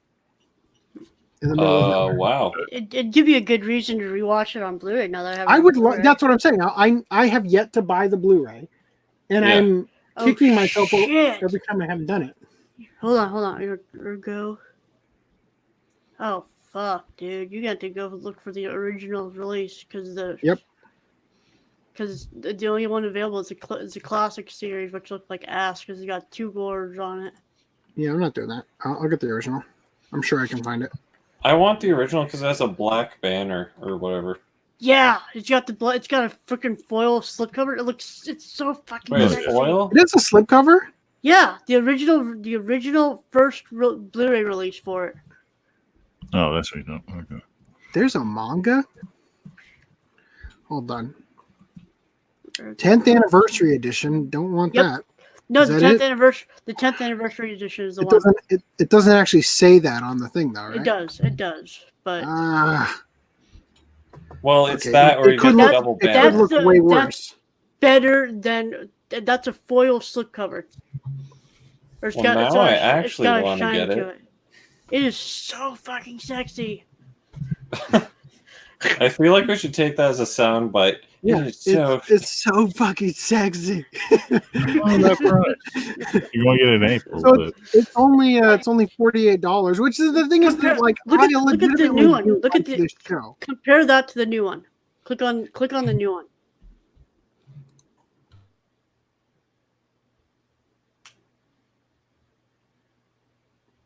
Funimation hates anime collectors. It looks like ass. That looks like ass. No slipcover, and it looks like ass because it has 2 banners. That at least looks decent. Yeah, see, the thing is, I don't want to spend $48.86 on it right now. I mean, it legitimately is worth that much. It's just that I already own it on DVD. I collected it with the art box and everything, piece by piece, as it was coming out from Geneon. I got it for $20. Even my Aquarion logos has 1 banner instead of 2. Hey, apparently we've got a... Is this the Region B version? No, Amazon's been using that for the images. Like, they update the image later to have that on. Oh, yeah, it's just like... They pretended like, yeah, we'll put it on the 3/4. Oh, we didn't use the skew and stretch thing in Photoshop. Also, apparently my wife needed to buy clarifying shampoo. Okay, that's good to know. So I think what happened was, I don't know if Amazon had, I don't know if Australia had Amazon before, but yeah, they did. Amazon.com.au. I don't know. I remember the one time I tried to look for Monster or something, and I couldn't find Amazon Australia. But anyway, point being that I think essentially they source their images from the Australian Amazon now, for whatever reason. I'll just say, if you guys haven't checked out Ergo Proxy, Kate Beckinsale in Underworld, Yeah. with the eyeliner of the girl from Evanescence, Amy Lee. and amazing sound design. Amazing sound design. I seriously, that first episode, I watched it on repeat when that show first came out, and I was listening to it on shitty speakers back then. The ending theme is by Radiohead. Yep. Like, what else do I have to say? Like, you have to check it out. It's so good. Paranoid Android. Yeah. Fucking great. It's funny, the slipcover version's cheaper than the essential right now. Oh God, this is what introduced me to the band Monorail. Great band. Amazing. Everything about this is a thumbs up for me. You guys should check it out. We should do it for a watch club eventually. Anyway, let's get back to this. So here's the problem. Okay, so no, here's the thing. So I guess the director, the screenplay, so those are staying the same, but the character designer's out of here. So who's the new character designer? It's not like they could use. Oh no, Pablo Uchida is still here. When is this article from? This morning. Today. But that's not 10 p.m. Japan time, is it? It's 11 p.m. It's whole like day 11, ahead, right? It's 11 p.m. Japan time right now. Yeah, but if this was... No. It's 11 a.m. the following day. The following Japan day. time.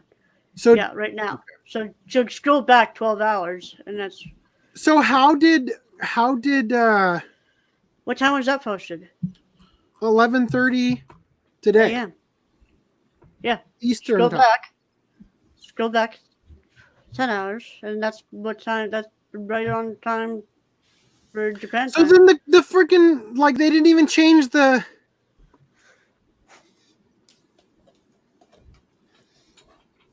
These are all the same people in the other...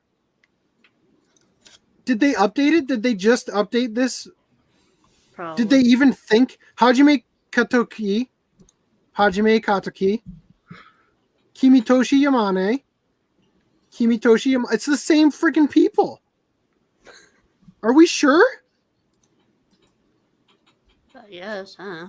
All right. Well, I'm gonna have to wait and see what Crunchyroll's articles pop up in case this gets updated and we get to cover it.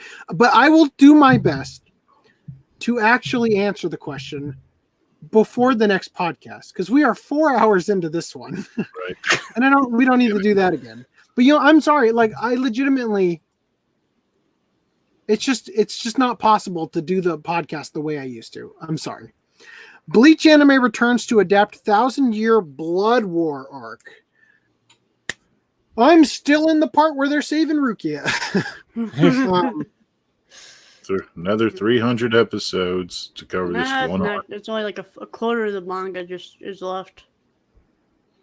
So another 300 episodes to finish this arc. So they're returning. Okay, let's be real for a second. Do you need to do 300 episodes on a manga that's completed, or do you do 300 episodes when you got to add a bunch of filler? Let's at least be honest here. This is Kubo Tai. He's more likely prone to do that. It's Right. only Kubo, 20, it's who's only finished 20 the manga. volumes. For years now. It's Yeah, only seriously. It's only Let's about not be 20. It's disingenuous only here. about 20 volumes of content. Well, now it's been ruined for me that he gets the symbiote from Spider-Man. Thanks for that, Crunchyroll. All right. So anyway, so yeah, Bleach Anime returns to adapt the 1,000-year Blood War arc, and I'm then pretty excited I'd because say it will 100 be in HD, and they can't BS us with this whole, it takes 7 years for us to remaster it. It'll be 100 episodes max. I don't know. I'm thinking 52 at max. I don't even know how long this Blood War arc is. I just don't. Actually, I just told you 20 volumes. I can't conceptualize that in my mind because I don't read a lot Yu of. Yu Hakusho was 19 volumes and it was 112 episodes. Wow. Okay, then I don't even know. Well, I'm just glad that Bleach will actually get an anime completion instead of. Okay, so you shared this one, Reese. I did. Same thing. Yeah, did I tell you guys before? You see that cover? That's the final volume. They showed that and Naruto. Like it's like the dad haircut for the big three or whatever, and then they do Luffy and like cut off his hair and like just he looks so. Did they really? Yeah. Well, so it was a mock-up. One of the reasons I have a hard time getting into Bleach is because Rukia is just ugly. I don't like Rukia. And I listen to Hirohei like fangirl about Rukia, and I just don't get it. I don't get the appeal. And then there's that character Ururu, who has that ugly ass hair that goes down the middle of her eyes and then splits over her nose. What? Wait. Hideous. Ururu is a little girl. Guy. She's a little girl character. I think she was with Kisuke Urahara. Do you know who I'm talking about? Nell? I don't know who you're talking about. No, Nell's hot. Nell at least has a good design. All right. Bleach spinoff Burn the Witch conjures up an anime film adaptation. It's a spinoff? I thought Burn the Witch was its own individual thing. That's what I thought too. I think that when you wrote your own story called No Game No Life Zero, and then you just called it a spinoff, then you sell more tickets. No Game No Life Zero was actually novel 6 in the series. Well, it was terrible. All right, so there's more to this actually. I led in with the anime news so that we could continue with the manga news about it being simulpubbed in English. So this movie that's coming out based on this manga is now going to be simulpublished. That's kind of weird. Also, Luigi's in this. I think it was a pilot, and now it's going to be a series. You pilot with a movie or pilot with a manga? No, there's a pilot chapter. Pilot chapter. Dude, are these the lovey-dovey guns? Look at this stupid design for these guns. Pew pew pew! Oh God, I was reading my wife a 4chan post last night that we were cracking up about. It was I'm so British I shit the Queen. Have you seen that meme? Of the super British guy? And it's like the face I make when Americans call, and he has like a whole bunch of things. Like one of them was hootie tootie point and shooties. That's what the British call guns. Anyway. All right. Continuing. Marvel's New Warriors introduces humorous heroes such as Snowflake and Safe Space. This is a follow-up to last podcast. Humorous heroes now. That this is definitely a real thing. So we've got Snowflake, Safe Space, Screen Time, Diabetes, and AIDS. Wait, no, hold on. What's her name? Oh no, Trailblazer and B negative. So let's read a little bit about this. So the one thing that we won't miss from the coronavirus is all the comic stores have closed down. Yeah. Comics are done. Thank you, coronavirus. I know my local one is doing curbside pickup. Marvel's new comic book idea for The New Warriors is bringing all social justice tropes together to create a work that resembles a parody of itself without a hint of self-awareness. By the way, these characters are brother and sister. No, which is why non-binary. So they're still brother and sister. No, non-binary. Oh, okay. Sorry, you're right. They're relatives. They're siblings. They're twins. They are twins. You are Twin because cest. brother and sister is gendered language is what you're getting at. I gotcha. Yeah, I gotcha. They're twincest.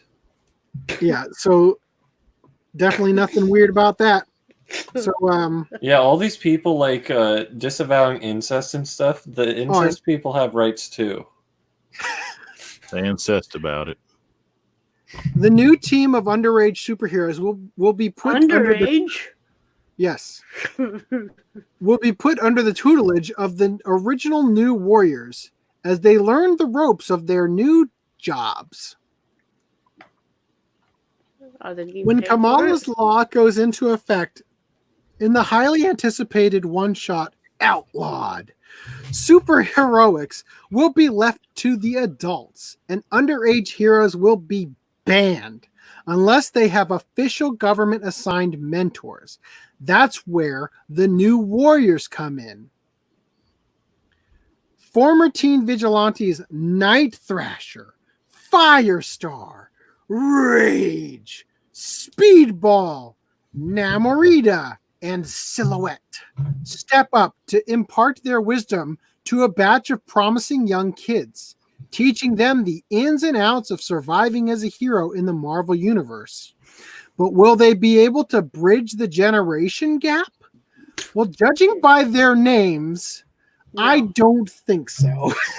I think that it's going to be a lot of, listen here, Pops, that's some patriarchal language you're using. Okay, boomer. Yeah, exactly. I guarantee you that line is in the first issue of this comic. Guarantee. It's a one shot. Oh, I think, right? Teenagers, not the whatever strange word they use at the beginning, trying to show that they can do adult stuff. That's a strange word, underage. No, yeah. Instead of saying teen, they went with underage and tutelage. It's probably because Sankaku being trying a teenager doesn't mean that you're of age. I think that the point is that they're pointing out the that sexual identity stuff shouldn't really matter so much. You know, like what purpose does your sexual identity have in a thing where you're not supposed to be having sex because you're underage? Yeah. Trying to shut down other people's it's pointing out the double standard. Is trans. Right. Anyway, guys, we have screen time right here. Yes, the characters introduced in the new version of the once iconic team immediately stand out due to their designs. However, the official character descriptions of some of them paint a much grimmer picture about the writing quality.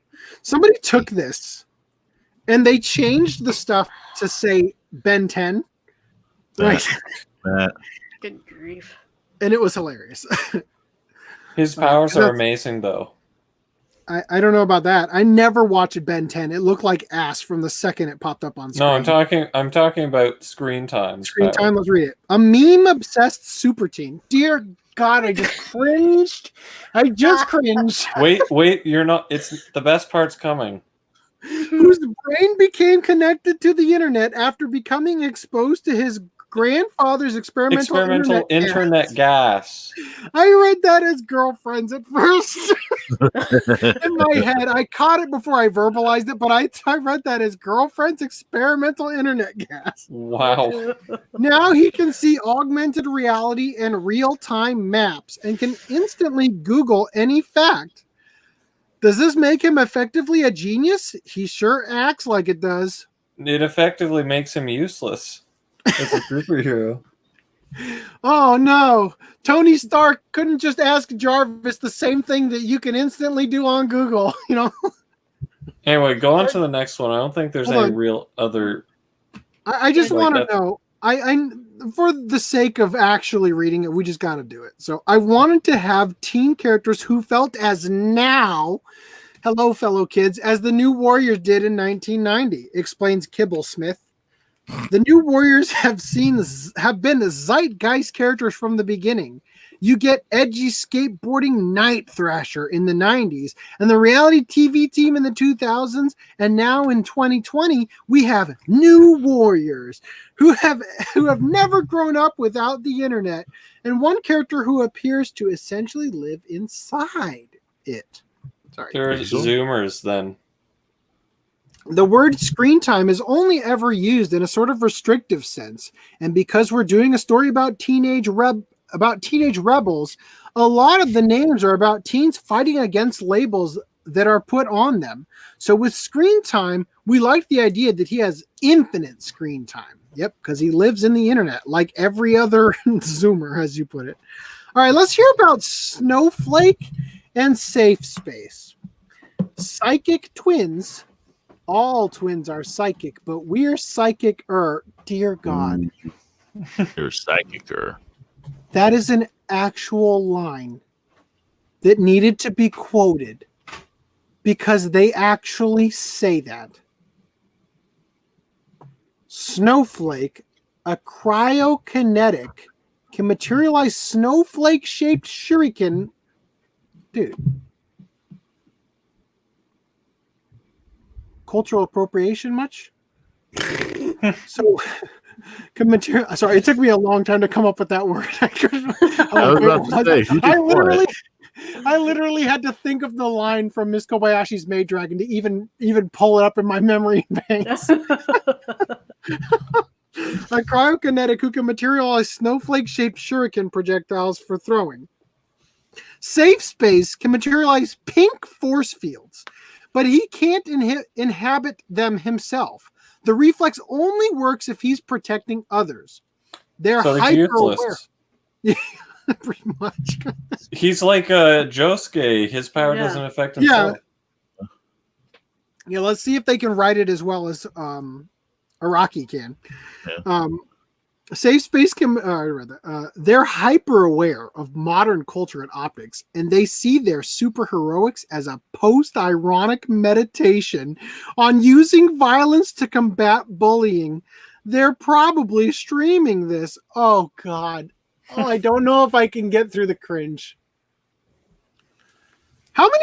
Unironically, how many issues of this do you think they're actually going to sell? It's a one-shot, so one.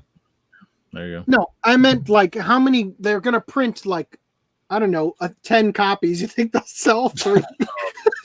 Who knows? I like how none of these ideas are actually original. Like every single or thing, good. Everything we've seen was okay. Internet guy. Okay, they did that in Ghost in the Shell. Okay, you can only do that for others. Okay, we just got Josuke because throwing shurikens. Okay, that's cultural appropriation. That's not original. You know, none of this is original. They blatantly said at the beginning. None of these are original ideas. Snowflake and Safe Space are the twins, the writer says, and their names are very similar to screen time. It's this idea that these are terms that get thrown around on the internet that they don't see as derogatory. They take those words and kind of wear them as badges of honor. That's for like, whatever reason. Okay. Where's the character named Cucklord? I want to see a superhero. I want to see a hero unironically titled Beta Male Cuck. Oh yeah, AC. I posted in the private chat on StreamYard something that'll relate to this. Hold on, I'll put it in the. We'll cover it after this. All right. I know what you're talking about. I've seen alt-right neo-Nazi clownfish tweeting about it.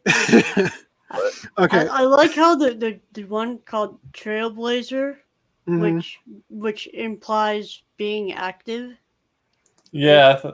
Not the one that, no, I think appears to be the least active. I need to read. No, she just has an overactive pituitary gland. Possible too.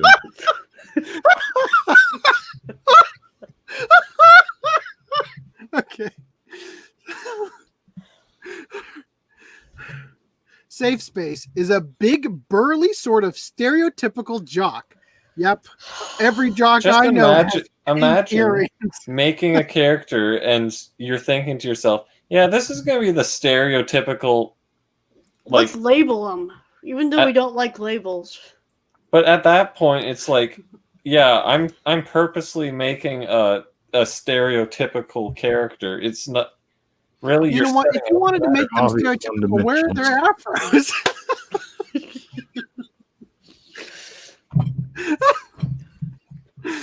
You know what? If they gave them afros, they would resemble clowns too much.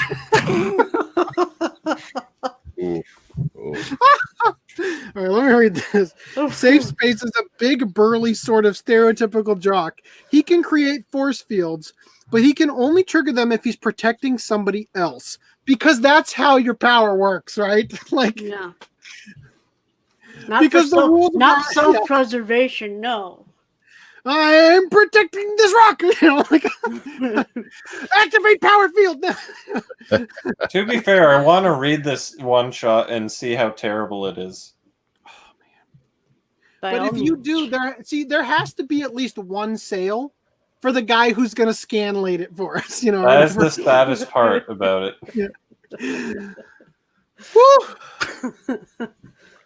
Maybe we should do instead of a watch club next week, we just do a book club. Maybe this could be our 100th podcast. I was going to say we should do a book club for like how long since we've had that book channel in Discord. Like my read stack is like 24 books long now. Yeah, you know, I haven't read my book that I have in my car during work for the last like 3 weeks. Mostly because I've just been reading about coronavirus stuff in the meantime. But anyway, ouch. Dear God. Jesus. Snowflake is non-binary and goes by they, them, and has the power to generate individual crystallized snowflake-shaped shurikens. The connotations of the word snowflake in our culture right now are something fragile, and this is a character who is turning it into something sharp. I guarantee you this is going to be the most Mary Sue characters ever, where nothing like they never have anything to learn. They're already good at everything, and they save the major heroes that have already been established constantly. And that's why these characters always suck. They have no flaws. They can't have any flaws. You can't give any non-binary people flaws. Because that's not how non-binary people are, apparently. No, because it's a protected class. You can't put gay people in something and give them flaws because it's hateful to the gays, right? You can't do it. That's why their stories always suck. The most interesting characters become the white male characters because they're the only ones that can have flaws. It's like they're writing themselves into these corners of always ruining their thing and like making the best character the one that you're supposed to hate. Snowflake is the person who has the more offensive power, and Safe Space is the person who has the more defensive power. The idea is that they would mirror each other and complement each other. The other characters with equally outrageous designs but less egregious backstories. Okay, that's good. Trailblazer. This artwork here is ace. I'm sorry. Hold up. Is this a fanny pack? Yeah. I thought it was a belt. The zipper of these pants is barely containing itself. And be negative. Don't be negative. The writer of the new incarnation of the new word, Daniel Kibblesmith, introducing his social justice-laden work. Yeah, so this is the video where he talks about it and stuff. Oh, God. I don't want to Does she fart stars? No, she has a magical backpack. Is this Dora the Explorer all grown up? That's literally everyone's reaction. She looks like a Betamax from fucking Disney's Big Hero 6, but like wearing human skin. I'm sorry. See, that would mean that this person would have a better personality. Just look at the profile of her face. It looks so like, I don't know, something looks so miserable about it. It's unforgivably badly drawn. Like they know that this character is such ass that when they drew the backside, they're like, I don't even have the energy to draw this character well. You know? I mean, look at these other characters. They at least tried. Look, let's make characters look so average and unappealing. So it's color schemes, yellow boots. At least he fits color scheme. Just I don't know where yellow boots. He looks naked from the waist down, though. Don't say that; they'll censor him. Right, well, I need to know this. Commentators on the introduction trailer did not have any nice things to say about Marvel's latest comic book abortion and its creators. Snowflake and Safe Space. What? The fat cow should have been named Fridge Blaze. Also, that character named Screen Time should have been called Cut Out for the China release. Gelato and Sorbet.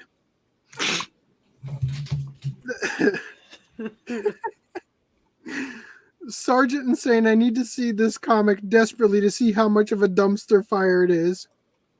Those are replied to the original person, Sergeant Insane. These comics were too cool for me. Suddenly this makes a lot more sense. That's something the guy says about, I think he's talking about the original rendition of them with the Night Thrasher, the skateboarding cool hero. Hello, fellow kids. Seriously, every incarnation of this sounds like that's what it is. Hello, fellow kids syndrome. One of the saddest things I've ever heard is this Marvel PR video or a cry for help.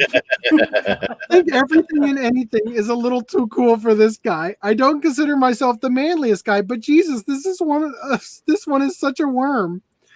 So essentially, this new book will be less cool, and that's why we shouldn't buy it. Marvel clearly forgot how to make money. I just want Disney to greenlight the movie rendition of these characters showing up in the background of something. And I want that actor to get cast and just be like, this will kill my career. I can't do this. Well, they already have the perfect actor for Trailblazer. Just use whoever played Starfire. Oh, that's cruel. I thought you were going to say they already had the perfect actor. They've got Brie Larson to play all these characters. No, Starfire. I guess they could because she's a DC character. Yeah, they could. Perfect. Snowflake is non-binary. I did not expect much, but Jesus Christ, really? This is a joke, right? A funny haha internet joke, right? They're going to be in Deadpool 3. Besides the obvious, but why would it be? Same comment twice, I guess. Marvel is marketing to people who can't figure out how to make a simple post. Marvel is marketing to people who can't figure out what gender they are. The character being non-binary is probably one of the least ridiculous things about this whole thing.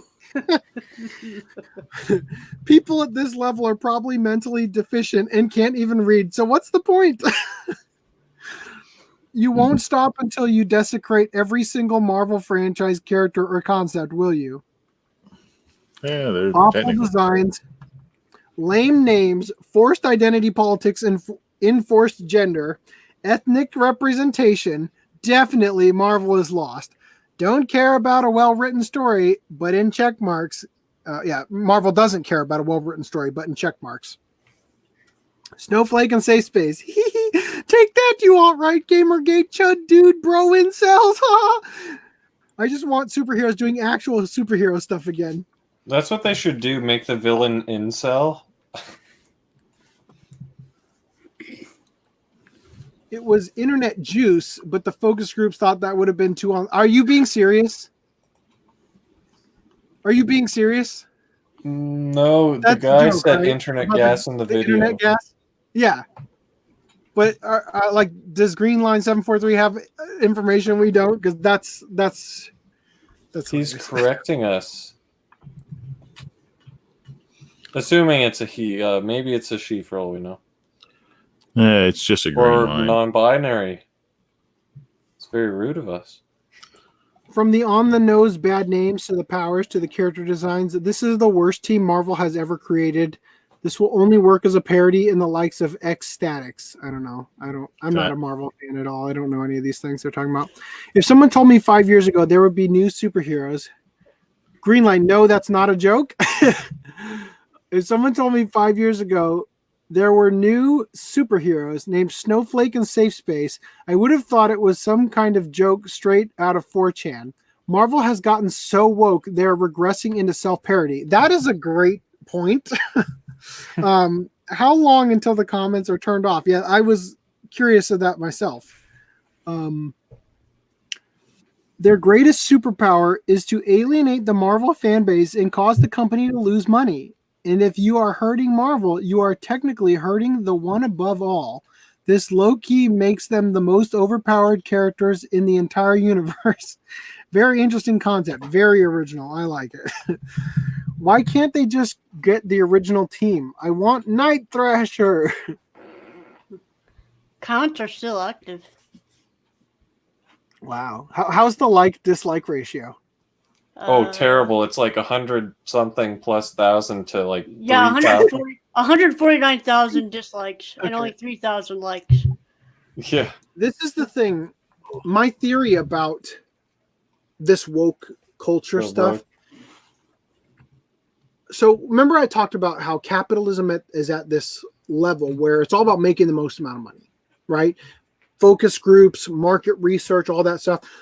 You don't write anything good. You don't take chances on anybody's creative vision. You have to have a guaranteed, I'm going to sink $10 million into this and it's going to make me $100 million, right? That's the only way anything gets made anymore. My theory is that in order to measure things, the way that they are quantifying them, Quantify is not a funny word. the way that they're quantifying them is through Twitter engagements and Twitter likes and posts and stuff. And the thing is that this is really important because who spends all their time on Twitter other than Trump? People who don't have a job. People who don't have the money to buy products, right? Like, who spends all their time on Reddit? Formulating those like the majority opinions that they're reading as such, right? They're reading them as the majority. The people who spend all their time on the internet aren't making money, and they certainly aren't spending money, right? So all of these businesses, I feel like that are doing the go woke, go broke thing, is that they think it's a safe bet because you have to use a metric that you can measure. And if Twitter likes and retweets and hashtags and stuff are it, then that's what you're going to use. But the thing is that there's a disconnect there that, like I said, those aren't your customers, right? And then I think that the thing that destroys this theory, though, is that as soon as they get the actual metric of thumbs up versus thumbs down, because on Twitter, you don't have a thumbs down. You have a like and you got a retweet. That's all you got, right? And then you got, the trolls and the hate comments, right? But when you've got the actual thumbs up versus thumbs down, what does it always do? Get rid of that. Oh, block that. No more ratings, right? Amy Schumer's comedy special didn't do well on Netflix. Well, we have to get rid of the rating system altogether. That's always how it goes. So capitalists, pay attention to your actual customers because they aren't buying this shit. They are. I like one comment on here that says confirmed villains. Yeah. 4chan, Ben Shapiro, the literally Hitler, straight white dude, orange man, and people with common sense. That's pretty good. They got my like. Who's the second person? They have almost more likes than the entire video. That's amazing. Well, I guess they only have a third of the likes, but close enough. That's still amazing. All right, so I don't think we need to continue reading the comments here. But it's been a good fun. This guy spends 80% of his paycheck on his OnlyFans subscriptions. Seriously, OnlyFans is like Ben Shapiro. Who is Ben Shapiro? Yeah. Ben Shapiro is a conservative commentator who's Jewish that everybody calls a Nazi. Oh, okay. That's ironic. He's the one you see if you're on YouTube, like all these people who have no jobs. Eventually, YouTube starts recommending you the Ben Shapiro Destroys the Libs compilations, where he does the debates, where people like these characters in this will tell him that get your hate speech off our campus or something like that, and he'll just absolutely destroy them with facts about something or other. Anyway, so let's read the last bit, not the comments, but the last bit that they signed off here with. The new heroes will be coming out on April 15th to more than likely very low to abysmal sales. You think? You think? During Corona Chan? You know, that's the thing. That's the thing. This is going to come out, and Marvel's going to be like, oh, we did, it tanked. But it's because of the coronavirus, not because it was a bad idea. We need to try again next year, you know? What I was going to think was, instead of being print, it'll be out on digital on April Fool's Day. Yeah. That's the only thing that could save it is people buying it ironically because it's an April Fool's joke. That's what it was this whole time. You know, what is this trash? I want my nickel back. You know. Hey, I just realized something. They sold this. Oh, and now once again, count. Let's see. Yeah, I watched I completed Dumb this past weekend, and I was amazed with it. I was going to say that cuck count better be up there when I get back. What were you saying? Something about Nickelback? Did you go to the concert? Yeah. You went to a Nickelback concert? No, is that? I'm legitimately asking. No, I don't think Nickelback is a bad band. I don't know where the whole meme came from. A band they're not a great band. Once in a while, but no, I mean they're not the best band, but they got some good hits. I think their first 4 CDs were pretty good, but hit or miss. Man, everything you're saying is like telling people you like Canadian pizza.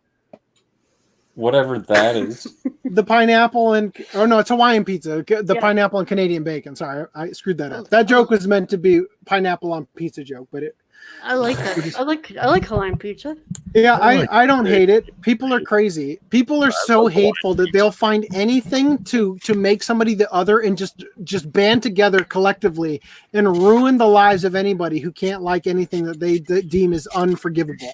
I had one once at a restaurant, just like a personal pizza, and the dude across from me said, "You got fruit's not supposed to go on pizza, you dumb kid." I was like, "So what are tomatoes, jackass?" You made it. Yeah. He made it for you. The slave made it for you. You didn't. No, he did make it. Hear what he said? Somebody else. He ate it at the restaurant, and another guy in the restaurant, another patron of the restaurant, started accosting our young resident Shota. Our 900-year-old vampire. Yeah, our 900-year-old lolly vampire. Fuck off. Pineapple pizza is great Ontario invention. Look, I don't understand. The internet just decides to hate on something and they never let go. You know, and I honestly have to wonder if it actually destroyed Nickelback because they were doing fine. They were doing music in the Spider-Man movie, Spider-Man 2, I think. You know, and they were riding along doing fine, and then boom, you know. Once the internet machine gets on you, you never come back. If it's trendy to hate you, good luck ever coming back. All right, so Augie, you wanted to share this. Diamond Comic Distributors halt shipment of new products due to COVID-19. Yes, so one of the major comic distributors is Diamond Comics, as you see right there, and some sort of magazine that for some reason isn't reliable. I'm going to grab another water. Keep talking. I got the AirPods. All right, so comic book distributor Diamond Comics distributors, I don't know why they announced on Monday that it will halt all shipments to retailers of products slated for release on or after April 1st until further notice. And Diamond UK will do the same for all products slated for March 25th or later. Diamond Comics says that it will continue to fulfill direct shipments, reorders, or for retailers throughout its Olive Branch, Mississippi distribution center. However, orders are unlikely to ship the day that they are placed. The distributor's plans are subject to change to safeguard its teams while fulfilling orders. The company's Alliance Gym Distributors subsidy will also close both of its warehouses at the end of Tuesday and cease fulfilling orders until further notice. Additionally, Diamond Comics Distributors announced on Tuesday that it had signed a distribution agreement with Kodansha Comics, reason why it's probably shared here, So, distribution for its products to comic book specialty markets worldwide. so whenever I leave the podcast Yes. for a minute and you guys start to panic, you just read the article. I can do that if you'd like. Or we can just move on from this. Is this did we cover it? Like as soon as I walked away, my AirPods disconnected and I missed everything. But I mean, it kind of says that in the headline. the headline? Yeah, okay. Yeah. So I'm sure Clownfish TV has already made like 3 great, excellent videos covering this, so I'm gonna leave it to them. And we're gonna keep going. Let's talk about games.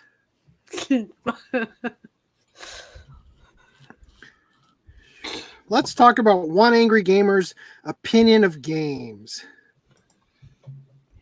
Probably gonna be angry about it. He wrote an article that said, what game was he talking about?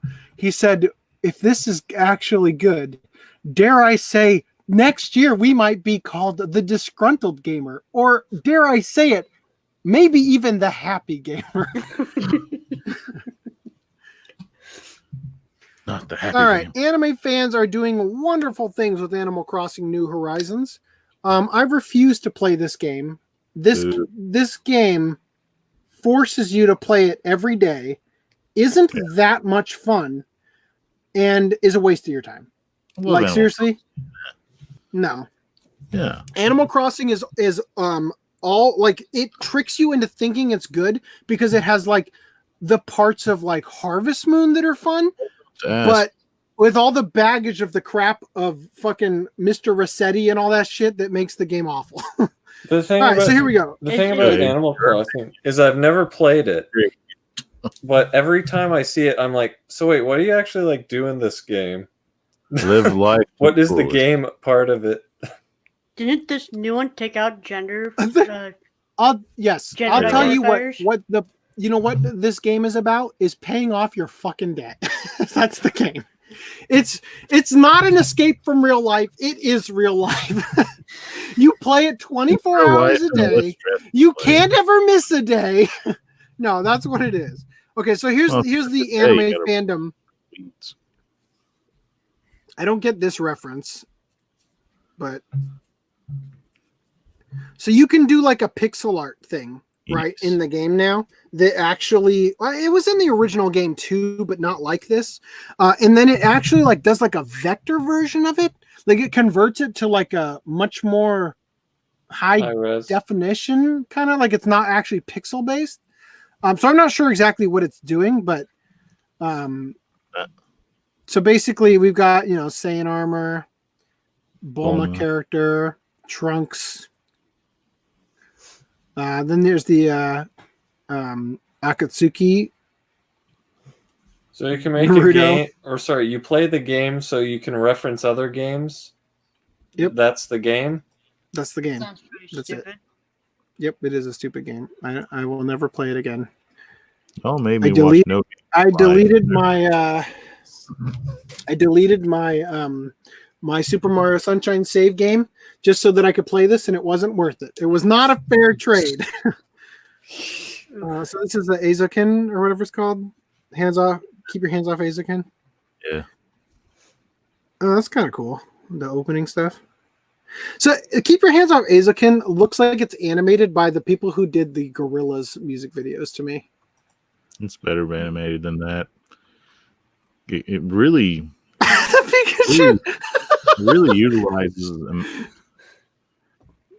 really utilizes like how they would imagine something. You see their imagination and just kind of.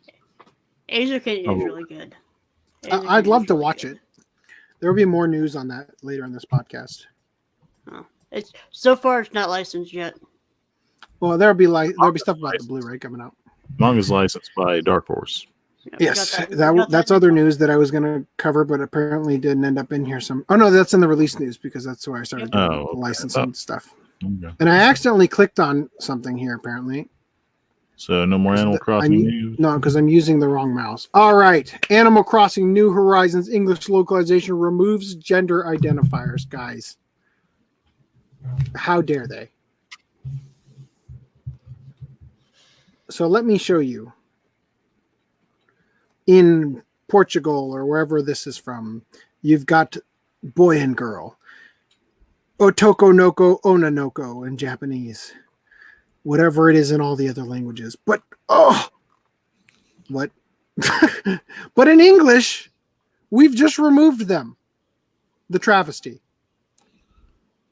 This is Italian, not Portugal. I should have known. So, as I've said in the past, now I'm going to make a statement here that is not going to apply to all the other stuff I'm about to cover necessarily. But remember how I said that the reason I speak for everyone when I say that, but I probably shouldn't. The reason that I don't agree with Funimation putting Gamergate in the prison school line is because I want Funimation to do well. And when you hire somebody who's going to get all political and divide the fandom and cause people to not want to buy it, you're hurting the bottom dollar of the company, right? Now, if you're going to choose to remove boy and girl, and you still have the picture that indicates boy and girl, and it says, please choose your style, you can change this later. I think that's a fair compromise. You can trans. Because technically you're playing as a doll-like being that you can customize. Okay. So I think that this is a very fair compromise for English localization to negate I'm not buying it because non-binary is not an option. Just get rid of boy and girl in the selection screen. And then the people who don't give a shit about that million gender thing come and play the game and they're like, boy and girl, clear as day. There's a picture right there. Yeah. This is a fair compromise. But the trans people will be like, okay, so we'll start the game as a female and then I'll change to a male. And they can go hit the trains. Get hit by a train, bitch. No. I was saying get out down. All right. So once again, he is gone. So how did you to feel about Street Fighter 2, the animated movie? That hints on the live action movie at the end as a certain spoiler. Huh. Interesting. Have y'all ever seen this before? One liner right before I get thrown off here. It's like, yippee-ki-yay, motherfucker, out. Do you have a ball of yippee-ki-yay? All right, continuing here. Okay. Animal Crossing New Horizons dev admits gender depiction was due to agenda pushers. Uh-oh. How dare they?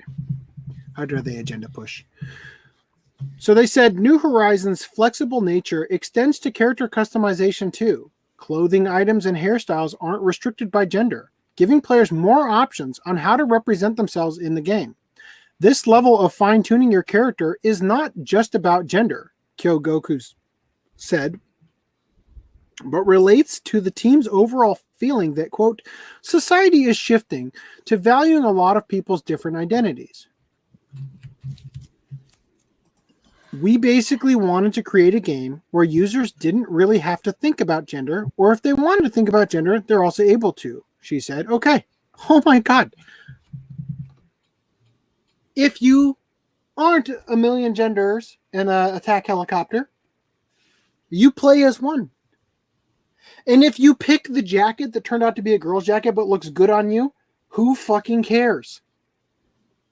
Who fucking cares? He's wearing a girl's jacket. It doesn't matter. I think this is an approach that they should have in the game from the beginning. Oh, I'm picking the selection. Oops, that's the bow. That's girly. I don't want that. I want the fedora, or some shit, right? Like you're just cycling through the selection screen at the shop or whatever, and it's like, oh, that's cool. They actually let you put on the dress. That's funny, haha. See, this is the thing, is that if a kid's doing this isn't going to corrupt anybody. You know what I mean? Like, this isn't actually going to be an issue. However, that's your oh, asterisk. well, Nintendo of America partners with Brie Larson for Animal Crossing New Horizons. So right there, that's enough of a reason to say, well, there goes Nintendo of America. Reggie Fils-Aime leaves, and they get Brie Larson to come in. So most people child Brie. That's like a cheese. Most people pronounce his name Fils-Aime. What? Are you being serious? Reggie Fils-Aime? Yeah, that's what it sounds like every video I've ever watched. I don't know that I don't know how to pronounce. Whatever. You know who I'm talking about? Reggie. Reggie must leaves be and Brie Blasian. comes. Come on. He Boy, must she's be hideous. Nintendo. So anyway, this is just not a good idea. This is the same thing as oh, okay. This is the Miss Marvel person. This is the same thing to me as throwing the Gamergate line in there. Well, we know that half the country hates this person. She'll be a great spokesperson for our product. Thought no one ever. Right? So that's dumb. Product doesn't even need a spokesperson. Just say Animal Crossing. People buy it. Yeah, I don't know why. Maybe she just bought it and was like she's already a big fan of it, and maybe this doesn't actually have anything to do with it, with Nintendo. Maybe she's just posting this on her Instagram and people just assumed it was like a paid gimmick, but actually she's just likes the game. I don't know. I hate the game, as I said, but here we go. This one, Animal Crossing New Horizons includes a lesbian reference. Okay, so once again, I don't think sexuality is necessary in this game, or half of the stuff that we talk about, right? And that's what I always say is like, I'm so sad for these people who are so addicted to sexuality and sex that it needs to be in everything. Sonic needs to be a gay icon, right? As we talked about. Mm-hmm. Now, I don't know about this localization here, but there's this thing here from a Twitter account named Baphomet, which, yes, it isn't lost on me that is the name of the devil. I didn't expect lesbians to even be referenced. So this was a nice.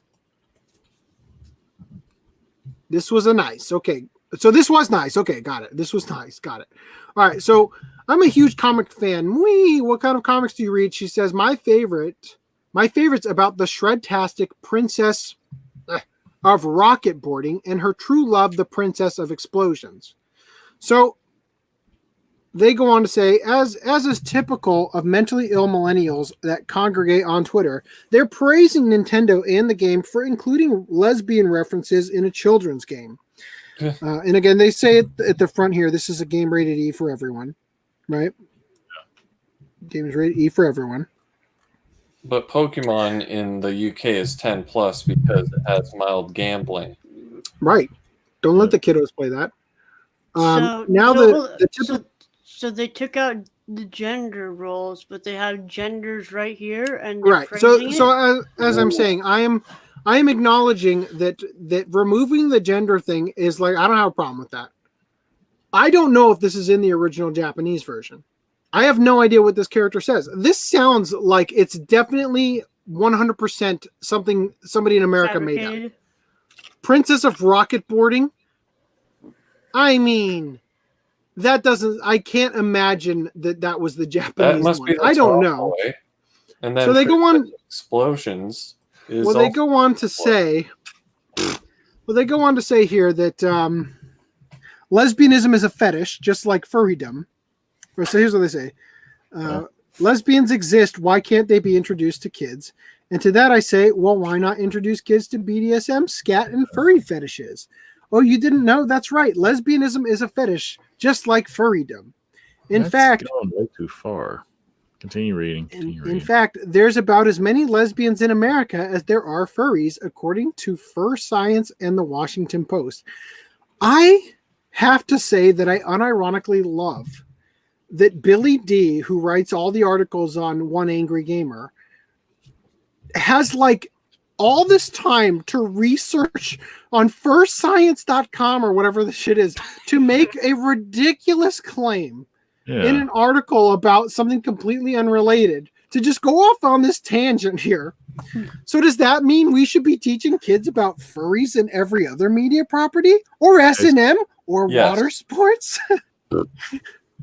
Well, the typical centrist TM will say, but lesbianism isn't about sexual fetishes. Newsflash: the definition of homosexuality from the Merriam-Webster's dictionary is erotic activity with another of the same sex, meaning sexual activity with the same sex. As in, what they're saying is that it's sexual in nature.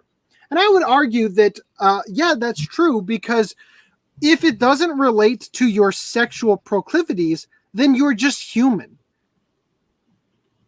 You know what I mean? Like, you're an average everyday character, right?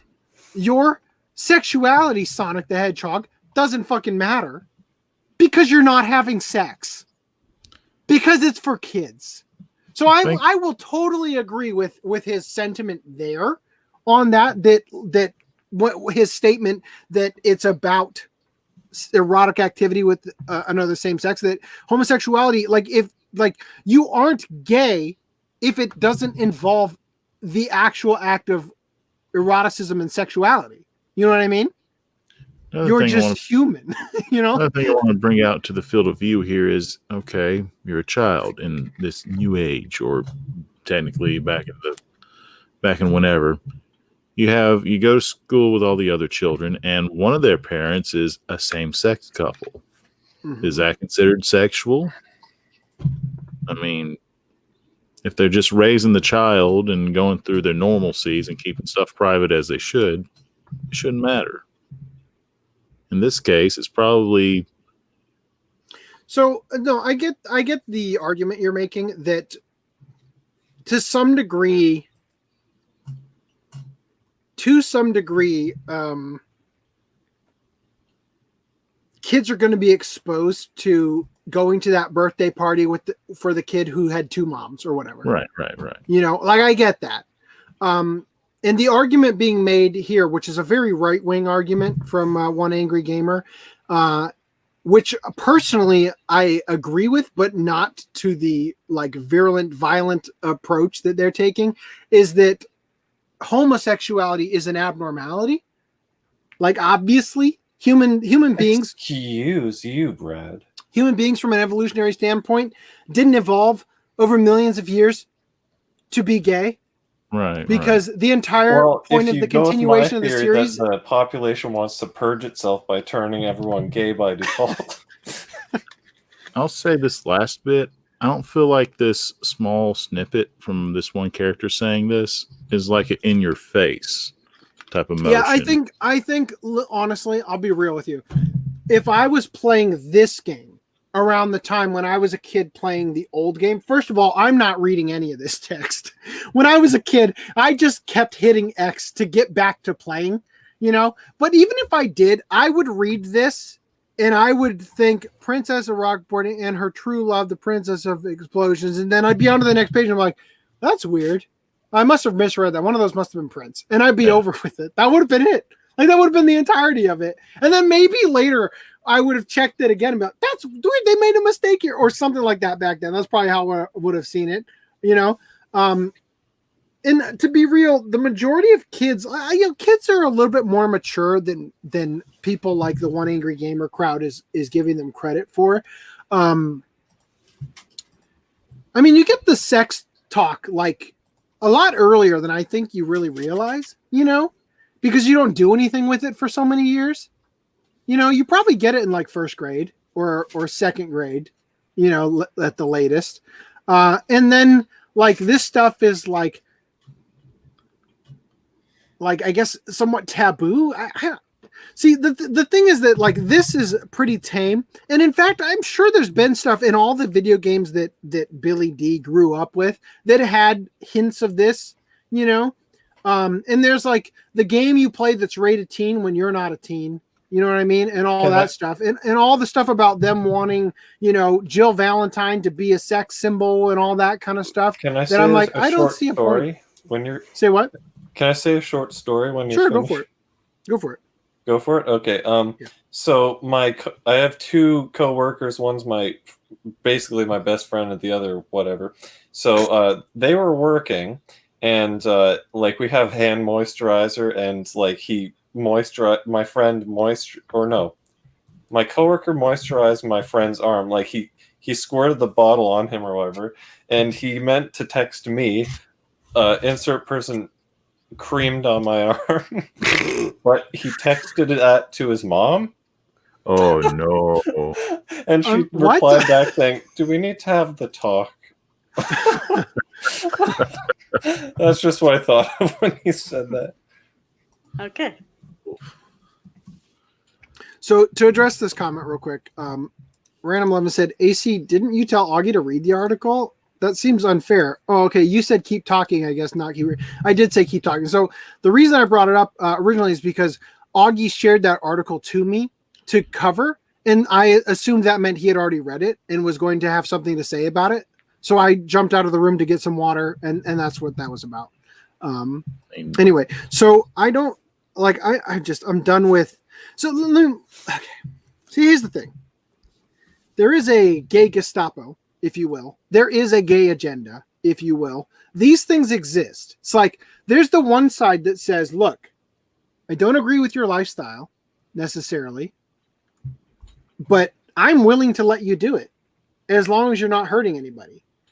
And then there's the extreme end of that other side who goes, all right, drag queen story time with first graders, and we're going to do the erotic dances with our balls hanging out in the gay pride parade. And you know what I mean? Like there's the give an inch, take a mile that's happening that results in people like Billy D getting this absolute no to anything gay, no to anything. Right. And I understand that approach. And it's a response to this is how this happens. It's a response to the alternative's behavior. I get it.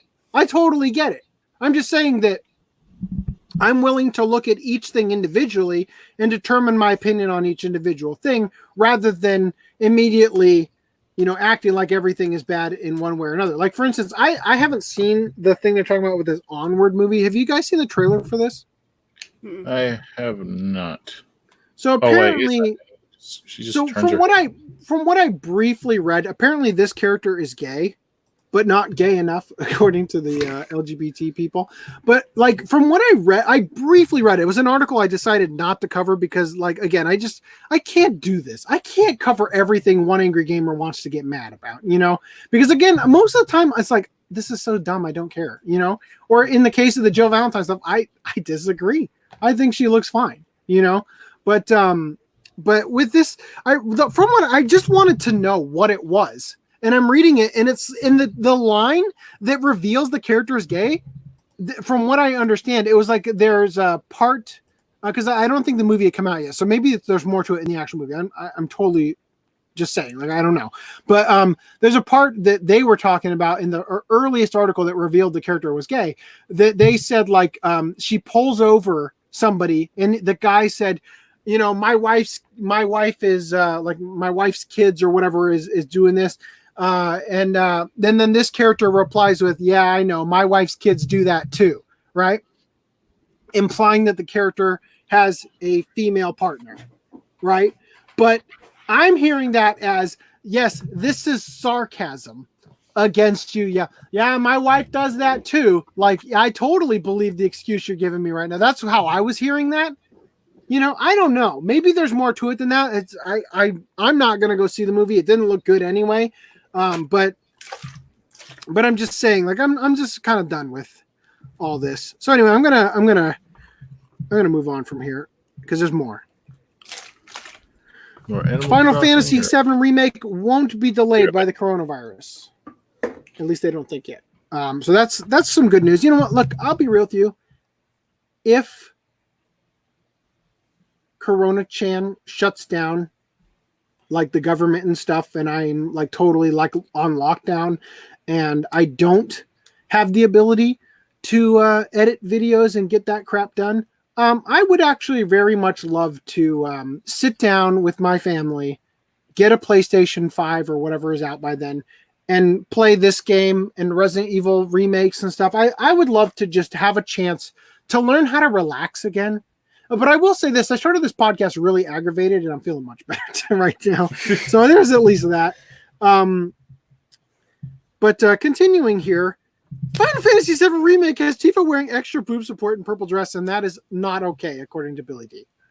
That now, looks more revealing than what we saw before, so I don't know. I don't even know. I don't have a comparison here. But the arguments he's making, so look, I get it. Look, yes, it probably is some form of slight censorship on behalf of the team, right? To make it less revealing or whatever. I don't know why you wouldn't just literally design it to have the lace a little bit further over here. I don't know. It's weird. But he goes on to say, like, it's not even attached to the dress. I'm like, dude, if that's not attached to the dress, how the fuck is the dress going up here and coming down? I don't believe you. Okay? I'm done with the arguing. I don't think Tifa needed to be a sex symbol. I mean, this is the thing. He goes on to say, previously, Square's ethics department had the team add an extra support bra layer under her iconic white tank top in order to justify why they had to remove any kind of boob jiggle physics from the raven-haired beauty. Many anti-gamers supported and defended the measure, since they enjoy seeing femininity being destroyed in both Eastern and Western media. I'm going to change this word for you. They enjoy seeing sex appeal destroyed.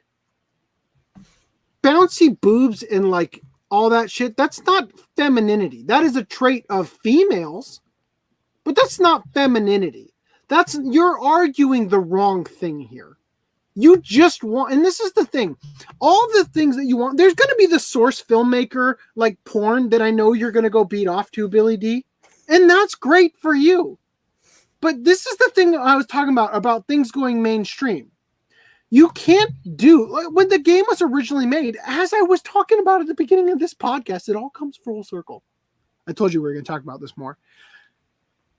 When the original Final Fantasy VII game was getting made, do you think that they thought it was going to become the hit that it became? Do you think that they focus grouped that it would become the hit it became? Do you think that they focus grouped every step of the way? Or do you think that a bunch of guys got together and just made a game and it was a hit? Because the remakes are obviously going to make these changes because they have to be safer. Because 1 million parents are going to complain one way or another. So when you're making a game and you want to tone it down a little bit, have Sid curse a little bit less, get it to that lower threshold so that more people can play it so you can sell way more, obviously you're going to do this shit. Obviously. And it irritates me that people don't recognize that this is obviously going to happen and that bitching about it is the answer that they have, you know? So continuing here. Billy D's article says, Resident Evil 3's remake's Jill was changed to remove sex appeal, says art director. Now, I just going to use this article because of the picture of Nemesis here, because I thought this other thing was really interesting. The only thing about Nemesis is I don't like how his nose is like on the side, slanted. Yeah. That's literally it, though. I mean, it's a fair criticism, but let me read this here. I thought there was something interesting here. Now, Sonic Complex says Resident Evil 3's remake's Jill's design was sex appeal was not the right direction. That's the actual quote. Now, granted, this is probably the ugliest picture of Jill to come out of Resident Evil 3's remake. So that's why I'm sharing both articles, mostly because of this one. Because, look, she's not the supermodel that she was in the original game. But for my personal opinion on it, I will as I've said before, I would have a hard time getting into the game. Now, I do think that look, there are games for that. You could do that in Bayonetta. You could do that in other games like Devil May Cry, which has gotten a little bit too realistic looking. Yeah. Where like Dante looks a little weird now because they've got like Devil May Cry and Resident Evil. It's like the graphic fidelity is like making them look, they're over realistic, and they are both Capcom. Yeah, that's what I mean.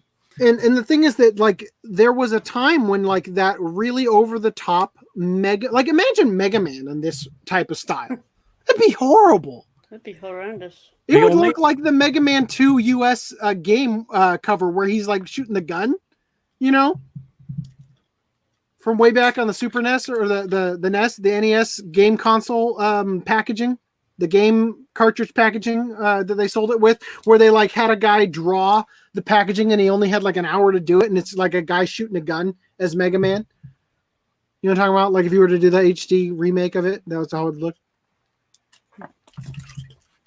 Anyway, crickets in the background. Thank you for that. Right. So anyway, so I legitimately like, again, I don't think her face is like drop dead bombshell. Definitely not. But when I see the footage from the perspective you're actually going to see in the game, where you see her like over the shoulder, I think she looks plenty decent. But let me read the actual. Let me read the actual quote here, and I'll come back to the Nemesis thing here. So this is what they had to say. There were a lot of There were a lot of discussions internally about that direction. Okay, hold on. An interview with Resident Evil 3 remake art director Yong-hee Cho, I don't know how to pronounce that, was present in the latest issue of Game Informer. The deluded director being under the impression that strong characters apparently aren't allowed to be sexy. I guess I have to start here to get the whole thing about this. So they go on to say up here, explaining that the sex appeal was not the right direction, and once again using the tired, nonsensical excuse of wanting the character to be believable and their outfit to have practicality. So I'm of the opinion that I would rather the game be like, I would rather get immersed, you know what I mean? And it literally would take me out of the game to have her running around in high heels in the pencil skirt with the boob top and the, you know, like that literally takes me out. I think that the character is like more attractive with like the straps and the guns on the hips and all that kind of stuff. I think that's a better look personally. So I'm going to use this apparently nonsensical excuse of saying that this is my aesthetic and I think it's better personally.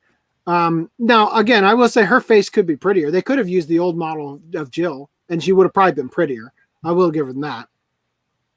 But anyway, and then of course you give them the old outfit in the stupid like DLC and all that crap. But anyway, here's what they said. There were a lot of discussions internally about that direction. The original designer, Jill Valentine, was clearly going for sex appeal, but that was not the right direction, referring to the direction of the remake, right? This was a very strong character, and it is a character that is going through a lot of adversity. So we wanted to hone in, I think they mean, on that and make sure that there's a certain level of believability in what she's wearing, a certain level of practicality, because any fucking cop or whatever she is not going to go out wearing a pencil skirt in that environment. It totally takes me out of it even did way back when I was a kid. I used to point into Game Informer, point to my brother and be like, I literally like made fun of the game. For that. I didn't play any of the Resident Evil when I was a kid. My parents definitely would not have let me buy something with evil in the title growing up in a good Christian household. But I used to point it out and laugh at like, this design is dumb, you know? And then they go on to say the Nemesis design, this is why I brought up that other one, just felt like more of the same. So we went back to the drawing board. The first thing I saw was the clothing. It felt strange to be creating a bioweapon and have it wear clothes. Rather than having him wear clothes, we had him wear something synonymous to a body bag, something that made him feel like a restrained weapon. At the same time, I wanted to stay true to the original, so the silhouette of Nemesis still has that iconic look. So I'm bringing this back. I didn't even think about it, and I think that was a really cool design choice. It kind of looks like a threaded trash bag. I kind of like it. I kind of like that choice. Again, the nose, take it or leave it.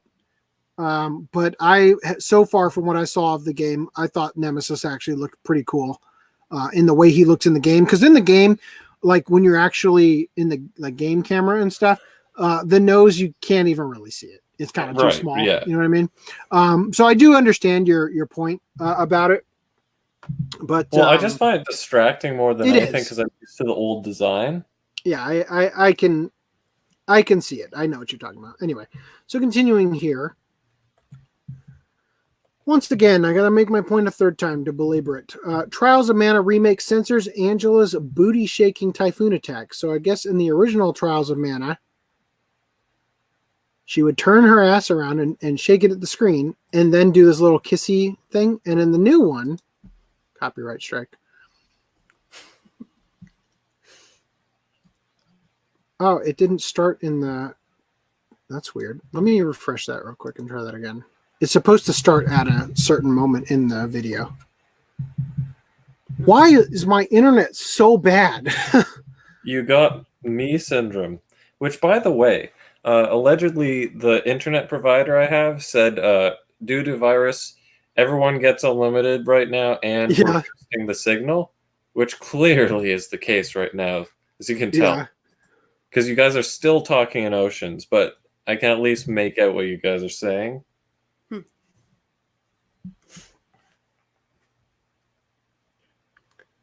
I think it's over here. Oh god, Not you're go killing me. full screen. I won't. Yeah, that was probably what killed us in the last podcast. So anyway, basically, I won't even bother.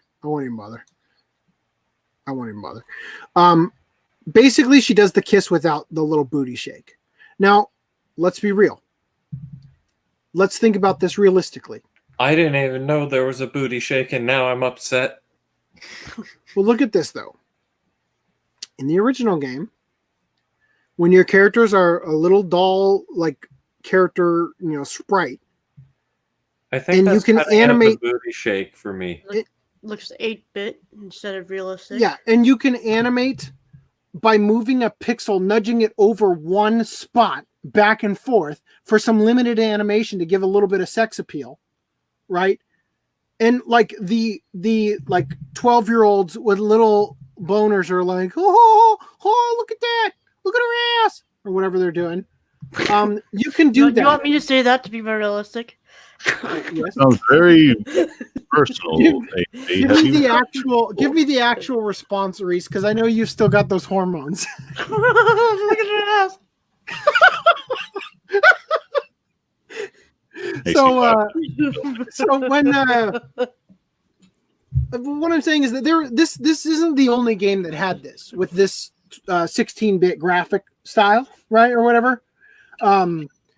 And back in the day, like we talked about this with the fucking Link's Awakening or whatever, when they censored it to not have the naked hippo. It's like, yeah, because her tits had no nipples in the original. Yeah. Like the high fidelity graphics, like you're gonna put nipples in this game and you're gonna complain that they aren't good. Like, give me a break. Have some, like, if they had made the game back then with the graphic capabilities that they have now, they still wouldn't have done this specific thing. They might have done something different that evoked some sex appeal, but it wouldn't have been this little tiny booty jiggle with the 1 pixel moving thing. I'm done with it. Oh, here's the GIF. Oh, I should have just scrolled down to the GIF. There you go. So this is what it changed to. It's just a little kiss or whatever. You know? I honestly don't mind characters having sex appeal. I really don't. But I'm not going to jump on this bandwagon of complaining about this inconsequential thing that wasn't like, it's just so stupid. It's so stupid. Didn't Final Fantasy VIII have a single summon in the remaster that was like they put a bit more clothing on her or something like that?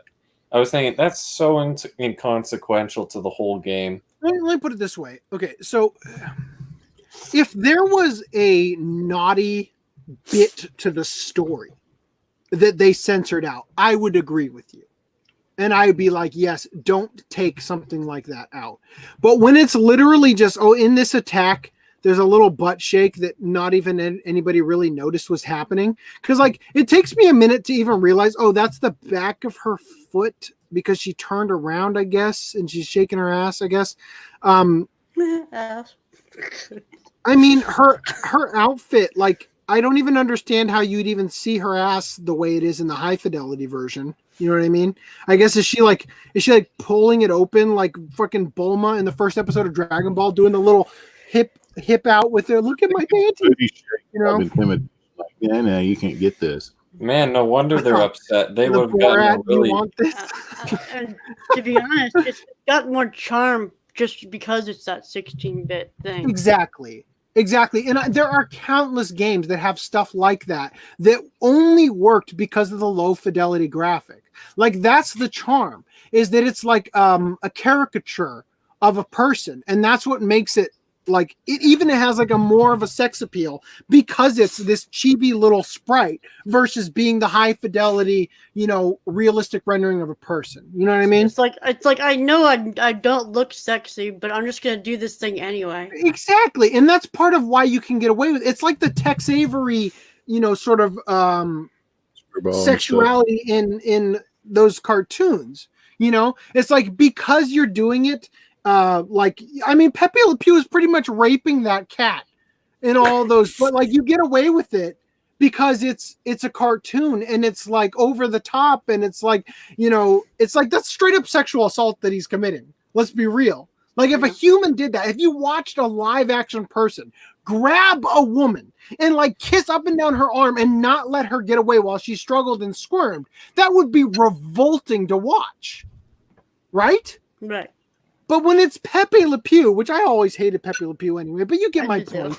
You get my point that you can watch it when it's a cartoon, when it's a caricature, when it's a sprite like this, and it can be endearing or whatever. Mm-hmm. But it appeals differently when it's high fidelity. And I think it's retarded to fight your battles over this little twitch of the pixel instead of like finding if they actually remove something important. In Breath of Fire 4, they cut out an entire bathhouse thing from the English localization. They just took out in a certain area of the game. They just took out an entire building from the level so that you couldn't engage that part of the game. That's something I've been upset about since I was a kid. Yeah, absolutely. I didn't get to experience the entirety of the game, and I'm still bitter about that to this day. But a little butt twitch like this in when it goes from like, look, if this was like taken out of the English localization, yes, I'd be pissed about that. But when it's taken out because the high fidelity thing doesn't have the same charm, I totally understand. Looks better to show her face and do like the, it's better. It would have been stupid. Just a wink and a head tilt. It's better. Listen, everyone. It's more appropriate. It makes sense. It would come off as cheap and stupid to try to do it with the high fidelity. If these angry gamers really want to, they can just wait till someone makes a fan remix on Pornhub or whatever. No, seriously, every one of these things, they're like, ugly Jill Valentine. Hey, the Jill Valentine nude mod is out, guys. They literally have articles that I don't cover about that. I'm not even kidding. Like every one of these games, and that's one of the things that's irritating to me about this is that it's like I want to give these guys a bone over the fact that like I understand you're fighting the good fight to a degree, but you're so outrageous with it that the games that you end up making that are like it's the right wing game, the right red blooded male game. It's like it's a porn game. You're promoting a porn game. Like, I understand wanting a little bit of sex appeal in your game here and there, but then the game you guys actually make when you have the chance is straight up a subverse porn game. You know what I mean? That's all it fucking is. I just realized something. The most amazing thing ever. They should, like, as soon as you said the nude mod thing, I was thinking, what if, like, they had one for Resident Evil 2, and they did it for Leon, but they gave him like a really big schlong that had perfect physics that like flop around like fluid. That you could like turn around really fast and take out And the then zombies. just, like, wrap around his body. Just start decapitating midgets. It's an extra weapon. I thought it'd be funny as hell. So there's a couple games like that goat simulator where the goat has the really long tongue and stuff. I'm just imagining like you're playing that game and it has the fixed camera, right? In the Resident Evil, or is that only Resident Evil 1's remake or whatever? But anyway, I was just thinking about like, you turn around real fast because that's how the controllers work, where you're pointing up and you're going one way, then you point down and just flip around, and it just flips around and hits the zombies and cuts off their heads and shit. Oh, all right. So continuing here, my mouse is dead. That's great. Okay, grab your I wife. might need to go grab the other one. Boy, this internet is just so good. So good. Totally amazing internet there. I'm on the other article. There we go. So Microsoft changed the Xbox Series X controller to fit smaller hands and be more inclusive. No, I like my big hand controllers because I have yellow hands. I'm the audience. So I have enormous hands. I can't click. I have like really big hands. Okay.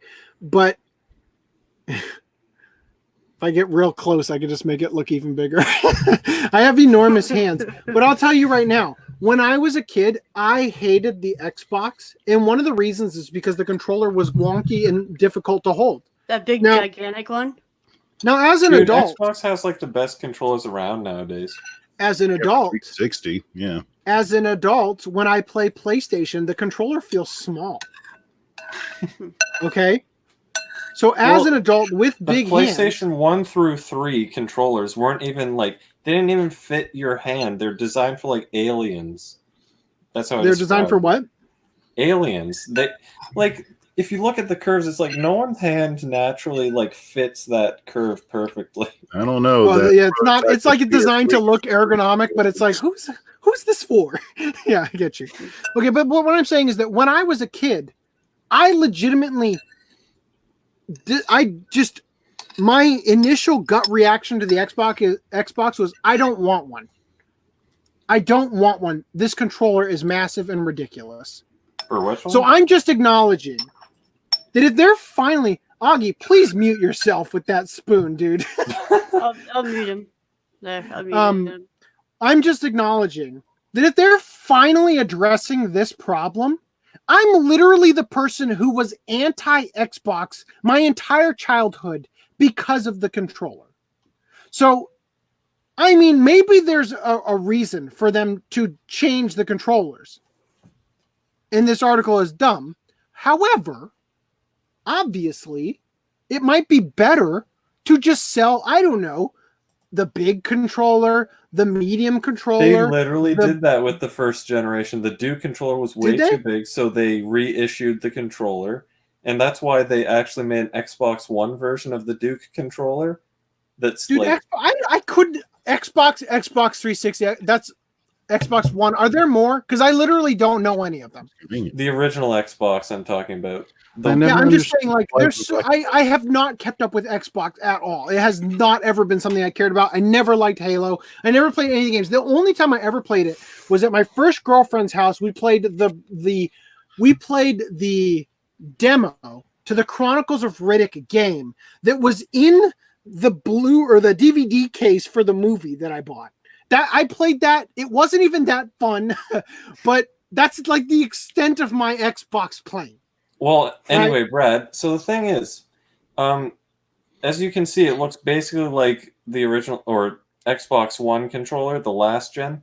They just added a share button and the D-pad's better and there's rubberized grip on all of them. But Brad, I'll have you know, if you were thinking, oh, I like the Xbox controller, but now it's smaller, that sucks. Well, the Xbox last gen consoles, the controllers are forward compatible. Okay. What about the original Xbox controller? So why is this even an issue? The really big fucker. Customization and complaint. Duke, you can actually get. So all I'm saying, I want to bridge this to another thing though. Is that the obvious answer is to make the three little, or what is it, the Goldilocks controllers, right? This one is just right. and there's all these other ones I could have gotten, but this is the one that I tried on at GameStop because it's an essential business still open during the coronavirus pandemic, and it's perfect. And that's the one I bought, right? And then the problem with this is the reason why we can't have nice things is that you can't even make them because it's like controller 1, 2, and 3, you know, and it's like that's like insensitive to people who are the number 3, you know, or some shit, right? Like you can't have anything nice because like why is the big one called, why does the big one have the masculine name? Some girls have big hands, you know what I'm talking about? It's like this is exactly going back to my original point about fucking Twitter and letting people commentate about every fucking thing ever, is that everybody's going to complain about everything, you know? Anyway, I think we're done. Well, all I'm saying let me go grab the other controller, the other mouse. I mean, I'll be right. Swap your wife. All right. So, what do you two want to talk about while he's away? Fine. Well, I was gonna show. Hold on. God damn it. He moves quick in this house. He's like Peter Pan skipping across the room. Share screen, block temperature. This one here. Share screen, original. Allow. There we go. This one here, this second one is the original Xbox controller. This was a big fucker. Yeah, they reissued it for the Xbox One Black. This is the second original Xbox controller. This one here. And what's kind of funny to me with the Duke, with either of those two, is if you compare like the second one to a Dreamcast controller, it's almost the same. It's big fucker. Like I remember, I mean, I got small hands just because I got like this thing is freaking huge to hold. Yeah, and some people liked it for that novelty, but you can literally buy it for your Xbox One / PC and use one like the one they released like last year. Yeah, I'm with AC. I always feel like Xbox was like the lesser of the. Dude, Xbox Live era.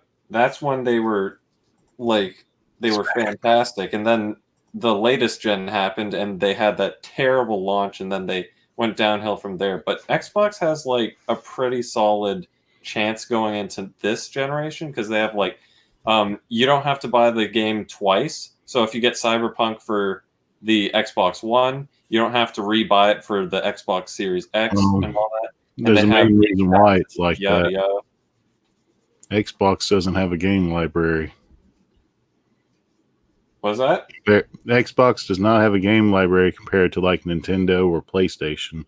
Right, that's the other issue that this gen kind of spawned. But once again, they bought a ton of game studios to publish games for them for leading up for next gen. So, you know, we can only hope for the best because competition breeds better. Whatever it is, better for the customer. competition invokes innovation. Yeah, right.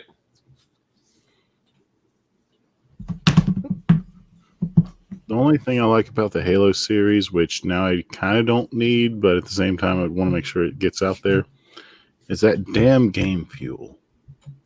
Gamer fuel? G fuel? Yeah, the Mountain Dew game fuel that was like the orange cherry.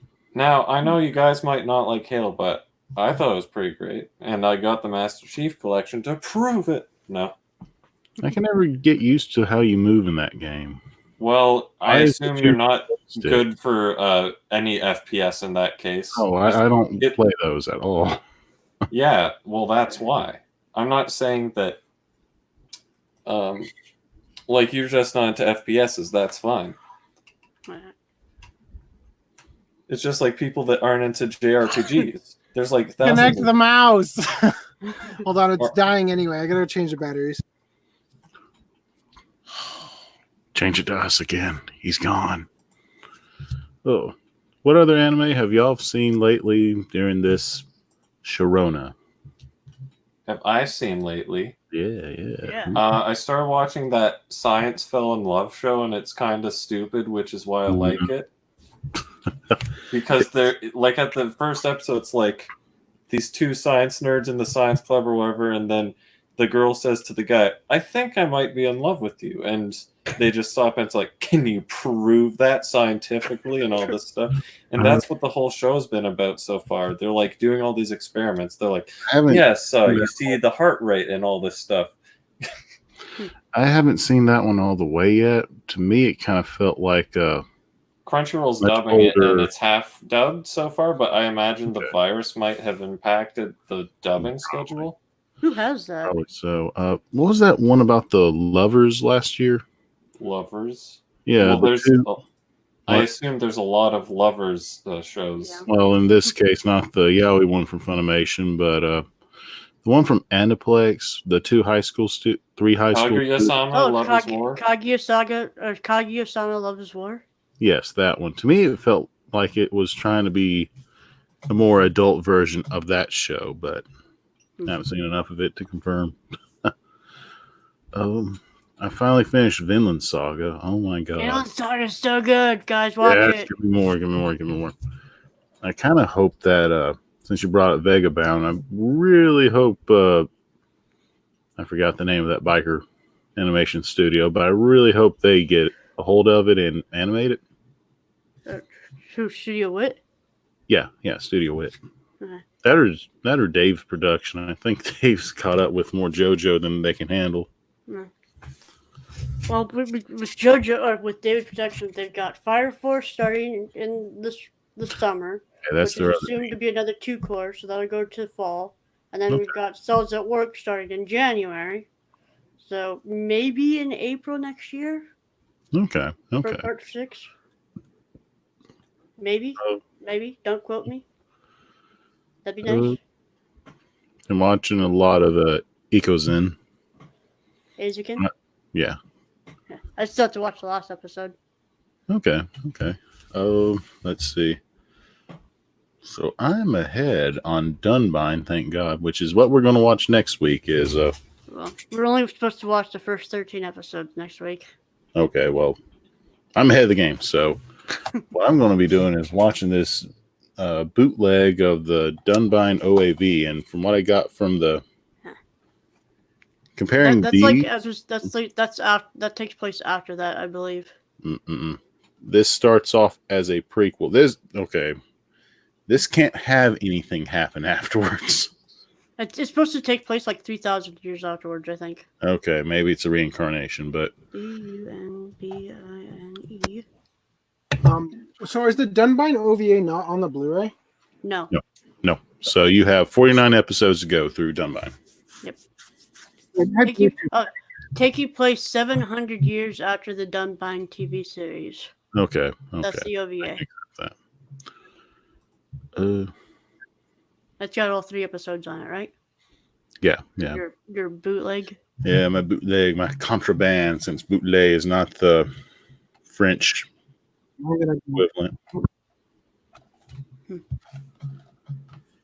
Normally, I want to stay as much official as possible, but if they sell it, what to do? Besides, Toradora. Right before the podcast, I watched Fujiko's Live, which I had seen before. Okay. I had not seen it dubbed. I didn't realize Billy Camus was the villain. Huh? Or he played Josuke in JoJo's Bizarre Adventure Part 4. Okay. So I was like, I know this guy. Or I know this voice. I was like, holy shit, that's... So that was a kind of... That was interesting. So aside from Dunbine, something dubbed, I'm a little lost on what to watch next. I was thinking Guardians of Darkness or I don't know, some 12er, probably that Funimation title I got last weekend. How's your collection going for your sister? Oh, it's going. Well, I hope I can get the last 3 items I said we get in April, but I don't know how this shipping gazpacho is going on. One of the things I had to order from Britain came in, so I can definitely say this. The one for March is a lot bigger than the one for January and February. Yeah, your due date is my birthday. Oh, you both have the same birthday. Oh. And just so happens my cousin, who's 5 years younger, has the same birthday as me. I'm getting a sense that your family mates at one time a period of year. What? Kind of like how all the birds made it in their mating season. They're all fucking at the same time, FDDNM. Well, the reason I asked him to repeat that is because of the connection issues. But yes, thank you for clarifying. But same could be said with literally every parent, because that's why school starts in September, because everyone's born in September, right? I was born I was born in July. Which probably assumes that it would be New Year's Day. Fine. Yeah. Oh. Yeah. I thought GeoReaders was going to be a much better show than what I got, but I still had fun with it. It's one of those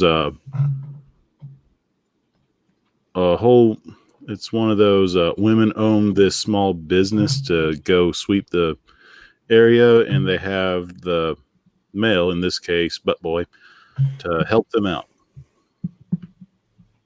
Oh yeah, I've also recently I watched all of Working, like the main series.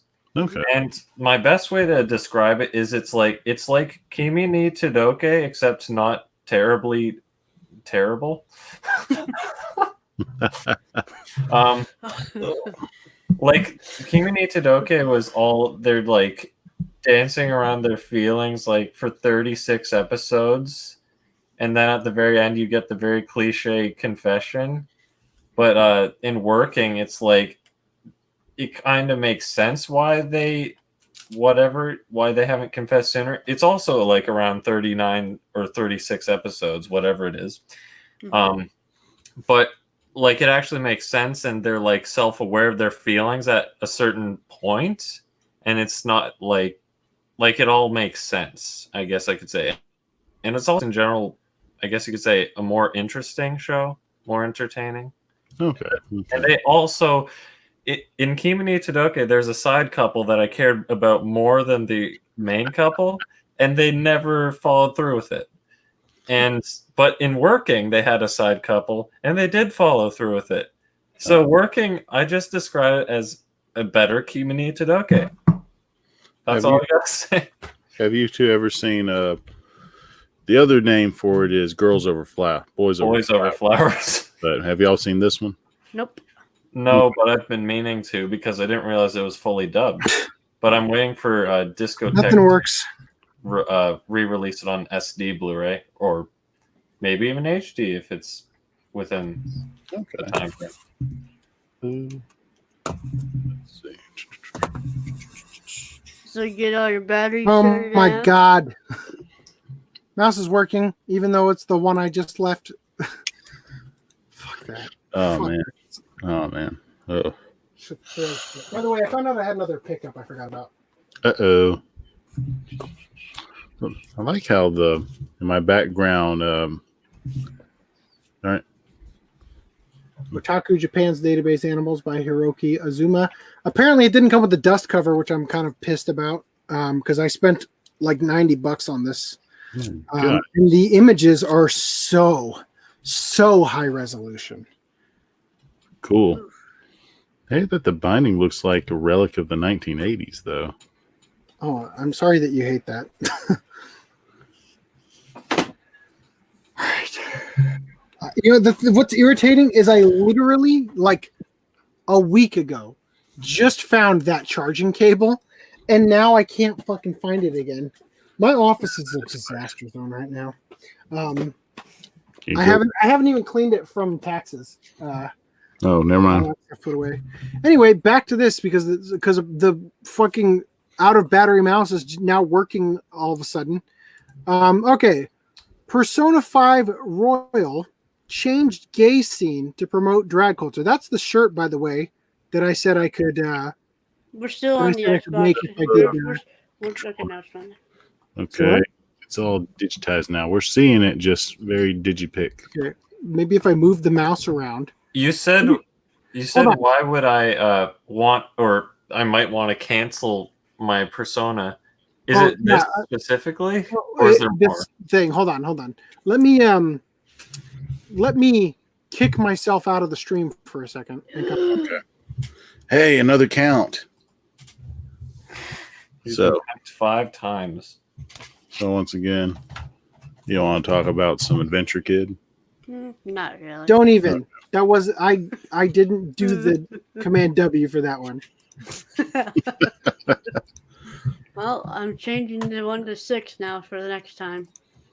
All right. So Persona 5 Royal changed gay scene to promote drag culture.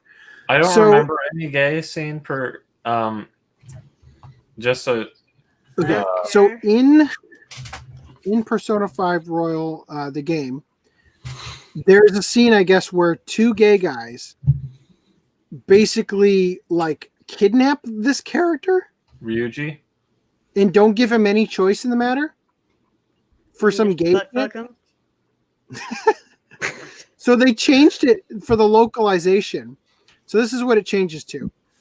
So again, I'm gonna give you the exact thing. So like, you know, it says Ryuji here. So when you don't know the character's name, it's gonna do like the question mark, and then you're gonna learn who they are, right? So a deep voice says, "Ooh, you're right. He really would be a natural, but a graphic tee with plaid pants, kill me now." So again, they turned it. Is that a new shirt you can make that he's wearing? So that's what I was saying, is that because this covers the entirety of the tee, I would have to do the print and sew, or the what's it called? There's another type that's also expensive, where it's like an all over print, and they actually like dip the shirt in like the liquid print of it, Like and then it gets on there. But then like the underarms leave like white parts where it didn't quite get it, because it's impossible to get the entire coverage for the pattern.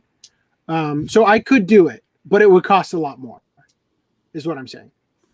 Get me high resolution images of it from different angles and stuff, and I'll do it. But again, it's going to cost like $50. And I imagine that Persona, of all things, probably already has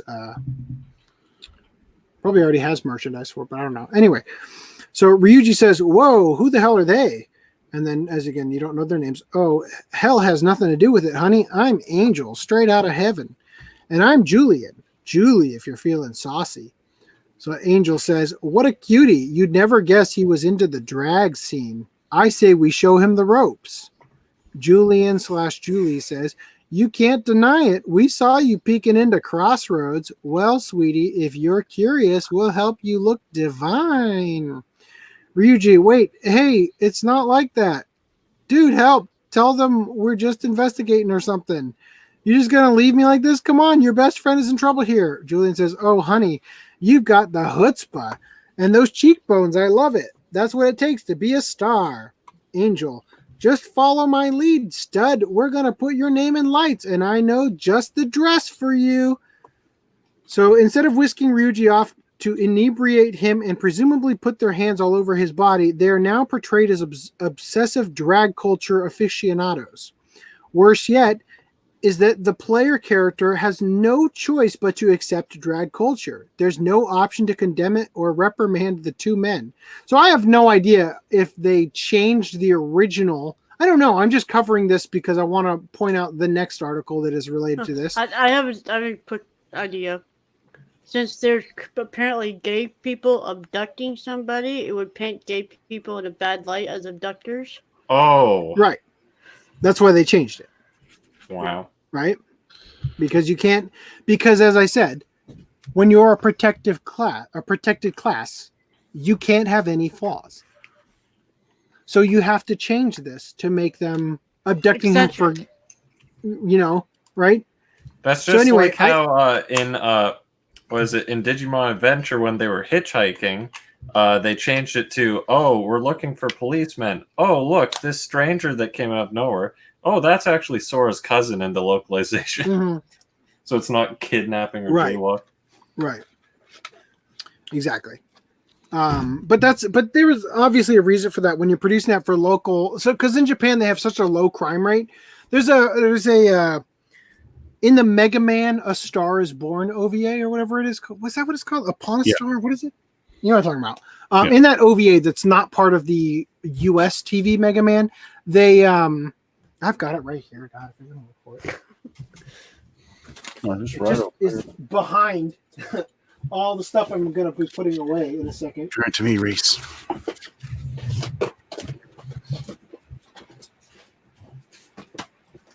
A race in time. You can be faster. There he is. I've got We have a winner. I've got it already. We No, have a winner. Ah! Augie is a winner. I already had it. It was Too just bad. delayed Too late. Augie was faster. upon a star. Anyway, so in this OVA, Yes, sir. there's a discussion where they talk about how, it's like it's getting late and the kids are still out. And then they just go on this like, the crime rate is so low in Japan that they actually don't have any worry. Like, you know what I mean? So like in Japan, that hitchhiking stuff might have been okay, I guess. And I think back at the, and now that you mention it, Yay. get that off the screen. Yeah, you know it. That sounds sexual in nature. Now that you mention it, there's an episode of Cardcaptor Sakura where she goes and has tea with an old man that turns out to be her grandfather. Right. Wasn't her grandfather. It must have been her grandfather, actually, because I watched it subbed. It was. But I was just thinking about it. Anyway, so all right. So I think that you made a good point. Anyway, but back to the topic at hand. This is what I'm saying is that protected class, the gay can't do anything wrong. They can't have kidnapped a guy, even though like Jeffrey Dahmer and all that shit, right? You know. So anyway, so these are the options that are given to the player. They read as follows: can't blow your cover, or can't blow our cover, but you're a natural. Knock them dead. Hold on one second. What's up? Are you in your jams? Yes. So, Reese, tell them what I told you about this. What did she start doing today? My daughter has started, with no prompting from me, doing my Yuri's toot toot all the time. All the time with this. And it's the most adorable thing ever. Oh, look how small she is compared to the water bottle. I know, right? That's what my wife says. Like, she forgets how tiny she is until she sees somebody else holding her. Do you need me to open this for you? With this. For me? Yes. You are so kind. Thank you. You're a star. You're a natural. Don't blow our cover. Right. Okay. You need to have what? You need to have this? Okay. On that note, I'm going to go and get myself some water. Say goodbye. Say goodbye. Bye. She's taking my cat sushi plush. Oh my God! How can he leave his free all crooked like that? Even outside. All right. Well, at least she brought me a water. Because the like carbonated water doesn't hydrate. Last thing, yeah. What? All right, thank you, Eli, for that pose. My son's JoJo posing now, I guess. So, what is on your shirt anyway? Is that like a coronavirus cell or? Yes, it's the coronavirus. Yeah, That's the coronavirus. The You state racist of piece of shit. coronavirus. It's Africa. Actually, Danny might recognize us from the touristy shops around him because my wife's cousins in South Africa sent it to me. All right. Anyway, all right. So again, we've gotten through the main gist of this. It's amazing that we're at a 6-hour mark already. Can't get through anything these days. Persona 5 Royal's homosexual scene alteration fails to appease. Well, yeah, because then the people are going to be like, "Oh, there's no homosexual representation in here." No, That's ironic. it's definitely less bad comparatively. So there is an improvement, but yeah, it's funny though. Still not a good look. This Kind of would've- depressing that they apparently had to almost beg Atlas Japan to even allow the change. Wow. Like it may be better as far as gay stereotypes. However, it just feels like they threw the cross-dressing drag queens / kings under the bus with them being so damn pushy. Yeah, that's still bad, just for a different reason. Not particularly surprising. Hold on. Persona 4 would have been a much better game for there to be a scene like this, because Kanji's the character that everyone speculates is gay because his dungeon has all these men and stuff in it. Yeah. Is that the guy with the earring? The blonde hair, he looks basically like Ryuji. Mm-hmm. I just find that funny. Yeah, no, I agree. I recognize that. It's a massive improvement, though I still think it's just cutting the scenes would be better. I disagree. I think that editing content out of a game is significantly worse, personally. So they went from Predator gay to Predator crossdressers. Sigh. I expect nothing and I am still let down. How about just remove everything related to sexuality from the scenes? Yeah, I don't know how you would do that. How are you gonna change that? You gonna make them milkmen? Let me show you my milk, and then like kidnap him? Like, what are you gonna do? Seriously, if it's so problematic, why are you supporting the original game? Don't be a fan of it. Get out of here. It's almost better that the original game's so problematic. Haven't changed it enough to warrant a purchase, in my opinion.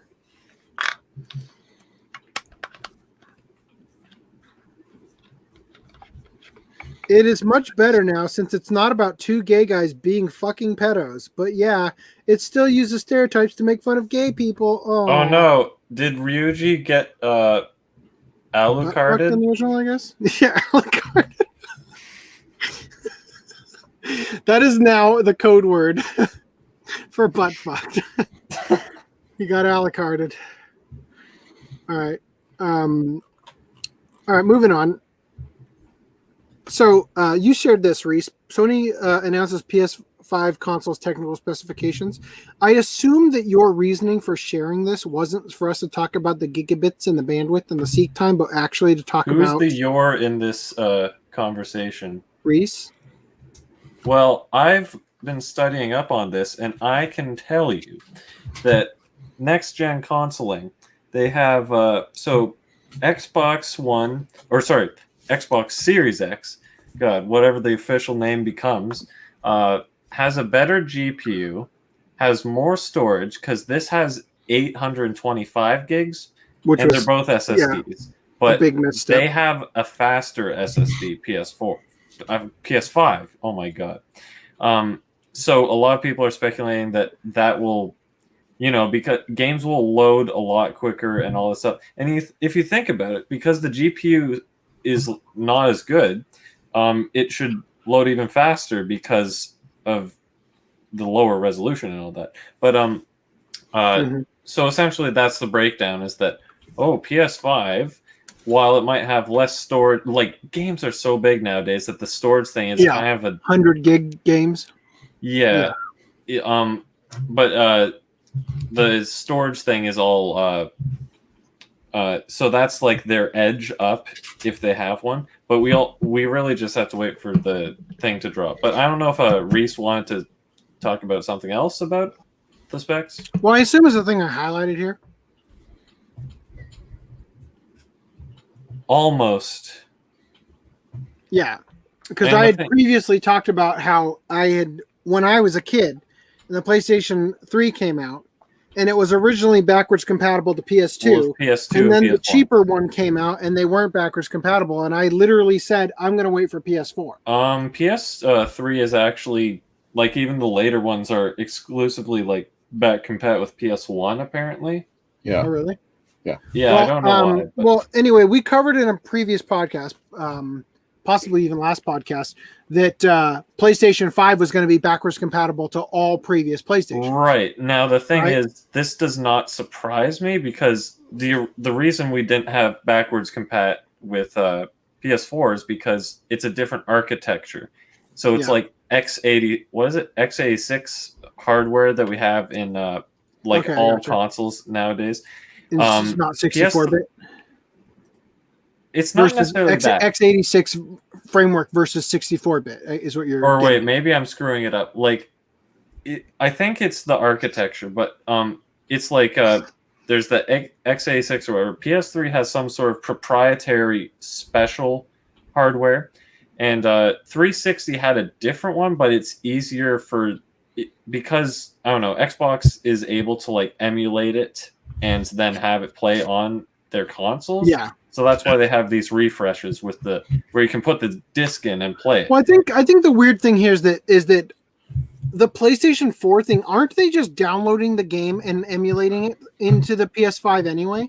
Well, I think this is a scheme for them to make more money, because essentially what they're doing is okay. Sorry. Well, their scheme is they release like one game every month that's new and remastered and whatever. So and I was going to say that the thing is that if you don't make it backwards compatible and you do Resident Evil Remake, hey, no need to crack out that Resident Evil 3 disc that's been sitting in your closet for 20 years. We've got Resident Evil 3 Remake. Play that instead. You know, no, it's not quite that. They're going to have the same game that has the same textures. I got what you're saying. This is an even better cash grab because you don't even have to work as hard. I get it. But the thing is, I think Xbox, the original Xbox, has the same architecture as the Xbox One. That's why they've been able to go all the way back to that gen. So yeah, PS5, like every single PlayStation seems to have a different architecture, except for the latest two, which is why it says most will be compatible. Okay, so I read something on another article when I was just kind of like on my phone during break at work, that said something to the effect of, so they kind of claimed, I had like 7 articles to go through and none of them looked interesting. So I just used the one Reese sent me to just jump off this conversation point. But they basically said that you could expect it's going to run at a higher frequency, which is a weird way to put it.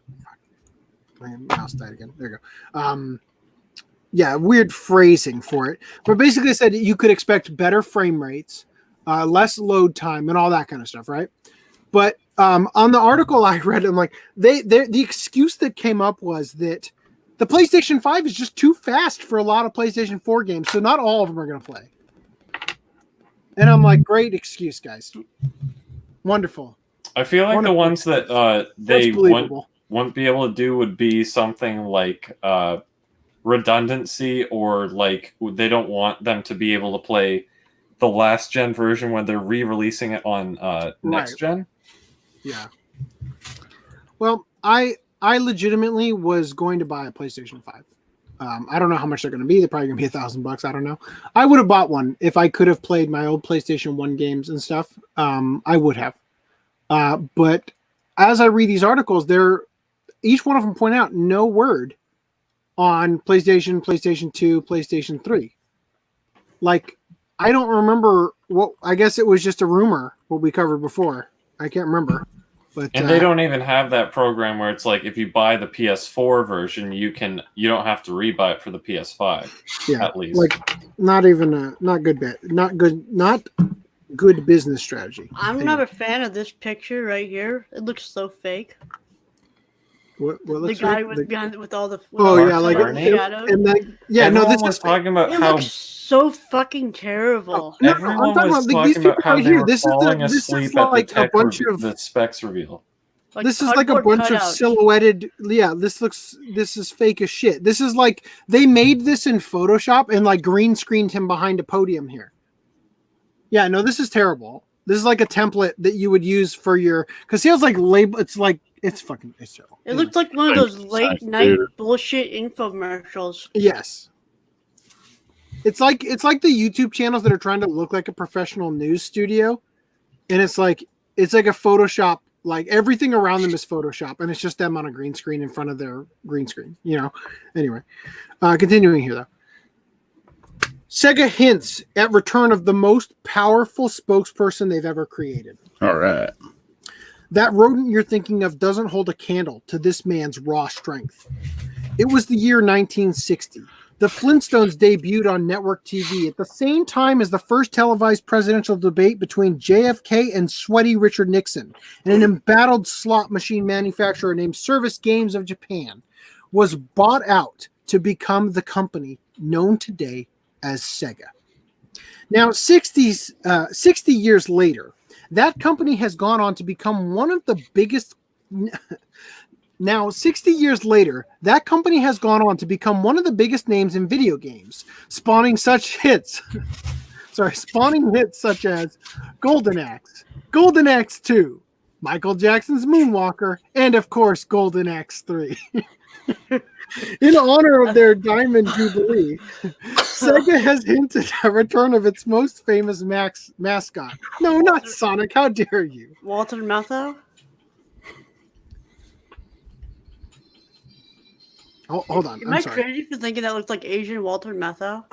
Hold on. I need you to have audio on this. I forgot that that's not something that defaults. Stop screen sharing.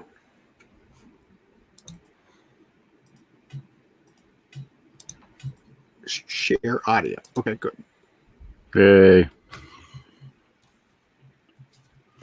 That was a little weird.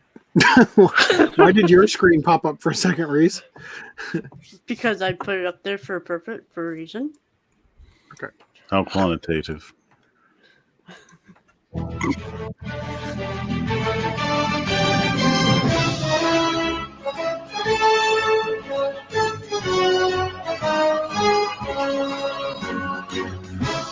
So he trains in the mountains with a giant Sega Saturn. Yep. You forgot the TV up on the mountain. Oh, God.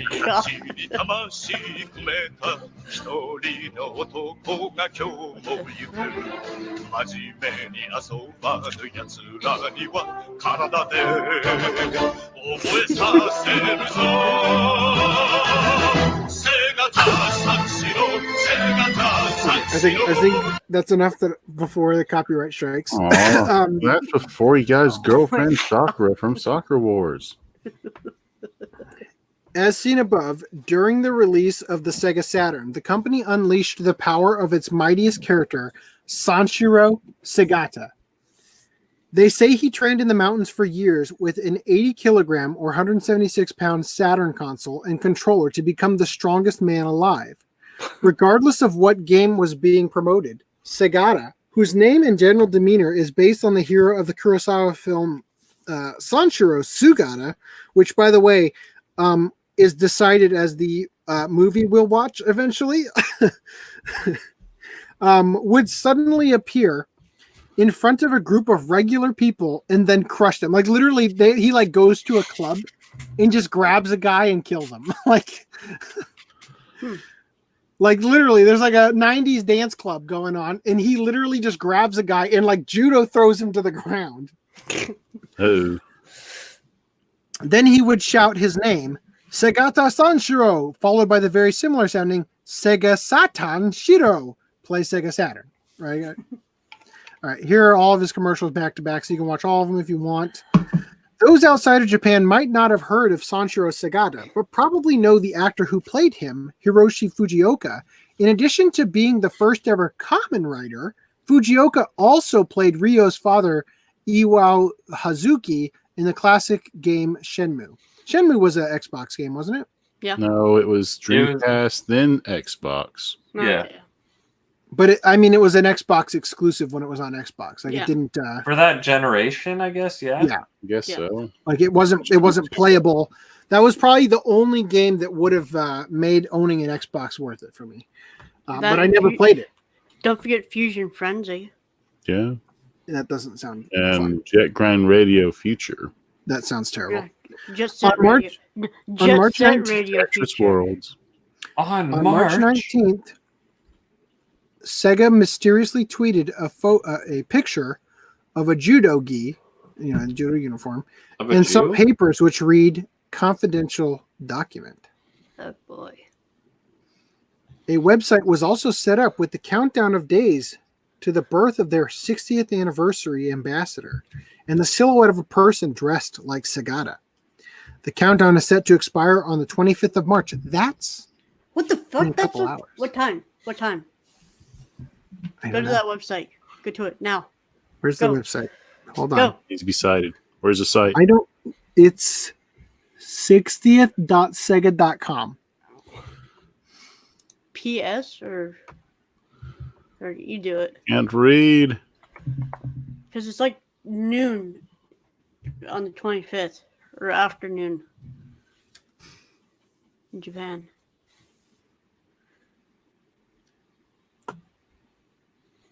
Hold on. I'm here, but you guys are still on the specific tab. So this is very bizarre what I'm seeing. Let me maybe restart it real quick before I start screen sharing. Oh no, Giga Frosty just uploaded is another collection video. I can't. God, this computer, man. The internet here is so bad. Come on. Not that one. That one. There we go. Share. Okay. Released to Space, Bleach Blu-ray Yay, 6, it's working. Stampede, Hello, Sega fans. Attack on Titan 3 Part 2 LE, and Humpbang. Those are his releases. There you go. Well, what do you got? Hello, Sega fans. This page. Is that all that there is, or can you go? I think this is like a. Hold on. Chai. Mashtane.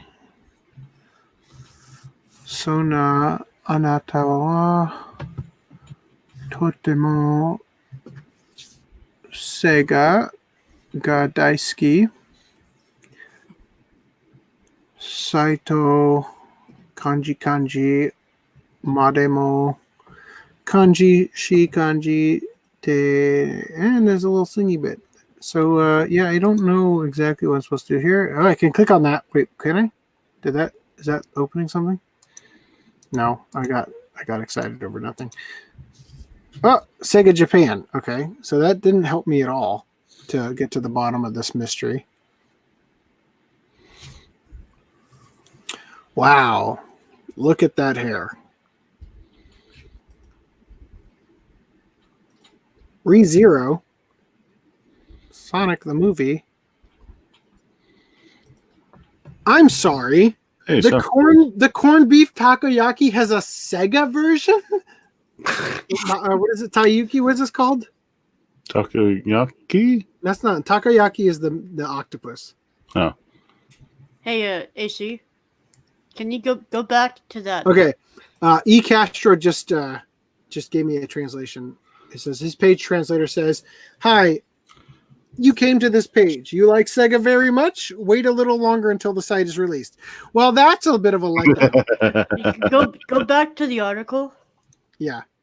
And at the source at the bottom of the article, hit that Sega 60th anniversary one.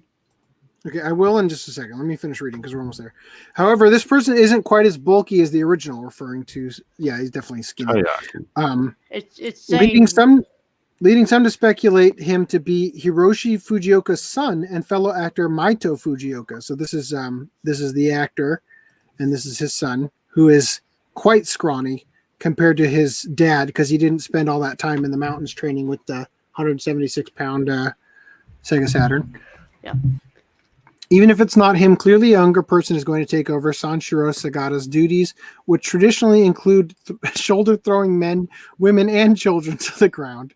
And given this iteration's svelte appearance, safe money is on the possible upcoming announcement that it's of the Saturn Mini to add to the growing number of popular mini retro console reboots. Okay, so let's click on this.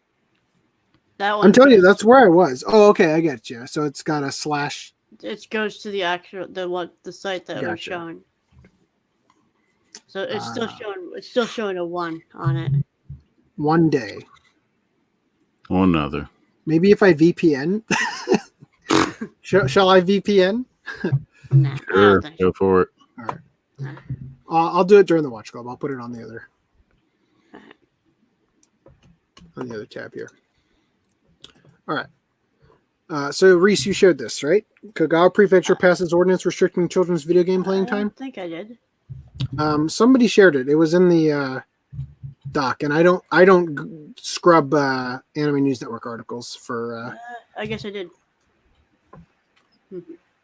Anyway, I put it up there. I put it up there based on the. I didn't read it. I thought it was kind of okay. sounded stupid because they're all quarantined. Oh, you can't play. Oh video no, games. yeah, that. So there were actually a bunch of articles, and I just, you know what, I'm done. I skipped them all regarding to the video game shit about restricting children's gaming playtime and stuff. This is in Kagawa. Who cares? I'm done. I'm done with this topic now. You know, we've covered it a lot. It doesn't matter. That's it. Move on. Yeah. Taiyaki. Yeah, that's what I said, right? Release anyway. news. All right. Release news. I've got all the right stuff links. Okay, let me make sure that I. Well, you've got the right stuff links. So who cares? Okay, so Justin Savakis on Twitter said. What did he say? Just got word that our replication plant is shutting down. Hopefully, they already got our April discs out the door. Obviously, this is about the coronavirus. So there's 2 replication plants for Blu-rays in all of the United States. There's 1 in Mexico. That's why half of the stuff you buy has the little disc made in Mexico sticker on it. And that's also one of the reasons why it's so difficult to bootleg Blu-rays, and why companies, all the bootlegging companies for replication plants and stuff, they're all doing them in China, you know, obviously. Anyway, Blade of the Immortal gets deluxe hardcover releases. Okay. Which will still be in the left to right format and not in the original right to left, unfortunately. This which is makes pretty much absolutely no Dark Horse reason to buy this if you already have the omnibus releases. Yeah. I mean, you know, I'll be real with you. I don't really like hardcover manga to read because it's way harder to read without, you know, like it's so hard to get into the corner and stuff. That's why the only manga I read is the Terrence Williams edition, where it's so easy to read everything on the page. Yeah, it's got all that space in the middle. All that space for notes and shit. Hey, now you know you're not getting clipped.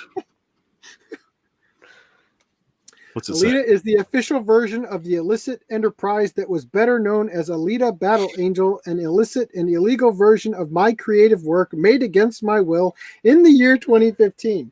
This book was made in Japanese format, and that means reading begins from the last page to the first. Enjoy.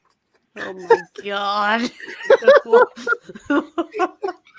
Terrence, it sounds like a South Park name. I kind of want to find this guy and bring him on the podcast and like talk about him and his pseudonyms, which I'll just name as the actual names of the art, like the creators of Naruto, and you know all the names he's used, right? Gum Masashi Kishimoto. Yeah. Yeah, because it was originally called Ganmu, the Japanese title for Alita. Yeah. So whose idea was it to name her Galley?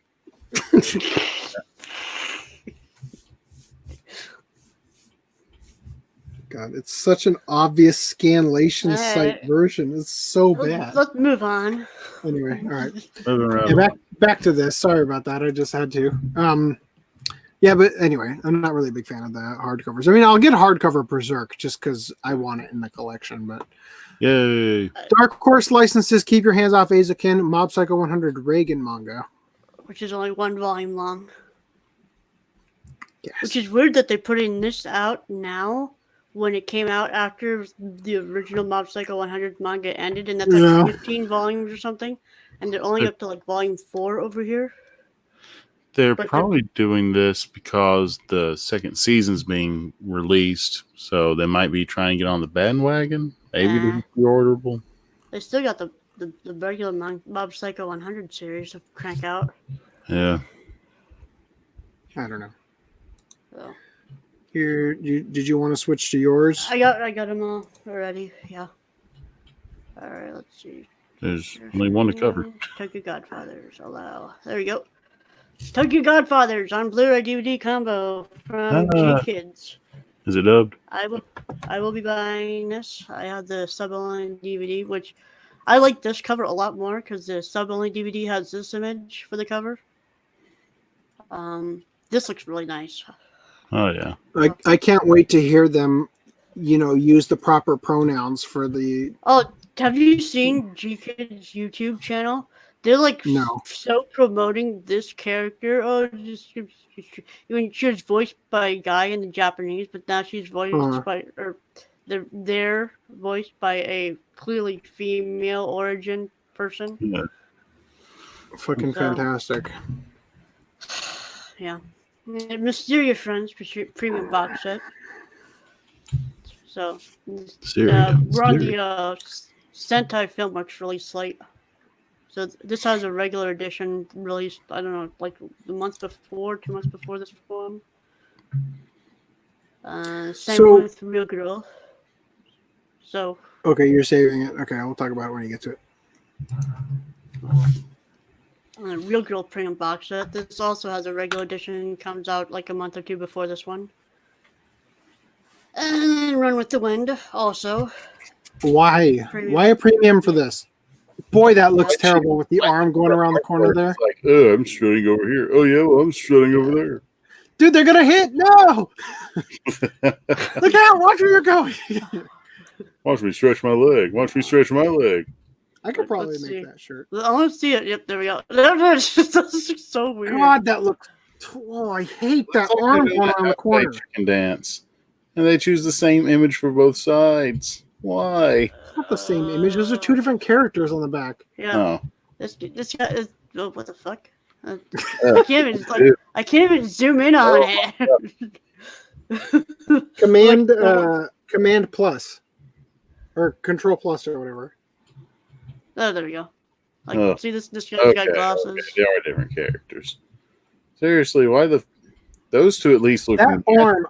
I can't have that in my bookcase. That fucking arm just on the edge there with the stupid black shadow. This guy's hand over here too. Oh, that's terrible. It's like he's like in the perfect, like his arm looks like he's beating off. It's just like this weird clip art arm beating off. We're gonna get out of this after the rain. Yay! The romance of old and young got a restaurant.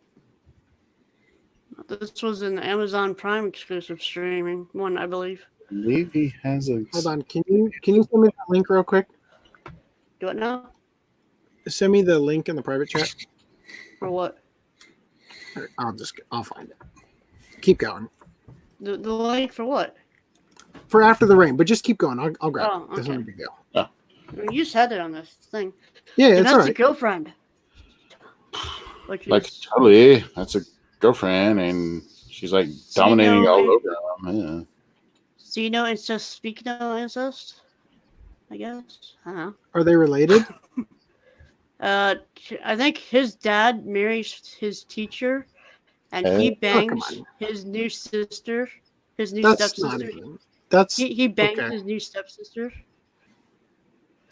So yeah. Not related by blood. Not related by blood. Not on Viore Vacation. All right, the Hicks go to the beach. That's a short movie, only 7 I don't remember if I actually. Oh shit! I bought Non Biori in DVD format. Is there a DVD of that too? We for the hope movie. Did they stop doing? They stopped doing DVDs. Fucking Sentai is why I have the Blu-ray player. Damn it! I had to buy the Blu-rays of that now. And we got Restage Dream Days. If I even did buy that, I don't remember. I'm pretty sure I did, but I don't remember. You should. If not, you should feel bad. This sub only? Yep, sub only. I do. I have them right here, and they're both DVD. So was there a dub for that? For what? Restage? Non Biori? Let me back. I recall there was. Oh, it's good. And I'm Yuri, sub only. So Sentai, when am I going to get my Himaru-chan R and more? Dude, I didn't Girl, cover this. I found a petition. Like a change.org petition to get Sentai to license Umari-chan R. They already have the license. Yeah, to release it, to put it out on home video release. Yeah. I found an actual petition on Reddit for them to do that. How many signatures did they have on it? Like more than was like reasonable. Oh, really? For change.org is 3 so digits or 4 digits. Force them to do it. All right. So I don't remember. Bucket, Like, more any more than 10 is too many. What's in this collection exactly? Like the movie and the series. The TV series and the movie. Okay. So if anybody used to buy it now, it would be this collection right here, probably. Okay. Yeah, well, I like it the way I have it. You only take up one space and so too. Yeah, I know. And probably be cheaper, maybe. Well, a good sale at Christmas time will definitely be cheaper. Yeah. And Inuyasha on Blu-ray. All right. Okay, so I'm a little bit worried because Viz hasn't had the greatest track record with Blu-raying old series. So FDNM, I know you know something about Inuyasha, Blu-rays and the HD and the. Do you have something to say about this? Windscar? He's muted. I don't know if he's even here. Uh-oh. Anyway, well, that tells me all I need to know. Thank you for your input. It's quite the Iron Reaver Soul Stealer there. So keep your hands off Azukin teases Blu-ray art before finale on Sunday. So here's perhaps the Blu-ray art. That is so fitting. I like it. Who licensed this series? No one has. This is the Blu-ray art for the Japanese. Yep. All right. So as we are, let's see, what can we talk about today? Oh yeah. Reese, have you seen this show yet? I have it. I've seen it twice. I don't know how. I like that show a lot. And you even look down. Oh, it's because I had to click back on the other screen to re-engage my thing because we went from your screen share back to mine, and then also we've got this gorgeous. Wish Discotech wasn't going to be the ones to get this because they aren't going to do a premium edition. Well, this is the beard for Lupin the Third, the First. Ooh. Sexy as fuck.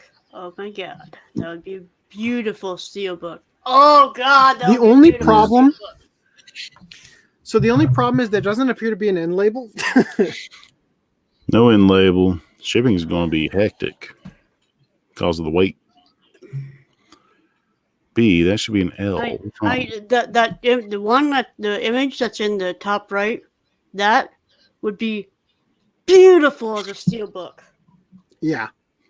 Beautiful as a steelbook. God damn, that would be good. Oh yeah. I mean, it's got an end label. It's got an actual cover to it. Oh, that'd be so cool as a steelbook. I think we should message Brady, even though I'm sure they don't even have the license for this at the moment, and just say like, "Hey, what would it take to get you guys to get this and do that image in the top right corner as a steelbook?" God, go for it. Do it. Tweet it right now. I'm one of those that puts a lot of titles in every time we have a disco day, so go for it. God, that would be so here's the thing: I can't. I'm gonna have to like save this. Do it while we're talking about No Game No Life. Well, but see, the thing is that if I say like, what would it take to get it? I'm gonna send it with the two images. Like, how do I phrase it to? I also can't type easily. Just retweet it and then type. Yeah, but the thing is, there's two images. There's the close up and the. Let me put it in the other window here for a minute so I can come back to it, because my whole typing and all that. I'm gonna have to do it on my phone and then copy paste. So okay. All right, here we go. Random merch news.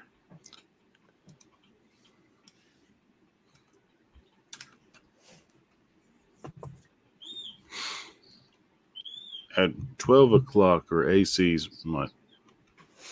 10 o'clock, and we need to head out. Okay. My kids need to be asleep, but they're not. 6-button switch. You're supposed to say that really loud so that they can hear you. Like, They wouldn't be able to hear somebody me. They're should be screaming. asleep right Yeah. now. You know, like that. 6-button switch. Japanese gadget company turns Nintendo Switch console into a retro arcade controller. Yeah. Now, when I first saw this, I thought that's a terrible design because your hands are so close to it. Yeah. And then you But guess realize what? that that's actually like a bench that this thing is sitting on. Well, the thing is that the geniuses who made this thought of that. And goddamn, how many images are in here? It's like a Fucking battle. hell. Like a game There battleship. you go. And so you can just do this. I mean, I hate using like the arcade thing anyway, but that's just me. Yeah, well.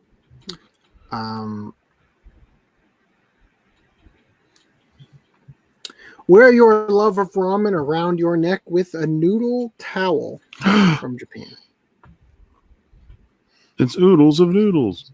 That looks pretty tasty, I'll be honest. I just like the idea of getting out of the shower and needing to towel off with noodles. Shit.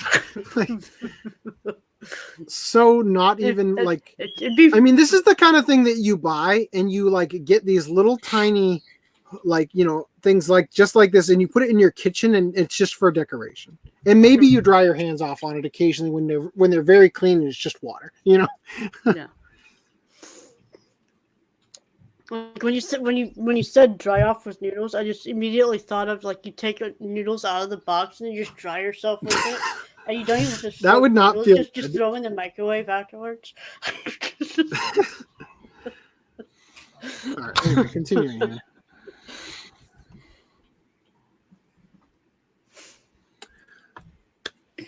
Japanese Aomori fishermen now available in collectible card form, garnering unexpected popularity. Fancy collecting pictures of shirtless hunky fishermen wearing rubber waders. When it comes to trading cards, look at these kids. Look at how happy they all are. We got a They've fisherman. got the rarest one. Fisherman. When it comes to trading cards, you might be most familiar with Pokemon cards or Yu-Gi-Oh cards or perhaps old school baseball cards. But Japan really has a trading card for everything. Can I take this from you? Thank you, sweets. But Japan really has a trading card for everything. So would you be surprised to know they even have fisherman trading cards? Yes, legitimately I am surprised, which is why we're covering it.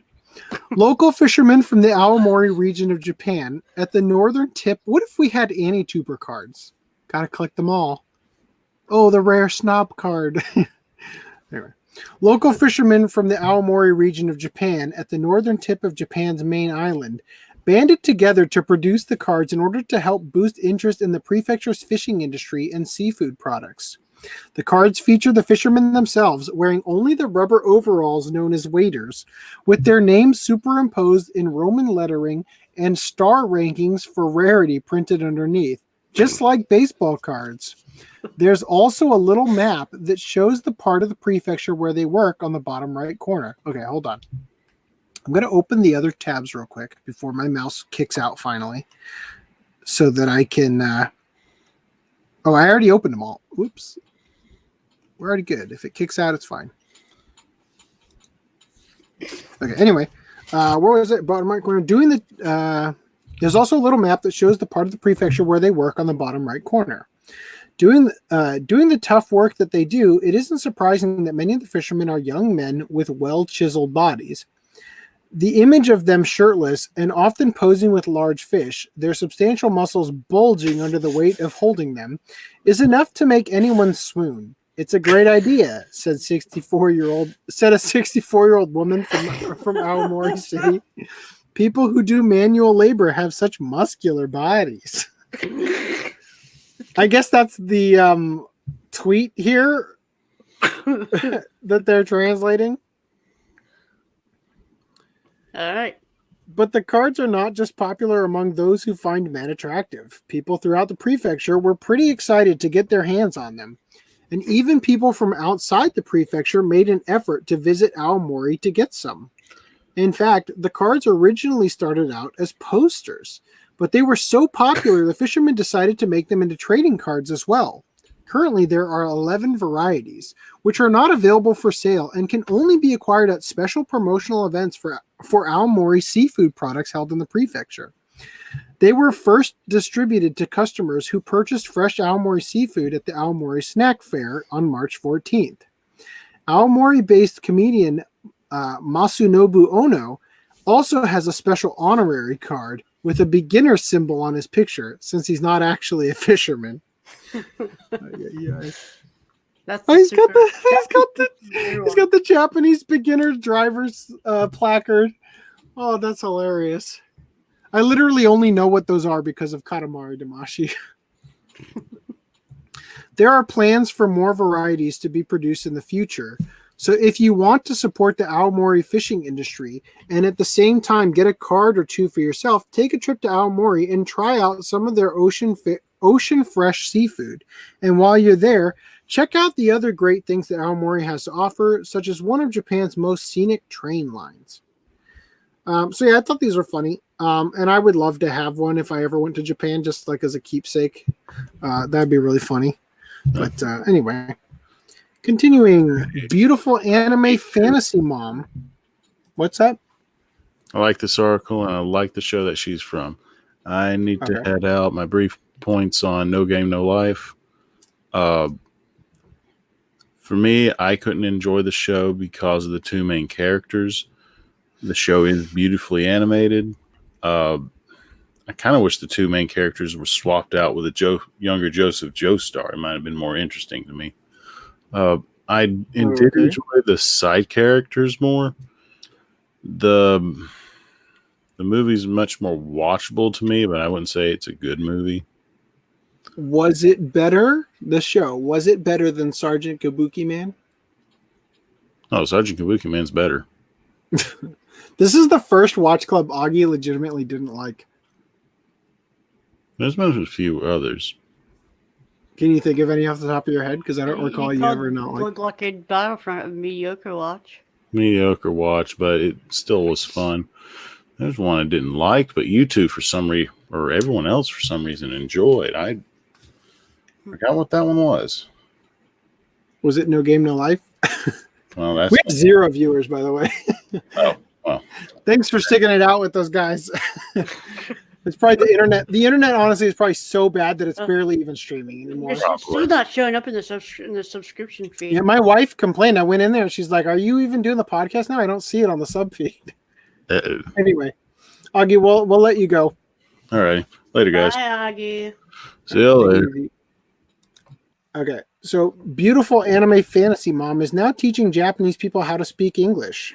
Fans of Do You Love Your Mom will learn how to say, "You may not look at me in the nude" as part of new textbook. Despite Japan being the home country of anime and manga. What's up? Perfect. Yeah. Not every parent is happy to find out their children are fans of those media. After all, any time spent indulging their otaku taste is time they're not spending studying, right? Not necessarily, because there's a brand new English textbook with anime characters explaining the fundamentals to Japanese students. To clarify, this isn't just an English text where the illustrations have anime influence, like when New Horizons' Ellen Baker charmed the Japanese internet a while back. Okay. Don't know what that's a reference to. No, the lengthily named Do You Love Your Mom and Her 2-hit multi-target attacks junior high English review book stars the cast from the actual anime series Do You Love Your Mom and Her 2-hit multi-target attacks. This isn't some doujinshi fan parody either, but an officially licensed, earnest-minded study aid for learners of English as a second language. Oh, hold on. Random 11 and eCrostro are still here. I love you guys. It literally is telling me right now that there are no viewers. It says view. It says the little I symbol 0. Yep. So I'm glad to hear you guys are. Yeah, YouTube system is shit. YouTube has left everything to the AI, and the AI is just trolling us. All right, so let me just real quickly check out what this says here. Oh, so it's a little bit more than I thought it was going to be. Anyway, I'm not going to read it right now, but I mean, I'll read it later and see if it's worth bringing up later. I really doubt it is. Most of the articles aren't, but I lost the tab. I don't even know where it went. And maybe I closed it. Okay, well, whatever. Who cares? Okay.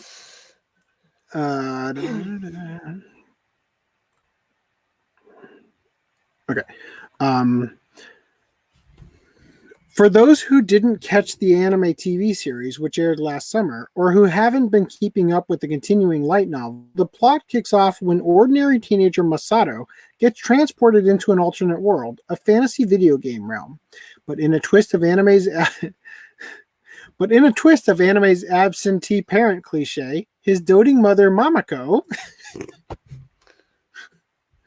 is along for the adventure and quickly establishes herself as the strongest fighter in Masato's band of companions. Do you like your mother? Yes, I do. No, I don't. Since the book is aimed at junior high school students or those looking to review that linguistic level, it covers some of the very fundamental topics such as the difference between the verbs be and do, how to use can and may, and how to pose and respond to questions, all of which are common stumbling blocks for Japanese students. However, while the grammar is all pretty standard, the vocabulary is anything but.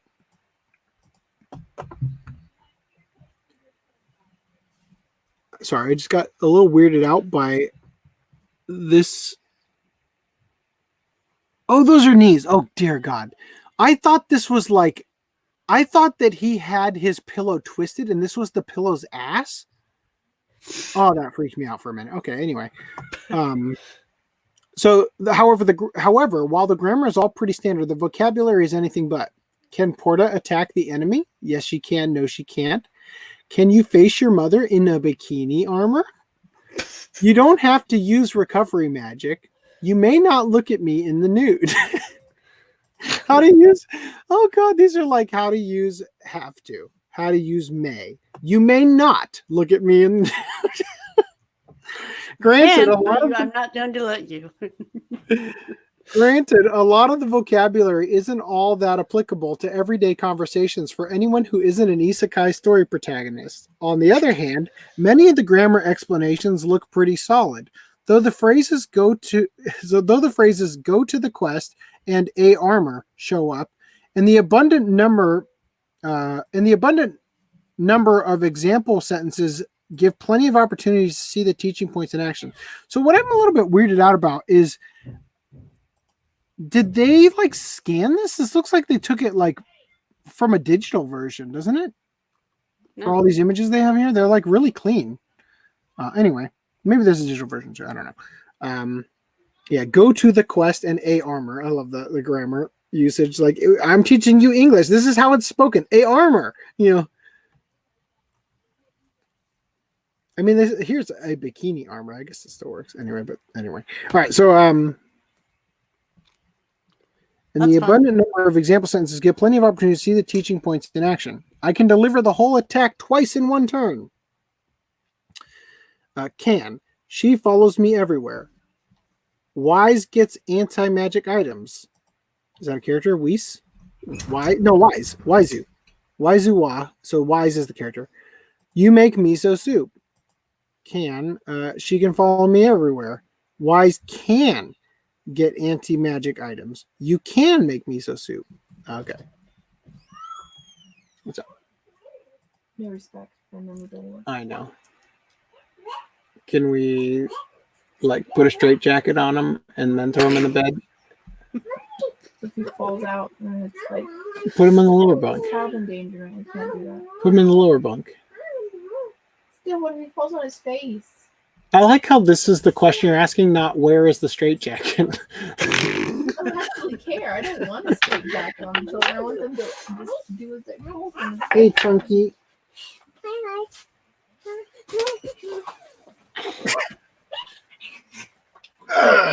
you end up not using that one? FDN.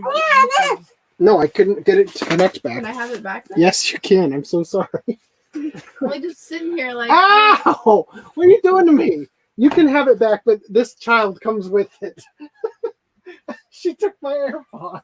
Don't throw it. Don't throw it. I'm sorry for the hell you're going through without me. I will try to wrap things up. Give me the mouse. Oh, I'm still holding it. My poor wife just wants to play Dragon Age. Where did FDNM go? I don't know. He wants to get food. Oh, okay. Thank you for All telling right, we me. can go to the new dungeon. I My said I'm mother back, can and then defeat Brad monsters said in we an don't instant. care. You may draw gotcha with the accumulated points. You must have an adventure with your parents. Masato will be punished. There's also a mnemonic boost that comes from working with sentences that relate to what the target audience fans of Do You Love Your Mom in her two-hit multi-target attacks will know as pre-existing characters and relationships.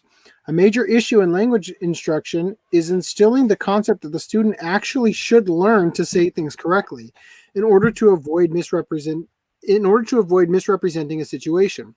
That concept doesn't always stick when dealing with purely arbitrary example sentences, but in this case, fans of the show should get some extra satisfaction from knowing that the English they're working with is a way to stay true to the anime source material. Okay. As an added bonus, purchasers of the book will also be able to download an audio guide with Mamoko's voice, with Mamoko's voice actress, Ai Kayano, providing narration of the lessons. Online reactions from fans of the series have included, "What a time to be alive." Why are you guys so bad at this? If they'd had this when I was in junior high, I probably would have studied a lot harder. I'm out of junior high and going to trade school, but I still want a copy of this pre-ordered. Do You Love Your Mom and Her Two-Hit Multi-Target Attacks? What's a long title? My wife my son found a long roll of like cardboard tubing under my bed last night, and he was using it like an extension of his arm and like doing all this stuff. And I took it from him so he would go to bed last night. And apparently my wife just texted that my daughter found it and has been using it to hit him from the ground floor on the top bunk. So the junior high English review book releases on March 28th and can be ordered for $15 through Amazon. That's not bad. Considering how Mamoko's fans have shown themselves to be willing to lie down on the street for her, odds are it'll be a big sale. This is the one where like you lay on her lap or whatever, right? We covered this, right? Yeah. Lay down on the street to be comforted by a beautiful anime mom. What was it? Boy, I'm so thrilled that I fixed the stupid thing about the tweet embedded thing. Yeah. The show's also referred to as MILF Isekai for easier translation. MILF Sekais? MILF Sakai. MILF Sakai. Why are all the people here white? Oh, they're the ones watching. Like, I have no idea why these Japanese people are laying on this cardboard cutout's lap, right? Okay, anyway. So why is this centuries-old Shinto shrine suddenly also a hot spot for anime fan art? Spoiler alert, the name of the shrine is the Kamado Shrine, and that's the last name of the character from Demon Slayer. But it's kind of neat. And there's Goku.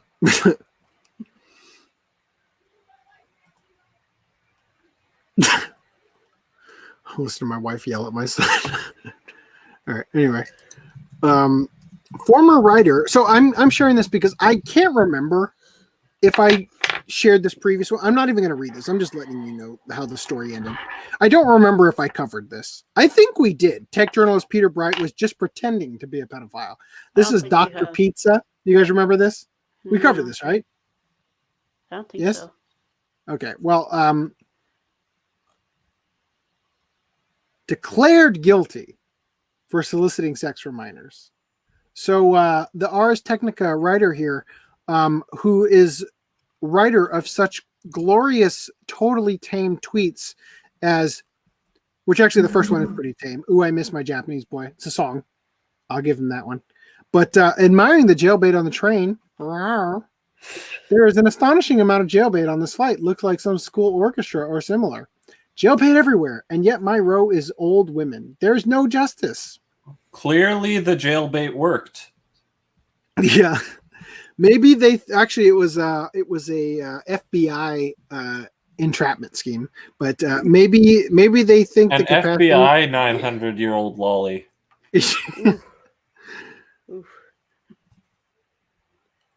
As someone named Dr. Pizza, I dread to think what my involvement in Pizzagate will turn out to be. Funny that projection you got there, and how it all ended up with you getting arrested because you solicited sex from a 7-year-old girl and 9-year-old boy that you said you wanted to molest and rape. So great job. You wanted to Alucard them. Yeah. Anyway, continuing here, Japan planning to execute care center stabber who killed 19. So apparently this guy, Satoshi Uematsu, a murderer known for rampaging through a care home with knives and killing 19 people in 2016, has been sentenced to death. The 30-year-old mass murderer told Kyoto News he did not believe disabled people had any human rights because they were unable to communicate well. It's good logic there, man. He added that there was no point in living for mentally disabled people and that his actions were necessary for the sake of society. A court in Yokohama sentenced him to death by hanging the murderer at the time of his arrest. This is what he looked like. How do they determine the method? This one's by hanging, this one's electric chair, this one's just a gun outside the backyard. I think we should bring back hanging. I think we should bring it back, and it should be public on television from multiple angles with a live audience streaming to YouTube. Commentary. And I think we should bring it back, and Hillary Clinton should be the first one that we do it with. I'm ready. I'm ready for us to arrest people for treason and bring back the hanging. The former care center employee wrote an exhaustive letter to Japan's parliament warning that he would slaughter 470 people if allowed to. Hey, if you let me, I'm going to kill 470 people, guys. And explaining why he should be set free afterwards. He was not caught by the police. Instead, he ended up turning himself in. So that explains why he's not covered in blood. Uematsu also expressed that. So he wrote an exhaustive letter. Was it so long they just didn't even read it? Where's the too long didn't read? You know. Mm-hmm. There's no article about his actual thing here. Is that it? Is that all it is? I don't think it is. Yeah, this is his letter in its entirety. It's so exhaustive. Oh. Great job, guys. So long. It's exhaustive. Not even read it. What's up? Let's not even read it. Yeah, let's not. It's too long, dude. We didn't they didn't read it. Anyway, so he killed these people and he's dying. Continuing. All right, here's a good one. Soft on Demand's free adult video offer results in personal information leak. Thank you, Master Blaster, for another great article. Sounds like they were soft on cybersecurity. But seriously, folks. On the 13th of March, Japan's leading adult video producer, Soft on Demand, announced that it would offer 200 of its titles free of charge until the end of the month. To assist the security went flaccid. To assist those isolating themselves in pleasuring themselves. It was a touching gesture that resulted in many of its users making touching gestures. The response was so huge that it caused the site to go down in its early days. But that was only the beginning of Soft On Demand's troubles. In order to take advantage of this offer, one would have to register with Soft On Demand and provide personal information along with a credit card number to verify the user's age. However, when the Soft On Demand server went down, a bug occurred that lets you log into other people's accounts and check out who else is horny out there. There's also credit card information, so let's keep it on the DL. So they like blocked it out in these.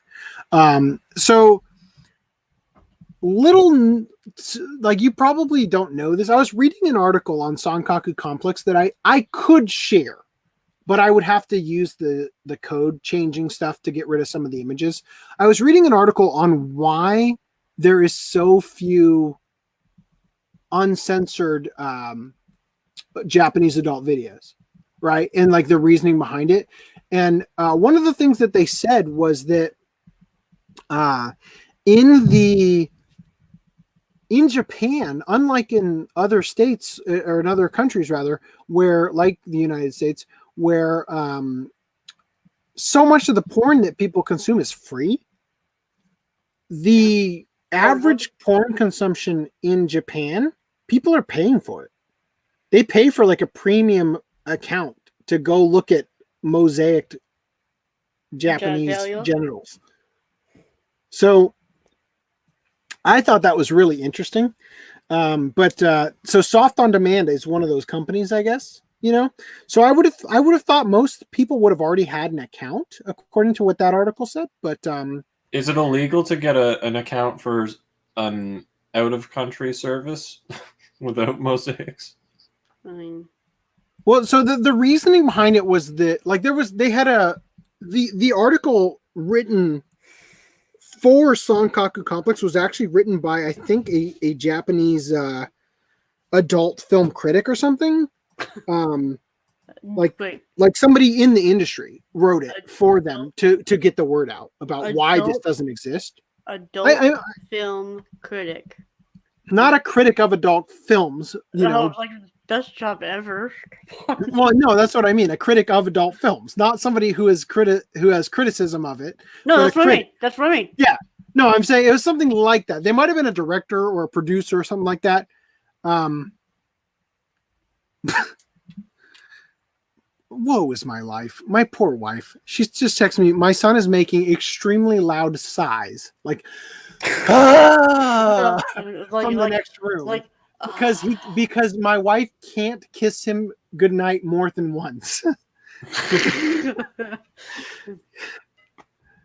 Anyway, JCast News spoke with an Soft On Demand. Okay, with an SOD, because S kind of starts with the E sound, I guess. So JCast News spoke with a Soft On Demand rep who said that the problem did exist and they are investigating it, but we're not clear what was causing it. The website was shut down on the 18th until further notice to prevent further leakage.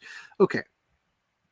There's another article that I should have shared at this exact moment that I didn't, that was from the last podcast, about a new cryptocurrency that porn websites are using and how you shouldn't even need to put your real name in to use your credit card. Just use your crypto. This is what Bitcoin is for. Anyway, the website was shut down on the 18th until further notice to prevent further leakage. Soft On Demand confirmed that because of the bug, it was possible to view other users' account names, email addresses, and viewing histories. The user information would be randomly switched every time the cache was deleted and the page was refreshed.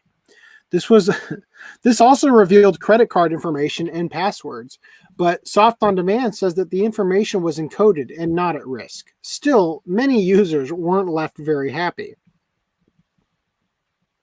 The credit card stopped for the time being, but the problem where you can see other users' names and emails is continuing.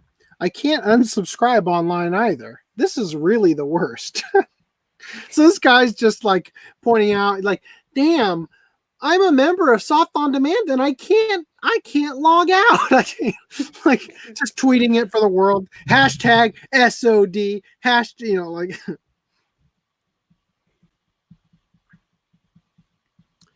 Anyway, luckily, Soft On Demand's altruistic online project didn't turn into a full-scale random credit card number generator, but having one's viewing history floating around the net freely is still hugely discomforting. I know I wouldn't like it if everyone knew I watched Unscrupulous Swimming Club 45 the other day. Oh no, Master Blaster's been found out. We won't tell anybody, promise. Hey, look at what these people are saying about all this. This is terrible news. It was better when the site was just crashed. I guess nothing really is free in this world. Oh, so it's working now. I still haven't seen the lineup. In an age where huge amounts of porn is freely available online, it has to be only middle-aged men and up being affected by this. Shots fired. Actually, why is this a link to another article? We're targeted. Japanese tabloids teaching seniors how to find adult videos online. Nice. All right. Saving that for next podcast. Nice. That sounds hilarious. I love the next ones. Boy, I'm glad I never signed up for this. I feel like this is all just one big social experiment. I live in constant fear. I live in a constant state of fear now. They're coming for me now. Hold on. Well, if they don't need an address to receive this stuff, they could just put in a fake name, fake address. Well, they have to put in the credit card stuff. I see the purpose of anything that's free like this. You got to put in that credit card information so that because you're actually signing up for like a free trial or some shit like that, or they want you to be able to buy the continuation. Or they want you to forget about like it. And then Unscrupulous Swimming Club 41 through 44 is the only thing available, but 45 is behind a paywall or some shit like that. You know. It's like, and it's the idea is that once it's over, once that trial is over, it's like, you know what? I loved beating off to all this weird mosaic porn, and my credit card info is already in there. I guess it's only 99 cents for this one that looks real hot. I'm gonna watch it. You know, I think that's their game, right? That was their end game there. So for many people, the campaign was hugely exciting in the beginning, building up to an enormous climax, only to leave everyone feeling slightly regretful and hungry for a snack immediately afterward. In that way, it could be said that this whole ordeal was the ultimate porn viewing experience. Boy, they know how to write on this. Whew, okay. Japanese police officers. Ah, damn it. I double-clicked.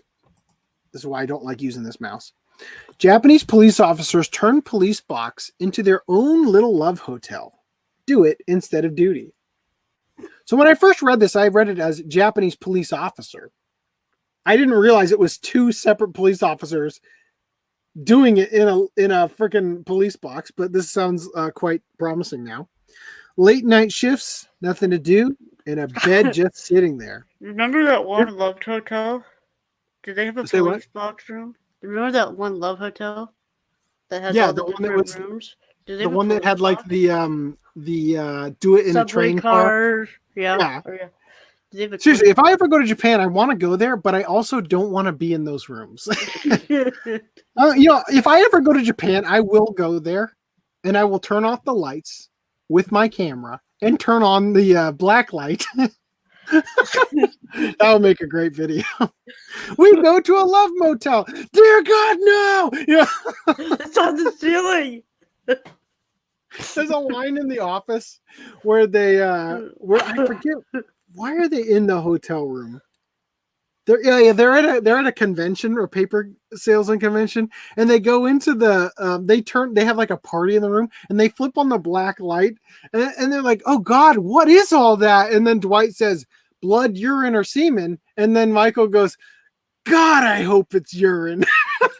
Like it's the least bad thing of the three. God, I love that show. All right. Late night shifts, nothing to do, in a bed just sitting there. Just about every neighborhood in Japan has a local koban, or police box, a sort of compact street-side guardhouse with uniformed officers on duty, tasked with springing into action should any illegal activity take place. However, In practice, most Koban staff spend more time providing directions to local sites of interest than chasing down panty thieves. Panty thieves. Good. Who writes this? Casey Basile. You should speak English better than to put panty with an IE. Chasing down panty thieves or subduing Yakuza street fighters. None of those statements were links to other articles. But You have like a million articles about that. I mean, they could be at least linked like mayonnaise man. Yeah. With Japan being an overwhelmingly law-abiding society, there's just simply not that much action going on around most Koban. However, it turns out there was plenty of action going on inside a police box in the city of Amagasa in Hyogo Prefecture. At some point last winter, a 30-something police sergeant assigned to the Amagashi Higashi precinct, great name, and one of his subordinates, a policewoman in her 20s, became amorously involved. The pair kept their relationship a secret from higher-ups, and as a result, were often assigned overnight duty together at the same Koban. The Koban has a break room where officers can lie down and get some rest. Ostensibly, this is something they should do in shifts. Ostensibly, this is something they should do in shifts, so that at least one officer is always awake if a citizen is in need of police assistance. However, the sergeant and subordinate instead decided to use the break room together, and instead of getting some rest, decided to simply get some, having sexual intercourse inside the Koban and while on duty on multiple occasions. Sex in Japan has got to be wild, because you're so used to the mosaicing, and then you're like, oh God, this is so hot. There's no mosaicing. They have to wear mosaic goggles that censor out what they're looking at. No. Even when they're showering, they have to do that. Contrary to popular belief, it's not actually a post-processing effect. It's just how the Japanese genitals look. They've evolved to be mosaic. The Koban has the pair's nocturnal investigations of each other's bodies was eventually exposed when a third party found out about them and reported the situation to higher-ups last month, and the two have admitted to the accusations. Aside from the relationship being against police regulations, the incidents took place when no other officers were on duty in the Koban, meaning that if someone had come in with an emergency, they would have had to wait for the sergeant to pull out. Before doing any actual police. Well, at least it would have been quick. Thankfully, an internal investigation concluded that no one had come into or called the Koban to report a crime during the time the amorous officers were entwined, but their actions were still judged to constitute dereliction of duty. The woman has received an official reprimand from the Hyogo Prefecture Police Central Command, while the man, who is married and has a child, will be docked 10% of his next month paycheck. That's like okay, so official reprimand. Slap on the wrist. Slap on the the women always get shafted in these car sex adultery on the street. Remember, she's the one who got fired and the guy didn't in the car sex adultery one. Oh boy, it's a patriarchal society in Japan apparently. Which means he still could be coming out of the affair ahead financially, considering all the money he saved on love hotels by simply helping him work.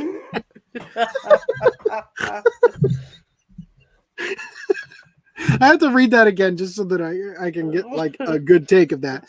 The woman has received an official reprimand from the Hyogo Prefectural Police Central Command, while the man, who is married and has a child, will be docked 10% of his next monthly paycheck, which means he still could be coming out of his affair ahead financially, considering all the money he saved.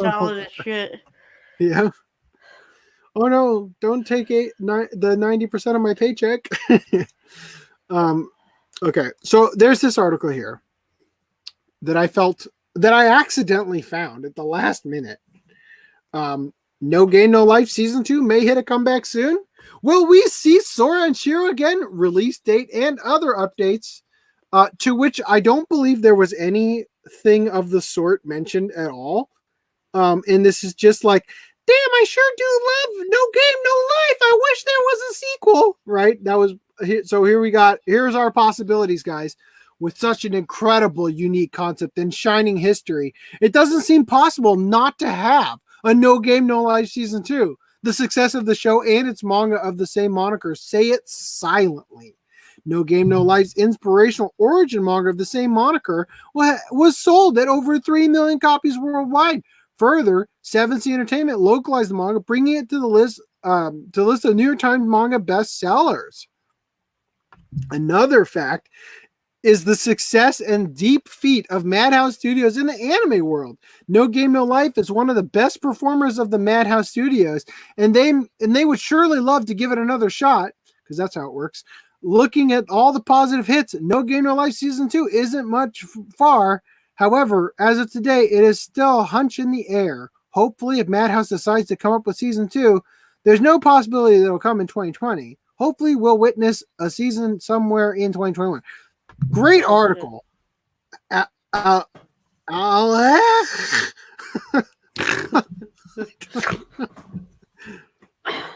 what's not to show up? This is. Hold on, go back up. Give me the headline of that one. Release date and more. Another one. Let's find out. Sherlock season 5. You don't say. What is it? 2021 as well? Geez. Possible the first half of 2022.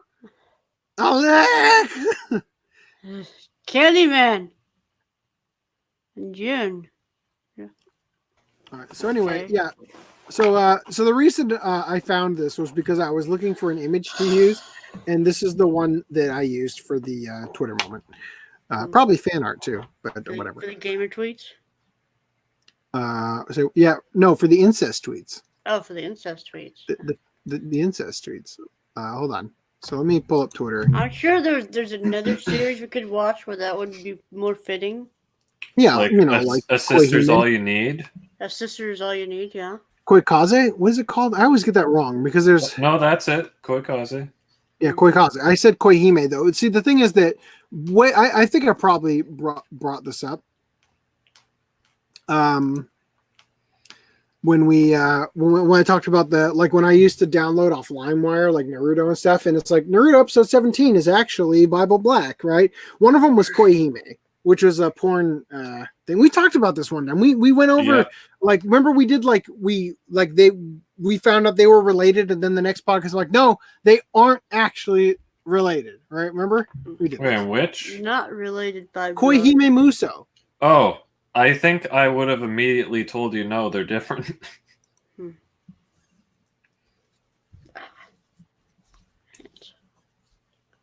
I think the thing that I got confused on is because Koihime Muso has a visual, an eroge. Dear God, get out of here. Oh my God. I'm like, why is it taking so long to load? At least the GIF hasn't started yet. No. All right. Well, we can say goodbye to the channel now. Say bye, channel. The incest Bye, tweets. Okay, so channel. here's our F in chat for channel. So I had to include the opening remarks from Senator Sterling Griff, which means I have to screen share this with share audio. So the opening remarks on our thoughts on No Game, No Life are going to be brought to by the honorable Australian senator and his team. Panning visuals of. Hold on. How do I get starting the crotches, breasts, buttocks? You're killing End me, of guys. quote. They are describing images of children. Further research by my staff uncovered another series called No Game, No Life. This series is hypersexualized and features incest themes between the two main characters, brother and sister, Sora and Shiro. We're not related by blood. They are? No Life states, and I quote, throughout the material, the female characters are frequently depicted in sequences that feature panning visuals of or close focus on their crotches, breasts, legs, and or buttocks. End of quote. They are describing images of children. All right. So So wait, in the anime, do they confirm that they're not related by blood? Yeah. They don't really. Well, But it's kind of implied due to the fact that what they do is they have her. Did they say that her mom, when she's reintroduced to the woman that was supposed to be her mom, that she was actually did they say that she would remarried or anything? Because they say that they brought someone to see her and it was Sora. And the thing is that because he's older than her, you would imply that like clearly he was new to the family, you know what I mean? Because otherwise she would have already known him or whatever. So I think I don't remember if they straight up said that they were step siblings, but it was heavily implied. Yeah. Okay. I don't know if Reese was it's spoiling. It's like, black and white. It said in the novel. I don't know. Maybe they say more in like the light novels or whatever. Yeah. Boy, I'm getting a lot of notifications all of a sudden.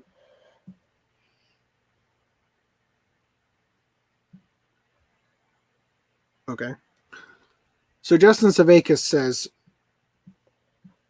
regarding the coronavirus, I'm not naive enough to think that people will massively rethink their lives after this, but boy, is there opportunity to do so. Nature is taking us down a notch, and we deserve it. In response to coronavirus pandemic leading to a huge drop in air pollution. Yeah, I think that people should think about all the shit Trump said that he was right about. Death to globalism. America first. Yeah, we should all be thinking of those things. All right, so did you guys like the show? I liked it. So I didn't get the opportunity to re-watch it. At a certain point, I'm like, okay. You said you were gonna watch it yesterday, and I said, I said I could, but time kept slipping away. I'm like, oh crap! Well, I don't think I could try, but I won't be able to finish it fully. But I've already seen it, so. But when I watched it, I really enjoyed it because it I have a real fetish for strategy in anime. Okay. And this really tickled my fancy. And it was also kind of neat that's just like, okay, we're very competitive and we want to game you, face you in a game. We duel you in this game. So according to this, it definitely didn't come with a shirt. I asked if it came with a shirt. No, where'd you even get it? I bought it from Amazon. Oh, see, I thought the shirt came from the. No. Okay. Anyway, sorry. So instead, there was a limited run that Sentai Filmworks put out with a bunch of other shirts that they had. See, I was thinking like if it was limited, as in like we only had them in this, then I was willing to do a stealth weave. I'm still on the fence about it, doing the Wonderland in this, but mine would still be different in this regard because it would have the back, Can I which comment was on like 3 entirely different shirts. Go ahead. Sorry. Comment on. I think I brought this up before. His shirt. I love humanity. Yeah, I'm pretty sure it just says "I love humanity." I heart humanity.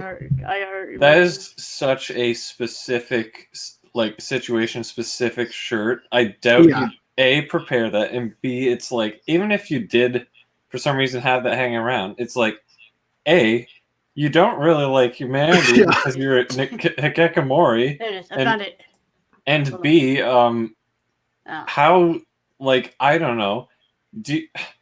That sounds so weird. Like, he's obviously in another world with non-human characters or whatever, but it's like, no. The fact they kept switching between humanity and humanity like so often, it was kind of annoying. Yeah. The terminology. I see it. Private chat. Yeah. So, but obviously, because you had your fetish for blah blah blah, whatever, you liked it, right? Yeah. For the strategy stuff, Reese, you liked it? I liked it. I liked it enough to buy the novels. I mean, I showed that I got the 10th novel like not too long ago.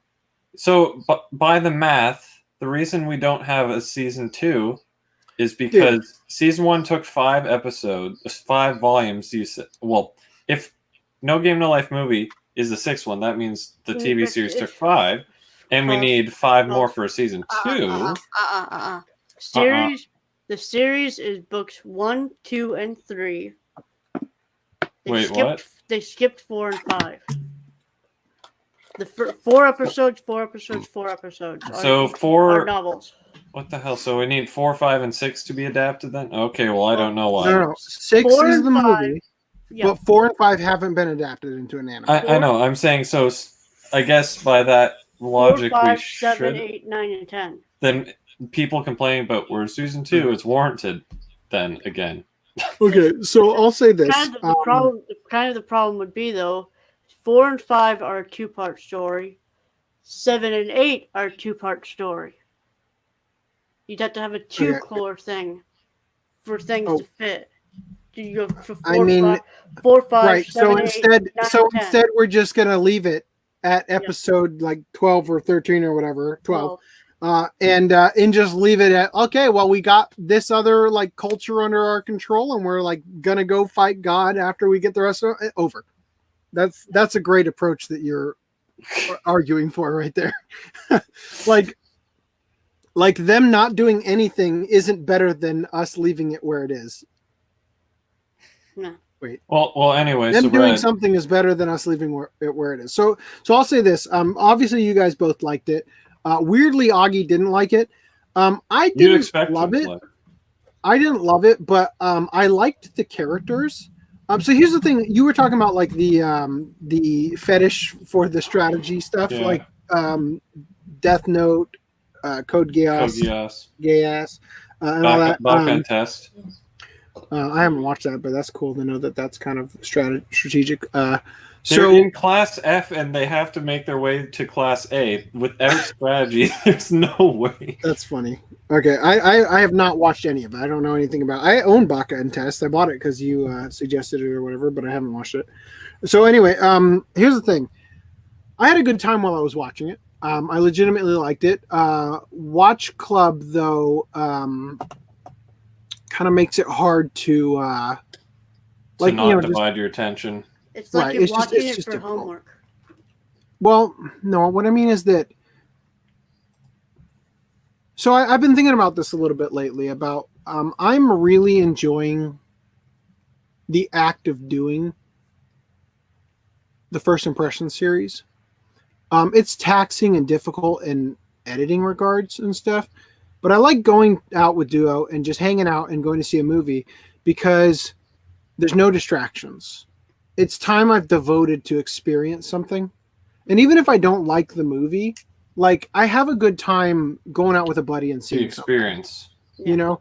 But watching stuff at home, you feel like, right now I could be working on such and such. No, there's just no fucking peace in my household.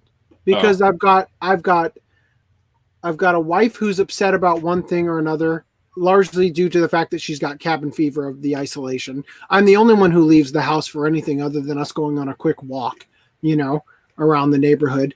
And I've got kids who are also stir crazy, and it's just difficult, So I didn't get to suck in the way I would have liked to. And, legitimately, I don't have an entertainment system that would allow me to do that. What I need is to be able to sit down in a comfortable chair. Because, when you watch TV in bed, you're like, you got like all the ways you try to watch it, and it's never comfortable. It's just never comfortable. Watching TV in bed sucks. It really does. So it's just not ideal. But even still, I enjoyed this a lot more than some previous watch clubs we've done, for sure. But some episodes were kind of hit or miss, and I was a little bit unwilling to give them some of the strategy things were like, I felt like I was being manipulated, like for instance, with the video game dog girl thing.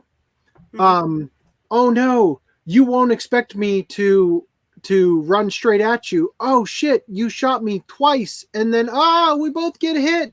But turns out we had planned all this, so us saying all that instead of you've played into my traps in my internal monologue, right? And like, I just don't buy it. I don't buy it when you're trying to manipulate the audience that way, and then you've got your weird like realization plan that you explain. Like I just feel like you kind of oversold the experience of, it's such a dire situation and we actually lost for one. You know what I mean? Do you get? So you I get mean, where you're like, at, strategy? like it would have been fine if they just let it play out rather than in. Yeah, I'm thinking of like the Saturday morning anime that's like something happens and then they spend 5 minutes explaining what just happened. It's like, okay, I get it, bud.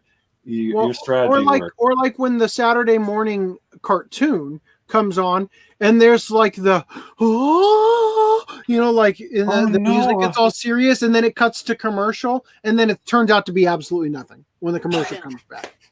You know what I mean? Like, that was our friend over there, but he was backlit, so his silhouette looks scary for a second. And then literally what happens when you come back from commercial is he steps one step forward and then he's not silhouetted anymore. And it was just that guy.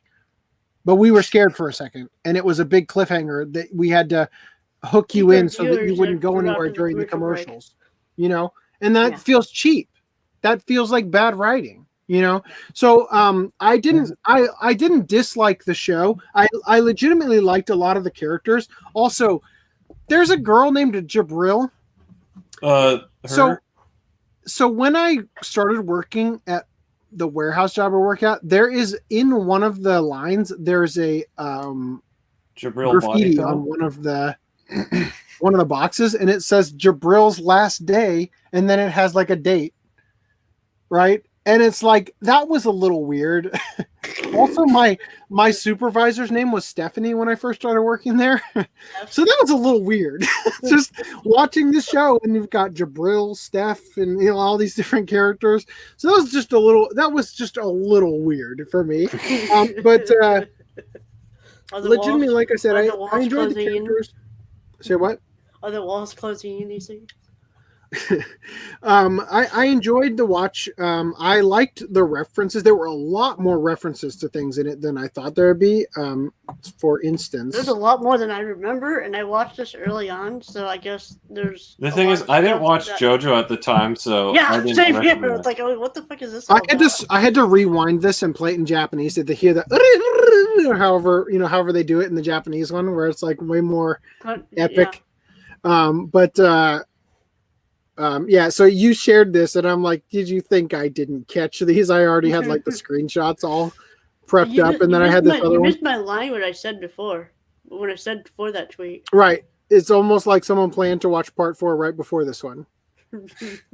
Yeah. Even though this is a reference to part 1. No, that's that's a reference. Part 3. That's a reference to part 4. That line that he says. What is it even referencing? Just the artistic style? No. He's go up when it shows his face. He says, "But I refuse." That's Rohan when he's talking to the Highway Go-Go stand. Okay, but I refuse. Okay, but this that's from Stardust Crusaders. Yeah, that's from that's Dio. Yeah, but the one with "But I refuse" that was part 4. Okay, I didn't. You didn't have the subtitles. What I like to do is just not do something that people want me to do. Yeah. Or whatever. That's part 4. All right, and then like the colors look so different on my version. By the way, for the audience, because you guys already know this, but for the audience, I don't know why, but my version that I downloaded of this, because I didn't want to open my premium edition over here for just to do the watch club. Looks like selectively, literally just the line art looked pixelated. I don't know why. And it wasn't always. It was just occasionally. And I thought like it was an aesthetic they went with because it's like they're gamers. So they're kind of like pixel art. And I'm like, that's weird. Okay, I can dig it, I guess. And it was so selectively done that it was obvious that it wasn't on purpose, right? So anyway, and then we had this one with which I also screenshot. And you said that one in the middle looks familiar. Now I get it. Okay. You're referencing another podcast thing. Not that you didn't recognize the persona in Akiba's Trip. I get it. All right.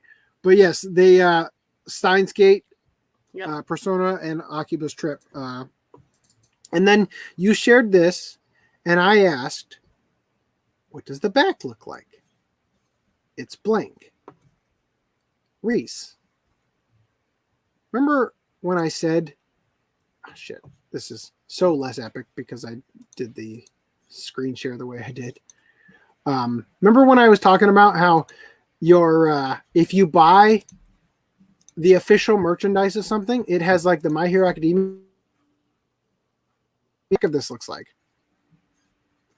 big old No Game No Life, big old Sentai Film. That's not the one I got. That's not the one I got. Well, that's the one you just shared with me on Amazon. Mine's blank. Okay, but this is what I'm talking about. I know, this is why yeah, Sentai fabrics. Oh, that's on the on my picture on the inside of the collar.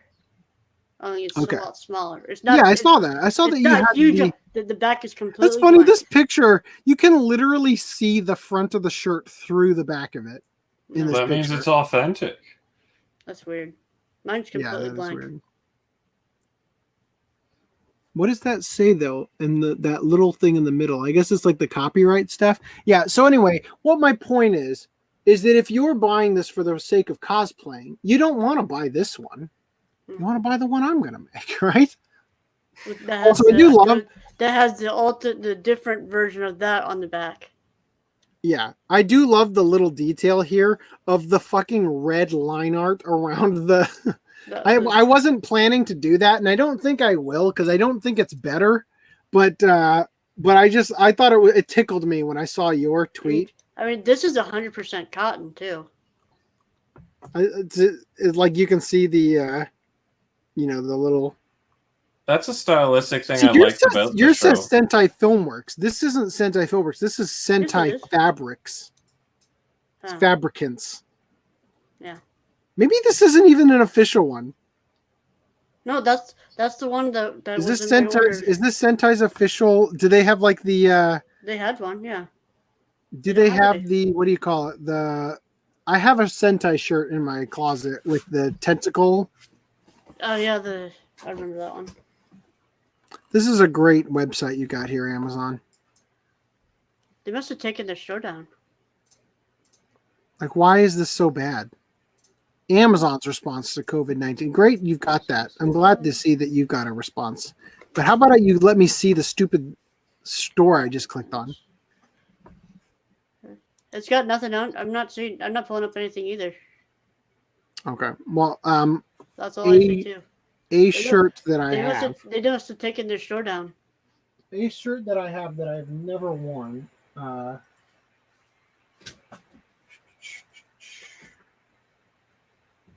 is it? I've got a bunch of anime shirts over here that I would wear in a podcast or in a.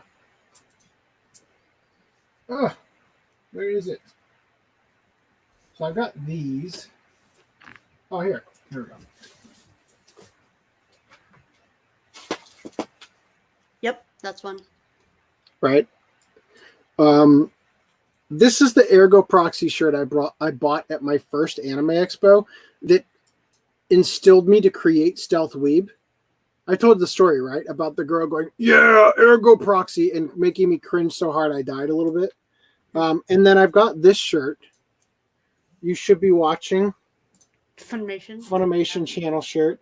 And then this much rarer shirt for ADV Films. Cool.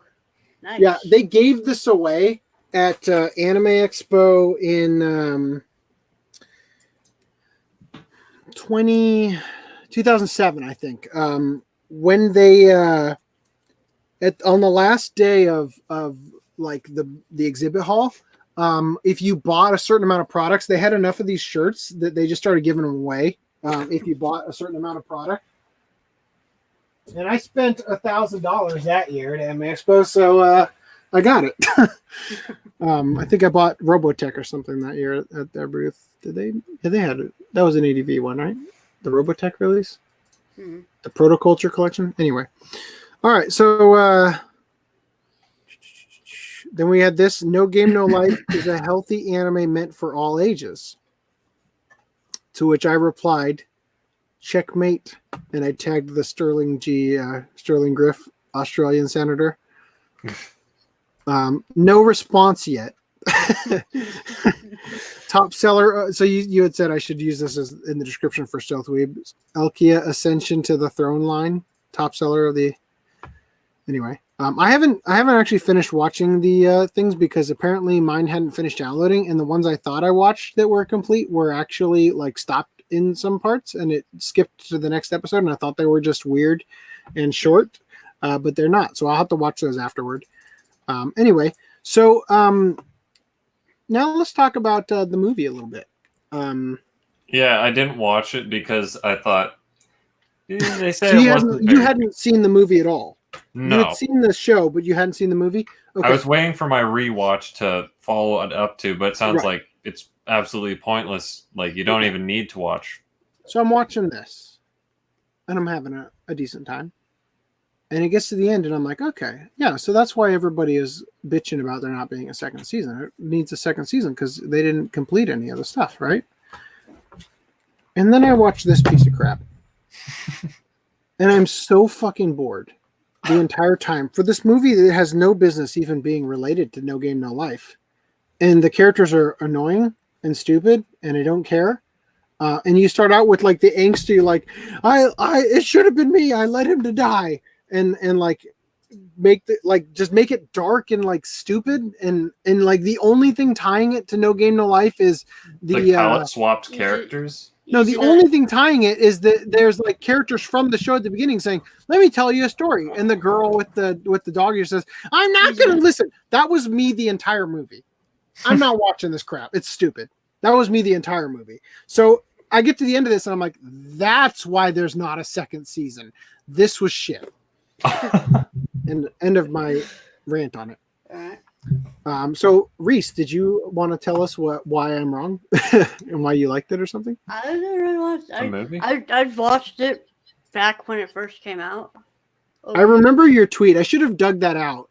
Was that a tweet or a Facebook post where you went to put it in your bookcase and it hits the top and you're like, because I was trying to sell it. yeah, but you tried to put it in your bookcase and it literally wouldn't fit. It was just a hair too tall, and you're like, unacceptable. Like, fuck you. I forgot that Sentai did all their premiums are DVD height instead of Blu-ray. Oh yeah, okay. Not anymore. Because I was gonna say when I saw that, I legitimately was concerned because I thought it was going to be taller than mine. But when I got it, I was like, oh, good, it actually looks okay. Also, I had like a ton of fucking trouble getting this stupid thing. Remember, I had that whole thing where it's like I pre-ordered it and it like never fucking arrived for like months and months. Yeah. Anyway, wasn't missing out. Yeah, but the only I was either gonna buy the DVD version and the Blu-ray version and make my own copy pack, or buy the premium edition, which was like 15 cents less. I was like, yeah, I'll do that. I was like, well, nope, that's not gonna work. Fuck you. Yeah. But thankfully, So bad. that was the fastest thing I ever sold. Yeah, because it was so new still. Like, Man, I feel bad for you though. You had to you bought it and you opened it and everything. I posted it, I had a guy buy it off me. Did you open it and it was out of the I shrink did wrap? open it. I did open That's it. Yeah. such a shame. If you had just figured that out right away, I'd be like, nope. Yeah, because you could have sold it for almost full price. I mean, well, I did pretty much sell it for full price. oh, that's good. All right. Anyway, that was the thing. I was like, dude, can I sell it to you for full price? I mean, I just opened it. I haven't even looked at the discs. I was like, yeah, okay. well, congratulations. Anyway, do you guys have anything else you want to share about this, or shall we?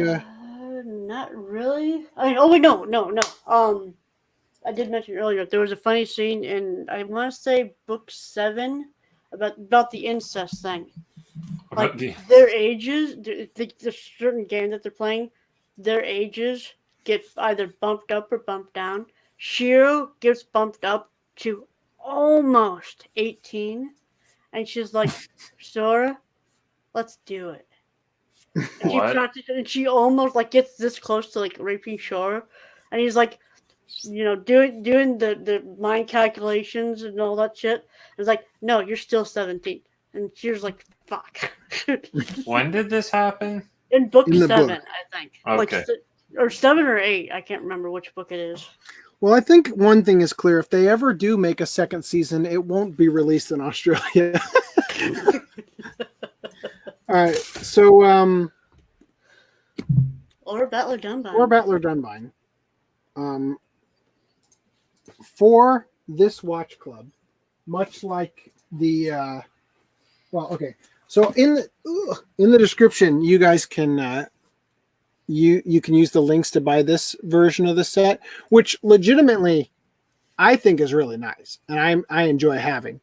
But the Blu-ray is much cheaper and arguably better quality and all that, so you might as well get it. So much more shelf-friendly. Yes, but still, these look nice for. See, I like my shelf space being taken up progressively more by the things that I really like. That's true. Yeah. The more I like something, the more shelf space I want. The more okay you're with it taking up a lot of space. Like that's why I bought.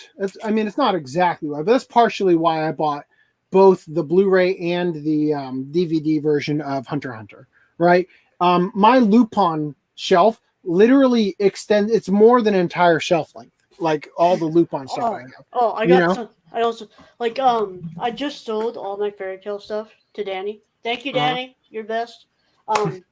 Lupin is now taking up the most. Has the biggest footprint in my shelf. In my collection, has the biggest footprint. That's like that is right on. Awesome. I'm so happy about that. Something that I always think is funny. So I was going to talk about this when I actually eventually do the room tour, which I don't know if that's ever going to happen. I don't know how this channel is even going to survive the coronavirus as it is, but it's something that's funny that tickles me is how of the few stuff I've gotten through like the grab bag series and whatnot, like it always tickles me that like where things that are sentimental to me end up being directly next to some porn. Lupin is literally the entirety of Lupin is right between Lunatic Night or whatever that is called and Love Wave. Like literally all of Lupin exists right between two hentai.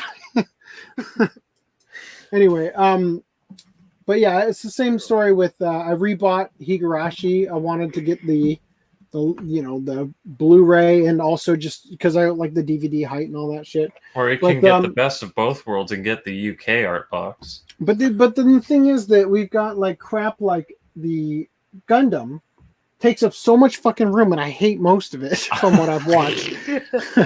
And then fucking Gatchaman looks like ass with how big it is. And freaking Ron Mahaf has like these extremely large art boxes that just look like AIDS with the rainbow. Two of those shows you can patch by having by buying the Blu-rays. The Gatchaman Ultimate Edition is like 3 or so spaces large. No. As soon as I do the like room tour series, I'm gonna start getting rid of stuff because I'm the walls are legitimately closing in.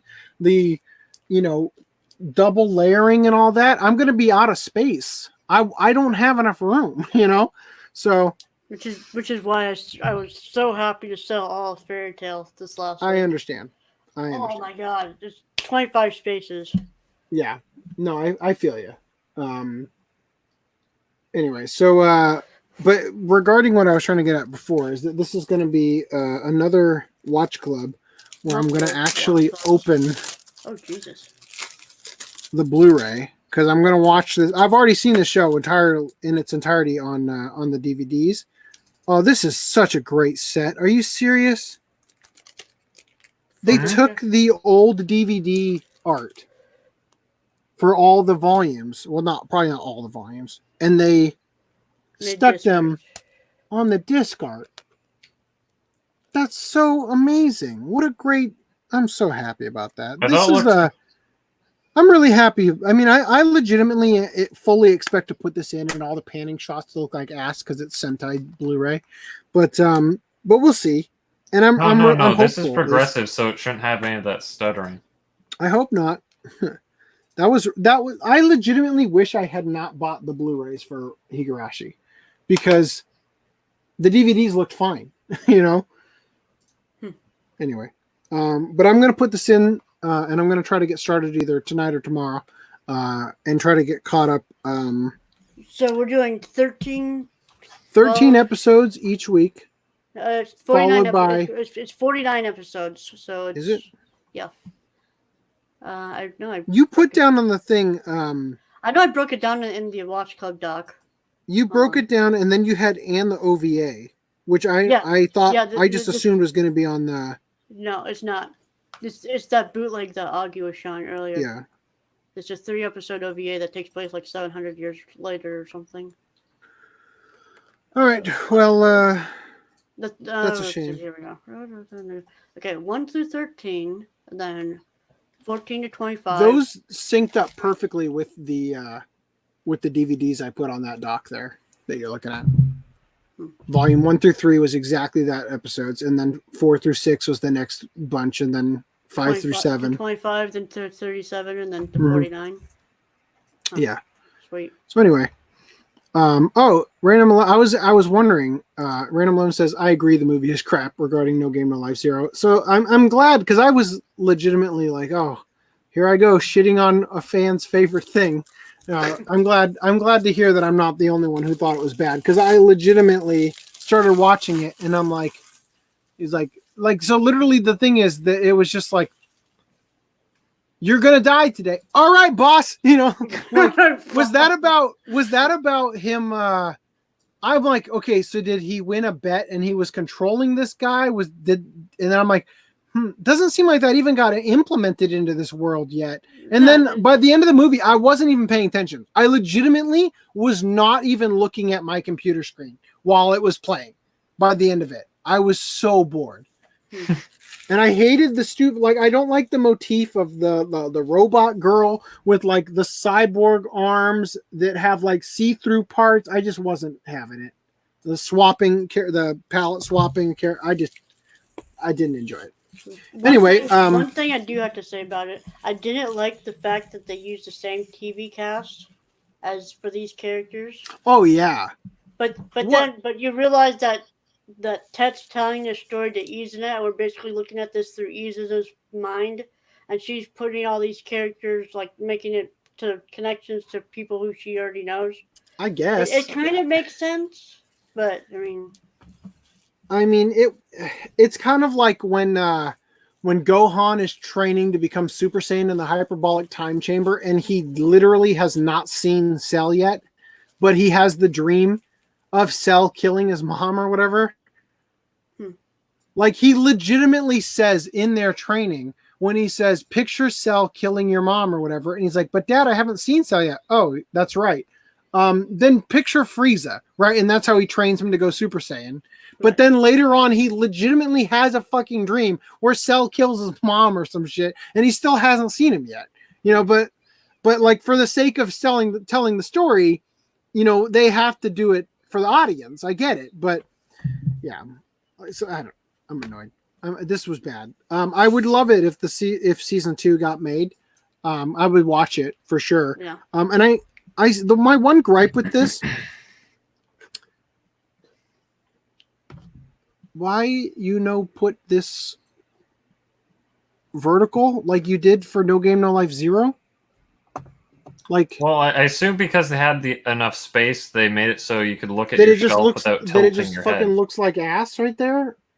Great job, guys. You put the They could have easily just done this the other way, made the thing a little bit bigger and not had this enormous fucking negative space with nothing on it but a goddamn chessboard and their little little decorative bullshit. That was a bad choice. And now I guarantee you that somebody at Sentai Filmworks that was designing this literally flipped that over and had a reason for going, that doesn't look as good. It might be because of the light color up here, because this is kind of getting lost compared to this one down here that's real easy to see. You know what I mean? So maybe they're like, yeah, it's a little bit less readable when it's not, when the gradient's not there. But then the obvious thing is, okay, flip the gradient. Do something else. It's like there's no reason that needs to be like that. I don't know.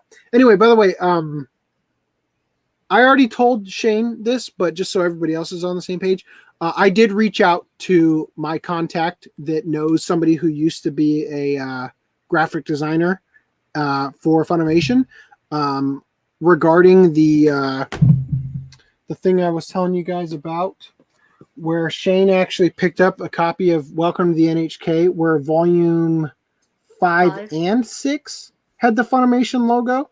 And Shane actually sent me, like, he put it in his DVD player. It has Funimation trailers on it and stuff. So it's legitimately a completely different disc, even though one was authored for the ADP version.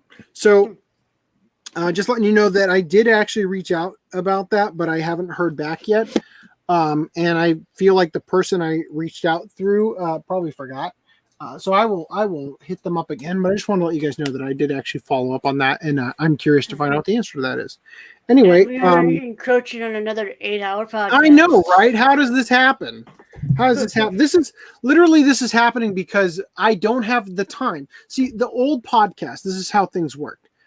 I would read every single article, and I would choose, we don't have to talk about this, or I read it, so I know what to tell you the article said, and the communication can go quickly, but this might be the new normal if things don't improve with how my ability to actually do this, and it's like, maybe we should be behind by like 4 days on articles. Well, I think so that I can do them on Wednesday, Thursday instead. I think that if you really want to reduce the runtime, you could like strictly do anime related articles instead of like, I don't know, coronavirus and this and that.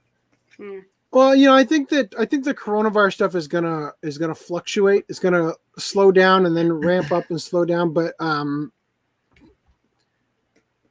there's definitely something we could do. I'll work on it because you're right. This is to ask you guys to devote this amount. The watch time is fucking great after not having any watch time for 2 weeks.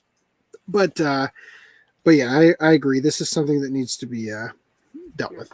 Yeah, anyway, so next, what's going on with YouTube and not having in your right. I just like, will this video even publish? Am I gonna finish this and then it didn't even go anywhere, and I can't get it off Facebook because it like failed there too? I don't know, but thank you guys for joining us. Next podcast, we're going to be watching episodes 1 through 13 of War Battler Dunbine, another podcast that should be on a Tuesday, hopefully. As far as I know, they're not offering any overtime at work. Although, like I said, half the work just left during, we've got PTO, let's go. Let's get out of here, right? So maybe they will, and maybe things will change, because obviously I need to take this during the coronavirus time. I need to take in as much money as I can because bills are still coming in. And anyway, I'll talk to you guys later. But thank you guys for joining us. Should I just let it go the extra couple seconds to the 8-hour mark? Should we do it? It's up to you. Might as well, right? Will it be more? Try and end it exactly at 8. All right, I'm going to get ready. I almost left the broadcast instead of hitting end broadcast. Okay. All right, thank you guys again. 2, 1. Like the video.